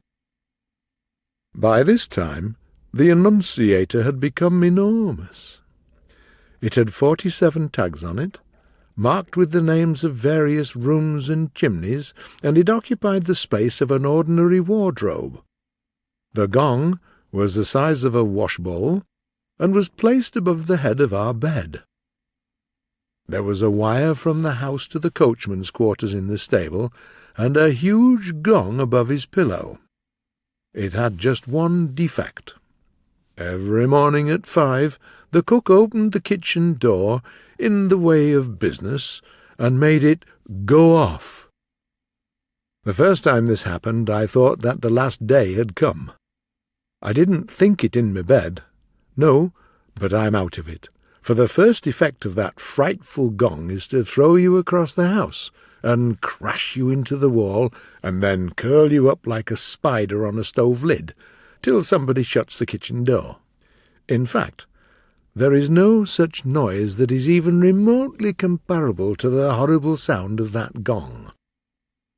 Well, this catastrophe happened every morning regularly at 5 o'clock, and lost us 3 hours' sleep, for, mind you, when that thing wakes you, it wakes you all over, conscience and all, and you're good for 18 hours of wide awakeness. A stranger died on our hands one time, and we left him in our room overnight. Did that stranger wait for the Last Judgment? No, sir. He got up at 5 the next morning in the natural way. I knew he would. I knew it pretty well. He got his life insurance and lived happily ever after, for there was plenty of proof of his death. We finally invited the expert again, and he ran a wire to the outside of the door and placed a switch there. But Thomas, the butler, always made one little mistake. He switched the alarm off at night when he went to bed, and switched it on again in the morning, just in time for the cook to open the kitchen door and make that gong throw us across the house, sometimes breaking a window with one or the other of us. At the end of a week, we discovered that a band of burglars had been living in the house the whole time, not exactly to steal, for there wasn't much left now, but to hide from the police, for they wisely judged that the detectives would never think of a band of burglars staying in a house notoriously protected by the best burglar alarm in America. We sent down for the expert again, and this time he had a brilliant idea. He fixed the thing so that the opening of the kitchen door would turn off the alarm. It was a noble idea, and he charged accordingly. But you can already guess the result. I turned on the alarm every night at bedtime, no longer trusting on Thomas' bad memory, and as soon as the lights were out, the burglars walked in at the kitchen door, thus turning the alarm off without waiting for the cook to do it in the morning. For months we couldn't have any guests. All the beds were occupied by burglars. Finally, I found a cure of my own. The expert answered the call and ran another ground wire to the stable and put a switch there, so that the coachman could turn on and off the alarm. That worked perfectly, and a season of peace followed, during which we got to inviting guests once more and enjoying life. But by and by the alarm invented a new trick. One winter's night we were thrown out of bed by the sudden music of that awful gong, and when we went to the annunciator, turned up the gas, and saw the word nursery, Mrs. McWilliams fainted, and I was about to do the same. I grabbed my shotgun and stood waiting for the coachman while that horrible sound went on. I knew that his gong had woken him up too, and that he would be along with his gun as soon as he could jump into his clothes.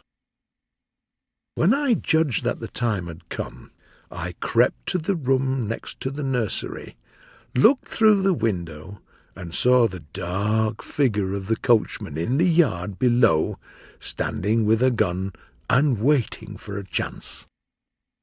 Then I rushed into the nursery and fired, and in the same moment the coachman fired at the red flash of my gun. Both of us were successful. I injured a nurse, and he shot off all my back hair. We turned up the gas and telephoned for a surgeon. There was not a sign of a burglar, and no window had been raised. One glass was absent, but that was where the coachman's charge had come through. Here was a fine mystery. A burglar alarm going off at midnight without any reason, and not a burglar in the neighbourhood.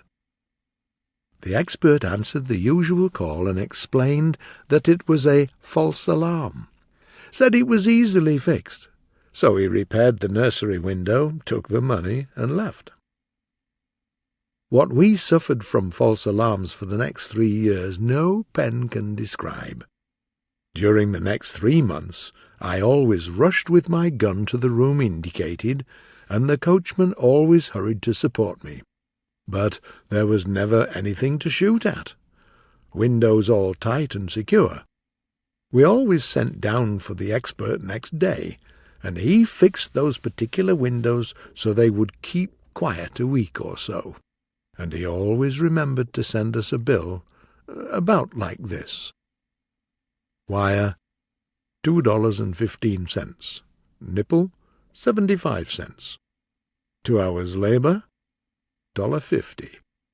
Wax, 47 cents. Tape, 34 cents. Screws, 15 cents. Recharging battery, 98 cents.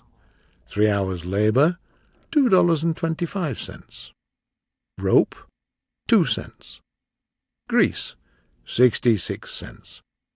Pond's extract, $1.25. Springs at 50, $2. Railroad fares, $7.25. Finally, a perfectly natural thing happened. After we had answered 300 or 400 false alarms, we stopped answering them. Yes, I simply rose up calmly inspected the annunciator, took notice of the room indicated, and then calmly disconnected that room from the alarm and went back to bed as if nothing had happened. Moreover, I left that room off permanently and did not send for the expert. In the course of time, all the rooms were taken off, and the machine was out of service. It was at this unprotected time that the worst trouble of all happened. The burglars walked in one night and carried off the burglar alarm. Yes, sir, every part of it, springs, bells, gongs, battery, and all. It was not easy to get the alarm back from the burglars, but we finally did it for money. The alarm firm said that what we needed now was to have her put in right, with their new patent springs in the windows to make false alarms impossible, and their new patent clock to turn off and on the alarm morning and night without human assistance. That seemed a good idea. They promised to have the whole thing finished in 10 days. They began work, and we left for the summer. They worked a couple of days, then they left for the summer, after which the burglars moved in and began their summer vacation. When we returned in the fall, the house was empty. We bought new furniture, and then sent for the expert. He came up and finished the work, and said, "Now this clock is set to turn on the alarm every night at 10, and turn it off every morning at 5:45. All you've got to do is wind her up every week, and then leave her alone. She will take care of the alarm herself." After that, we had a most quiet season during 3 months. The bill was huge, of course, and I had said I would not pay it until the new machinery had proved itself to be faultless. The time specified was 3 months.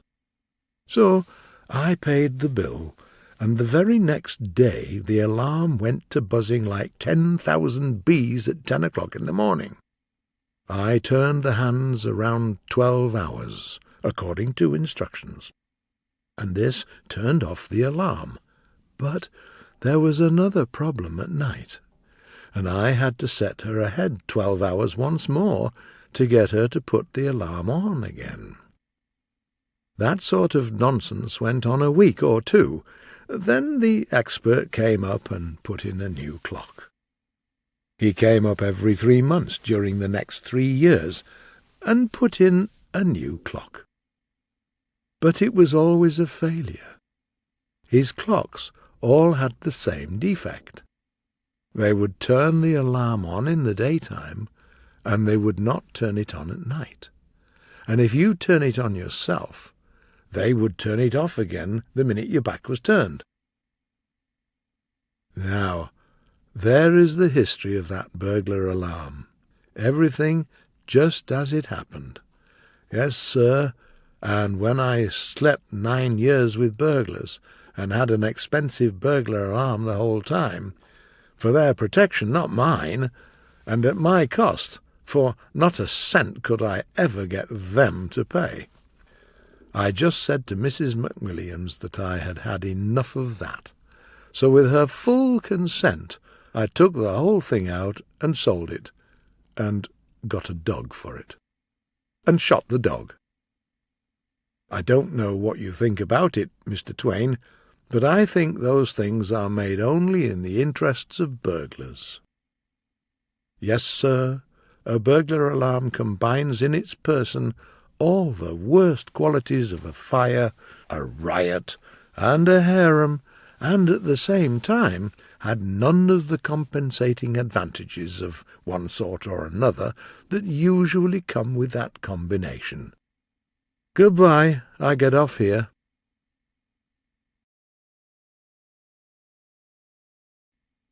How I edited an agricultural paper.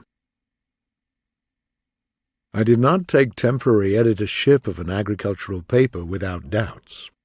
Neither would a landsman take command of a ship without doubts, but I was in circumstances that made the salary an object. The regular editor of the paper was going off for a holiday, and I accepted the terms he offered and took his place. Being at work again was great, and I worked all the week with pleasure. We went to press, and I waited a day with some agitation to see whether my effort was going to attract any attention. As I left the office in the evening, a group of men and boys at the foot of the stairs dispersed with one impulse, and gave me way, and I heard one or two of them say, "That's him!" I was naturally pleased by this incident. The next morning I found a similar group at the foot of the stairs, and couples and individuals standing here and there in the street and over the way, watching me with interest. The group separated and fell back as I approached, and I heard a man say, "Look at his eye!" I pretended not to notice the attention I was attracting, but secretly I was pleased with it, and was going to write an account of it to my aunt. I went up the short flight of stairs and heard cheerful voices and a ringing laugh as I drew near the door, which I opened, and caught a glimpse of two young rural-looking men whose faces turned pale and lengthened when they saw me, and then they both jumped out of the window with a great crash. I was surprised. In about half an hour, an old gentleman with a long beard and a fine but rather grave face entered and sat down at my invitation. He seemed to have something on his mind. He took off his hat and put it on the floor, and got out of it a red silk handkerchief and a copy of our paper. He put the paper on his lap, and while he polished his spectacles with his handkerchief, he said, "Are you the new editor?" I said I was. "Have you ever edited an agricultural paper before?" "No," I said. "This is my first attempt." "Very likely. Have you had any experience in agriculture practically?" "No, I believe I have not." "Some instinct told me so," said the old gentleman, putting on his spectacles and looking over them at me with severity. "I wish to read you what made me have that instinct. It was this editorial. Listen, and see if it was you that wrote it. Turnips should never be pulled. It injures them. It is much better to send a boy up and let him shake the tree. Now, what do you think of that? For I really suppose you wrote it." "Think of it? Why, I think it's good. I think it makes sense.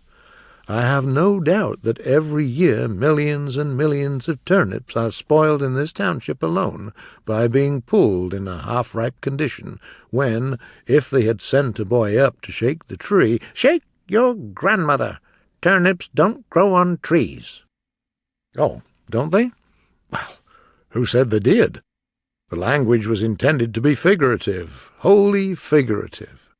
Anybody that knows anything will know that I meant that the boy should shake the vine." Then this old person got up and tore his paper all into small pieces and stamped on them, and broke several things with his stick, and said I did not know as much as a cow, and then went out and banged the door after him and, in short, acted in such a way that I thought he was displeased about something. But as I didn't know what the trouble was, I could not be any help to him. Pretty soon after this, a long, thin creature with untidy locks hanging down to his shoulders and a weak stubble rushed in and stopped motionless with finger on lip, listening. No sound was heard. Still he listened. No sound. Then he turned the key in the door and tiptoed toward me till he was within long-reaching distance of me, when he stopped, and, after looking at my face with interest for a while, took out a folded copy of our paper and said, "There, you wrote that?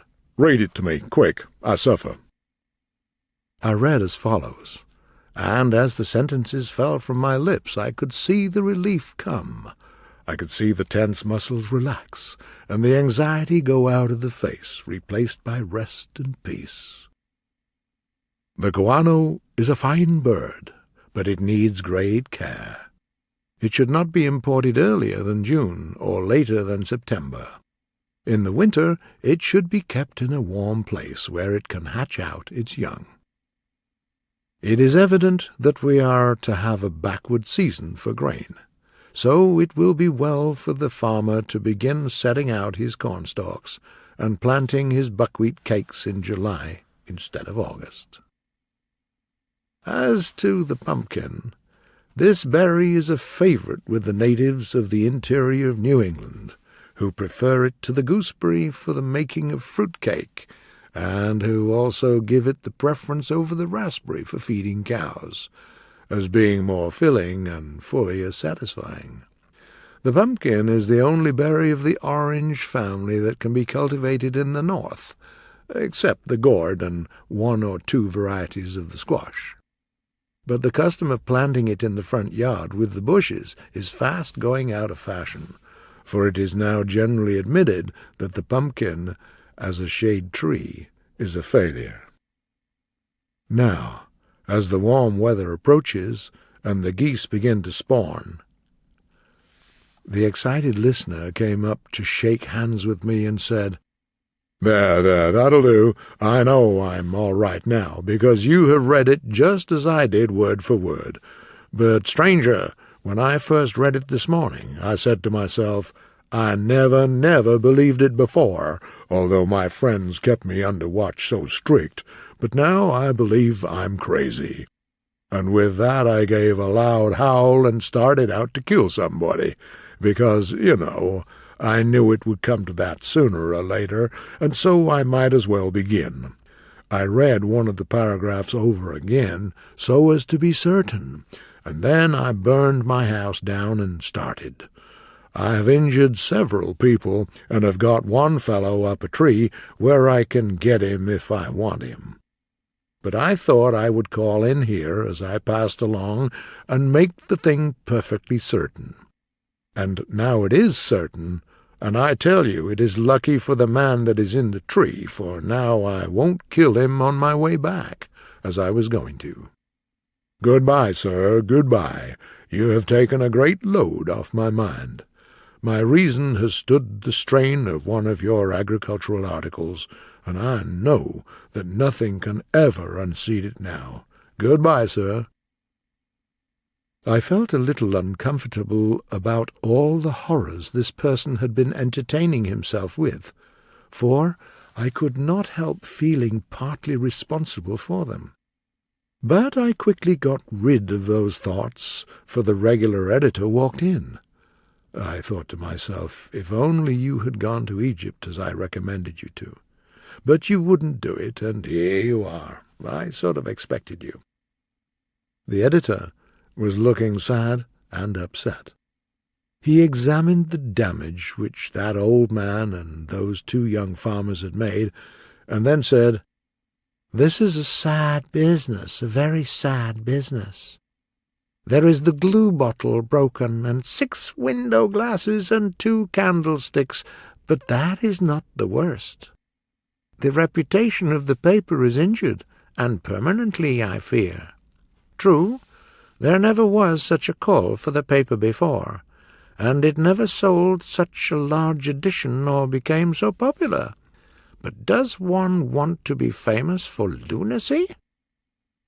My friend, as I am an honest man, the street out here is full of people, and others are sitting on the fences waiting to get a glimpse of you, because they think you're crazy. And, well, they might after reading your editorials. They are a shame to journalism. Why, what put into your head that you could edit a paper of this nature? You do not seem to know anything about agriculture. You speak of a furrow and a harrow as being the same thing. You talk of the molting season for cows, and you recommend the domestication of the polecat on account of its playfulness and its excellence as a ratter. Your remark that clams will lie quiet if music be played to them was unnecessary, absolutely unnecessary. Nothing disturbs clams. Clams always lie quiet. Clams care nothing whatever about music. Ah, heavens and earth, friend! Your ignorance is just amazing, and I never saw anything like it.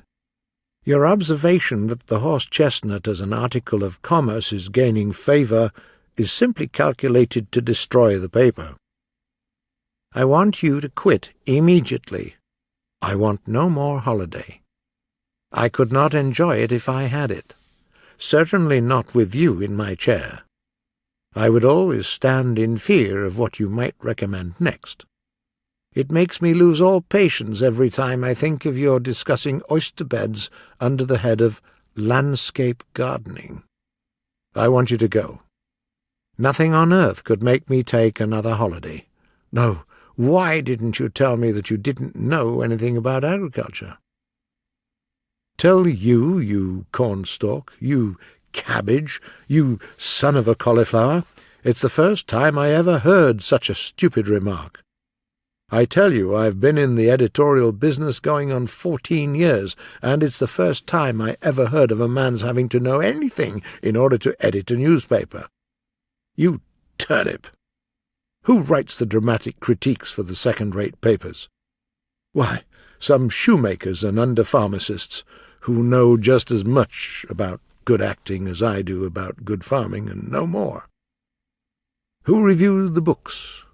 People who never wrote one. Who write all those articles on finance? Parties who have had the largest opportunities for knowing nothing about it. Who criticize the Indian campaigns? Gentlemen who can't tell a war-whoop from a wigwam, and who never had to run with a tomahawk, or pull arrows out of the several members of their families to build the evening campfire with. Who write the temperance appeals? Folks who will never draw another sober breath till they do it in the grave. Who edit the agricultural papers, you yam? Men, as a general thing, who fail in the poetry line, yellow-coloured novel line, sensation drama line, and finally fall back on agriculture as a temporary means of keeping from the poorhouse. You try to tell me anything about the newspaper business? Sir, I have been through it from Alpha to Omaha, and I tell you that the less a man knows, the bigger the noise he makes, and the higher the salary he gets. Heaven knows I'm too modest and cultivated to make a name for myself in this cold, selfish world. I take my leave, sir.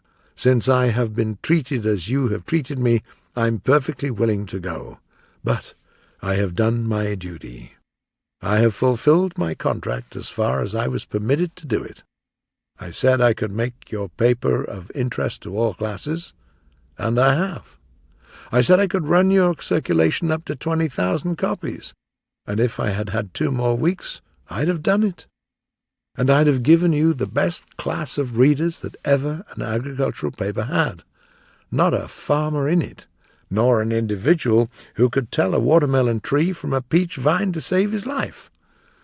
I leave now, and you are the loser, not me. Pipeland. Adios." I then left.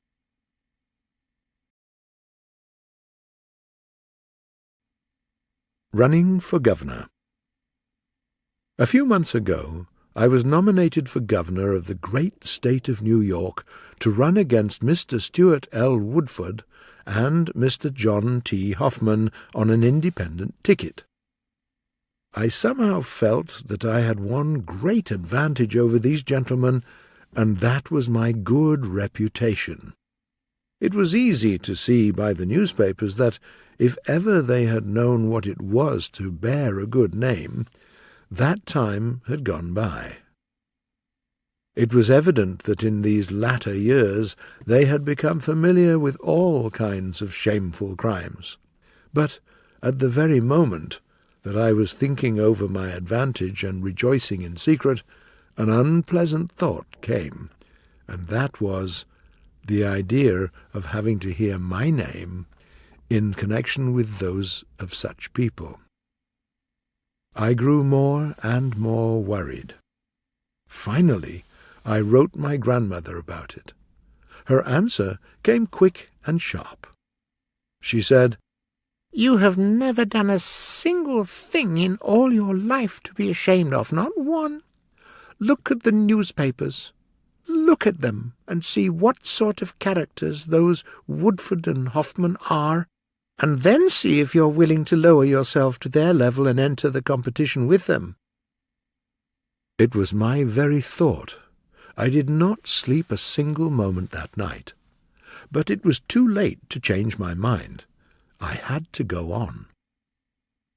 As I was looking through the papers at breakfast, I came across this paragraph, and I may truly say I never was so shocked before. Perjury. Perhaps, now that Mr. Mark Twain is before the people as a candidate for governor, he will try to explain how he came to be convicted of perjury by 34 witnesses in Wakawak, Cochin, China, in 1863. The intent of which perjury being to rob a poor native widow and her helpless family of a small plantain patch, their only property and support, Mr. Twain must explain it to himself, as well as to the great people whose votes he asks. Will he do it? I thought I should burst with amazement. Such a cruel, heartless charge. I had never seen Cochin China. I had never heard of Wakawak. I couldn't tell a plantain patch from a kangaroo. I did not know what to do. I was confused and helpless. I let the day pass without doing anything at all. The next morning, the same paper had this, nothing more. Importantly, Mr. Twain, it will be observed, is suggestively silent about the Cochin China perjury. Mem. During the rest of the campaign, this paper never referred to me in any other way than as the notorious perjurer Twain. Next came the Gazette with this, wanted to know. Will the new candidate for governor be good enough to explain to certain of his fellow citizens, who are suffering to vote for him, the little circumstance of his cabin mates in Montana losing small valuable things from time to time, these things having always been found on Mr. Twain's person, or in a newspaper he rolled his belongings in? At last they had to give him a friendly warning for his own good, and advised him to leave a permanent vacuum in the place he usually occupied in the camp. Will he explain it? Could anything be more unfair than that? For I never was in Montana in my life. After this journal spoke of me as Twain, the Montana thief. I got to picking up papers cautiously, much as one would lift a blanket which he had some idea might have a snake under it. One day this met my eye. The lie discovered. By the evidence given by Michael Laflanagan, Esquire, of the 5 Points, and Mr. Kit Burns, and Mr. John Allen of Water Street, it is established that Mr. Mark Twain's statement that the late grandfather of our noble candidate John T. Hoffman was hanged for highway robbery is a brutal lie, without a shadow of foundation, in fact. It is disgusting to noble men to see such shameful means used to achieve political success as the attacking of the dead in their graves, and marring their honoured names with slander. When we think of the pain this lie must cause the innocent relatives and friends of the deceased, we are almost driven to incite the insulted public to take an unlawful revenge on the slanderer. But no, let us leave him to the agony of remorse, though if the public in its blind fury can't help doing the slanderer bodily injury, it is too obvious that no injury could convict and no court punish them for it. This closing sentence had the effect of moving me out of bed that night and making my escape through the back door, while the insulted public broke in through the front door, breaking furniture and windows in their indignation as they came, and taking away such property as they could carry when they want. And yet I can lay my hand upon the Bible and say that I never slandered Governor Hoffman's grandfather. I had never even heard of him or mentioned him up to that day and date. And the journal quoted from the above always referred to me since as Twain the Body Snatcher. The next newspaper article that attracted my attention was the following. A sweet candidate. Mr. Mark Twain, who was to make such a great speech at the mass meeting of the Independents last night, didn't come. A telegram from his doctor stated that he had been knocked down by a carriage, his leg broken in 2 places, suffered lying in great agony, and so forth, and a lot more nonsense of the same sort. And the Independents tried hard to pretend that they did not know what was the real reason of the absence of the one whom they call their candidate. A certain man was seen to enter Mr. Twain's hotel last night in a state of beastly intoxication. It is the duty of the Independents to prove that the drunken man was not Mark Twain himself. "We have him at last," the voice of the people demands. "Who was that man?" It was incredible, absolutely incredible for a moment, that it was really my name connected with this shameful suspicion. 3 long years had passed over my head since I had tasted ale, beer, wine, or liquor of any kind. It shows what effect the times were having on me when I say that I saw myself called Mr. Delirium Tremens Twain in the next issue of that journal without a pang, although I knew that the paper would go on calling me so to the very end. By this time anonymous letters were getting to be an important part of my mail. This form was common. "How about that old woman you kicked off your yard which was begging? Paul Pry." And this: "There is something which you have done which is not known to anybody but me. You'd better pay a few dolls to yours truly, or you'll hear through the papers from Handy Andy." The rest of the letters were about the same. I could continue quoting them till the reader was tired of them. Soon the principal Republican journal convicted me of bribery, and the leading Democratic paper discovered an aggravated case of blackmailing to me. In this way I got 2 additional names: Twain, the dirty corruptionist, and Twain, the loathsome embracer. They kept demanding for an answer to all the horrible charges that were laid to me. The editors and leaders of my party said it would be political ruin for me to remain silent any longer. As if to make their appeal the more imperative, the following appeared in one of the papers the very next day. "Look at him! The independent candidate still keeps silent. He dares not speak. Every accusation against him has been proved, and his suggestive silence proves them again and again.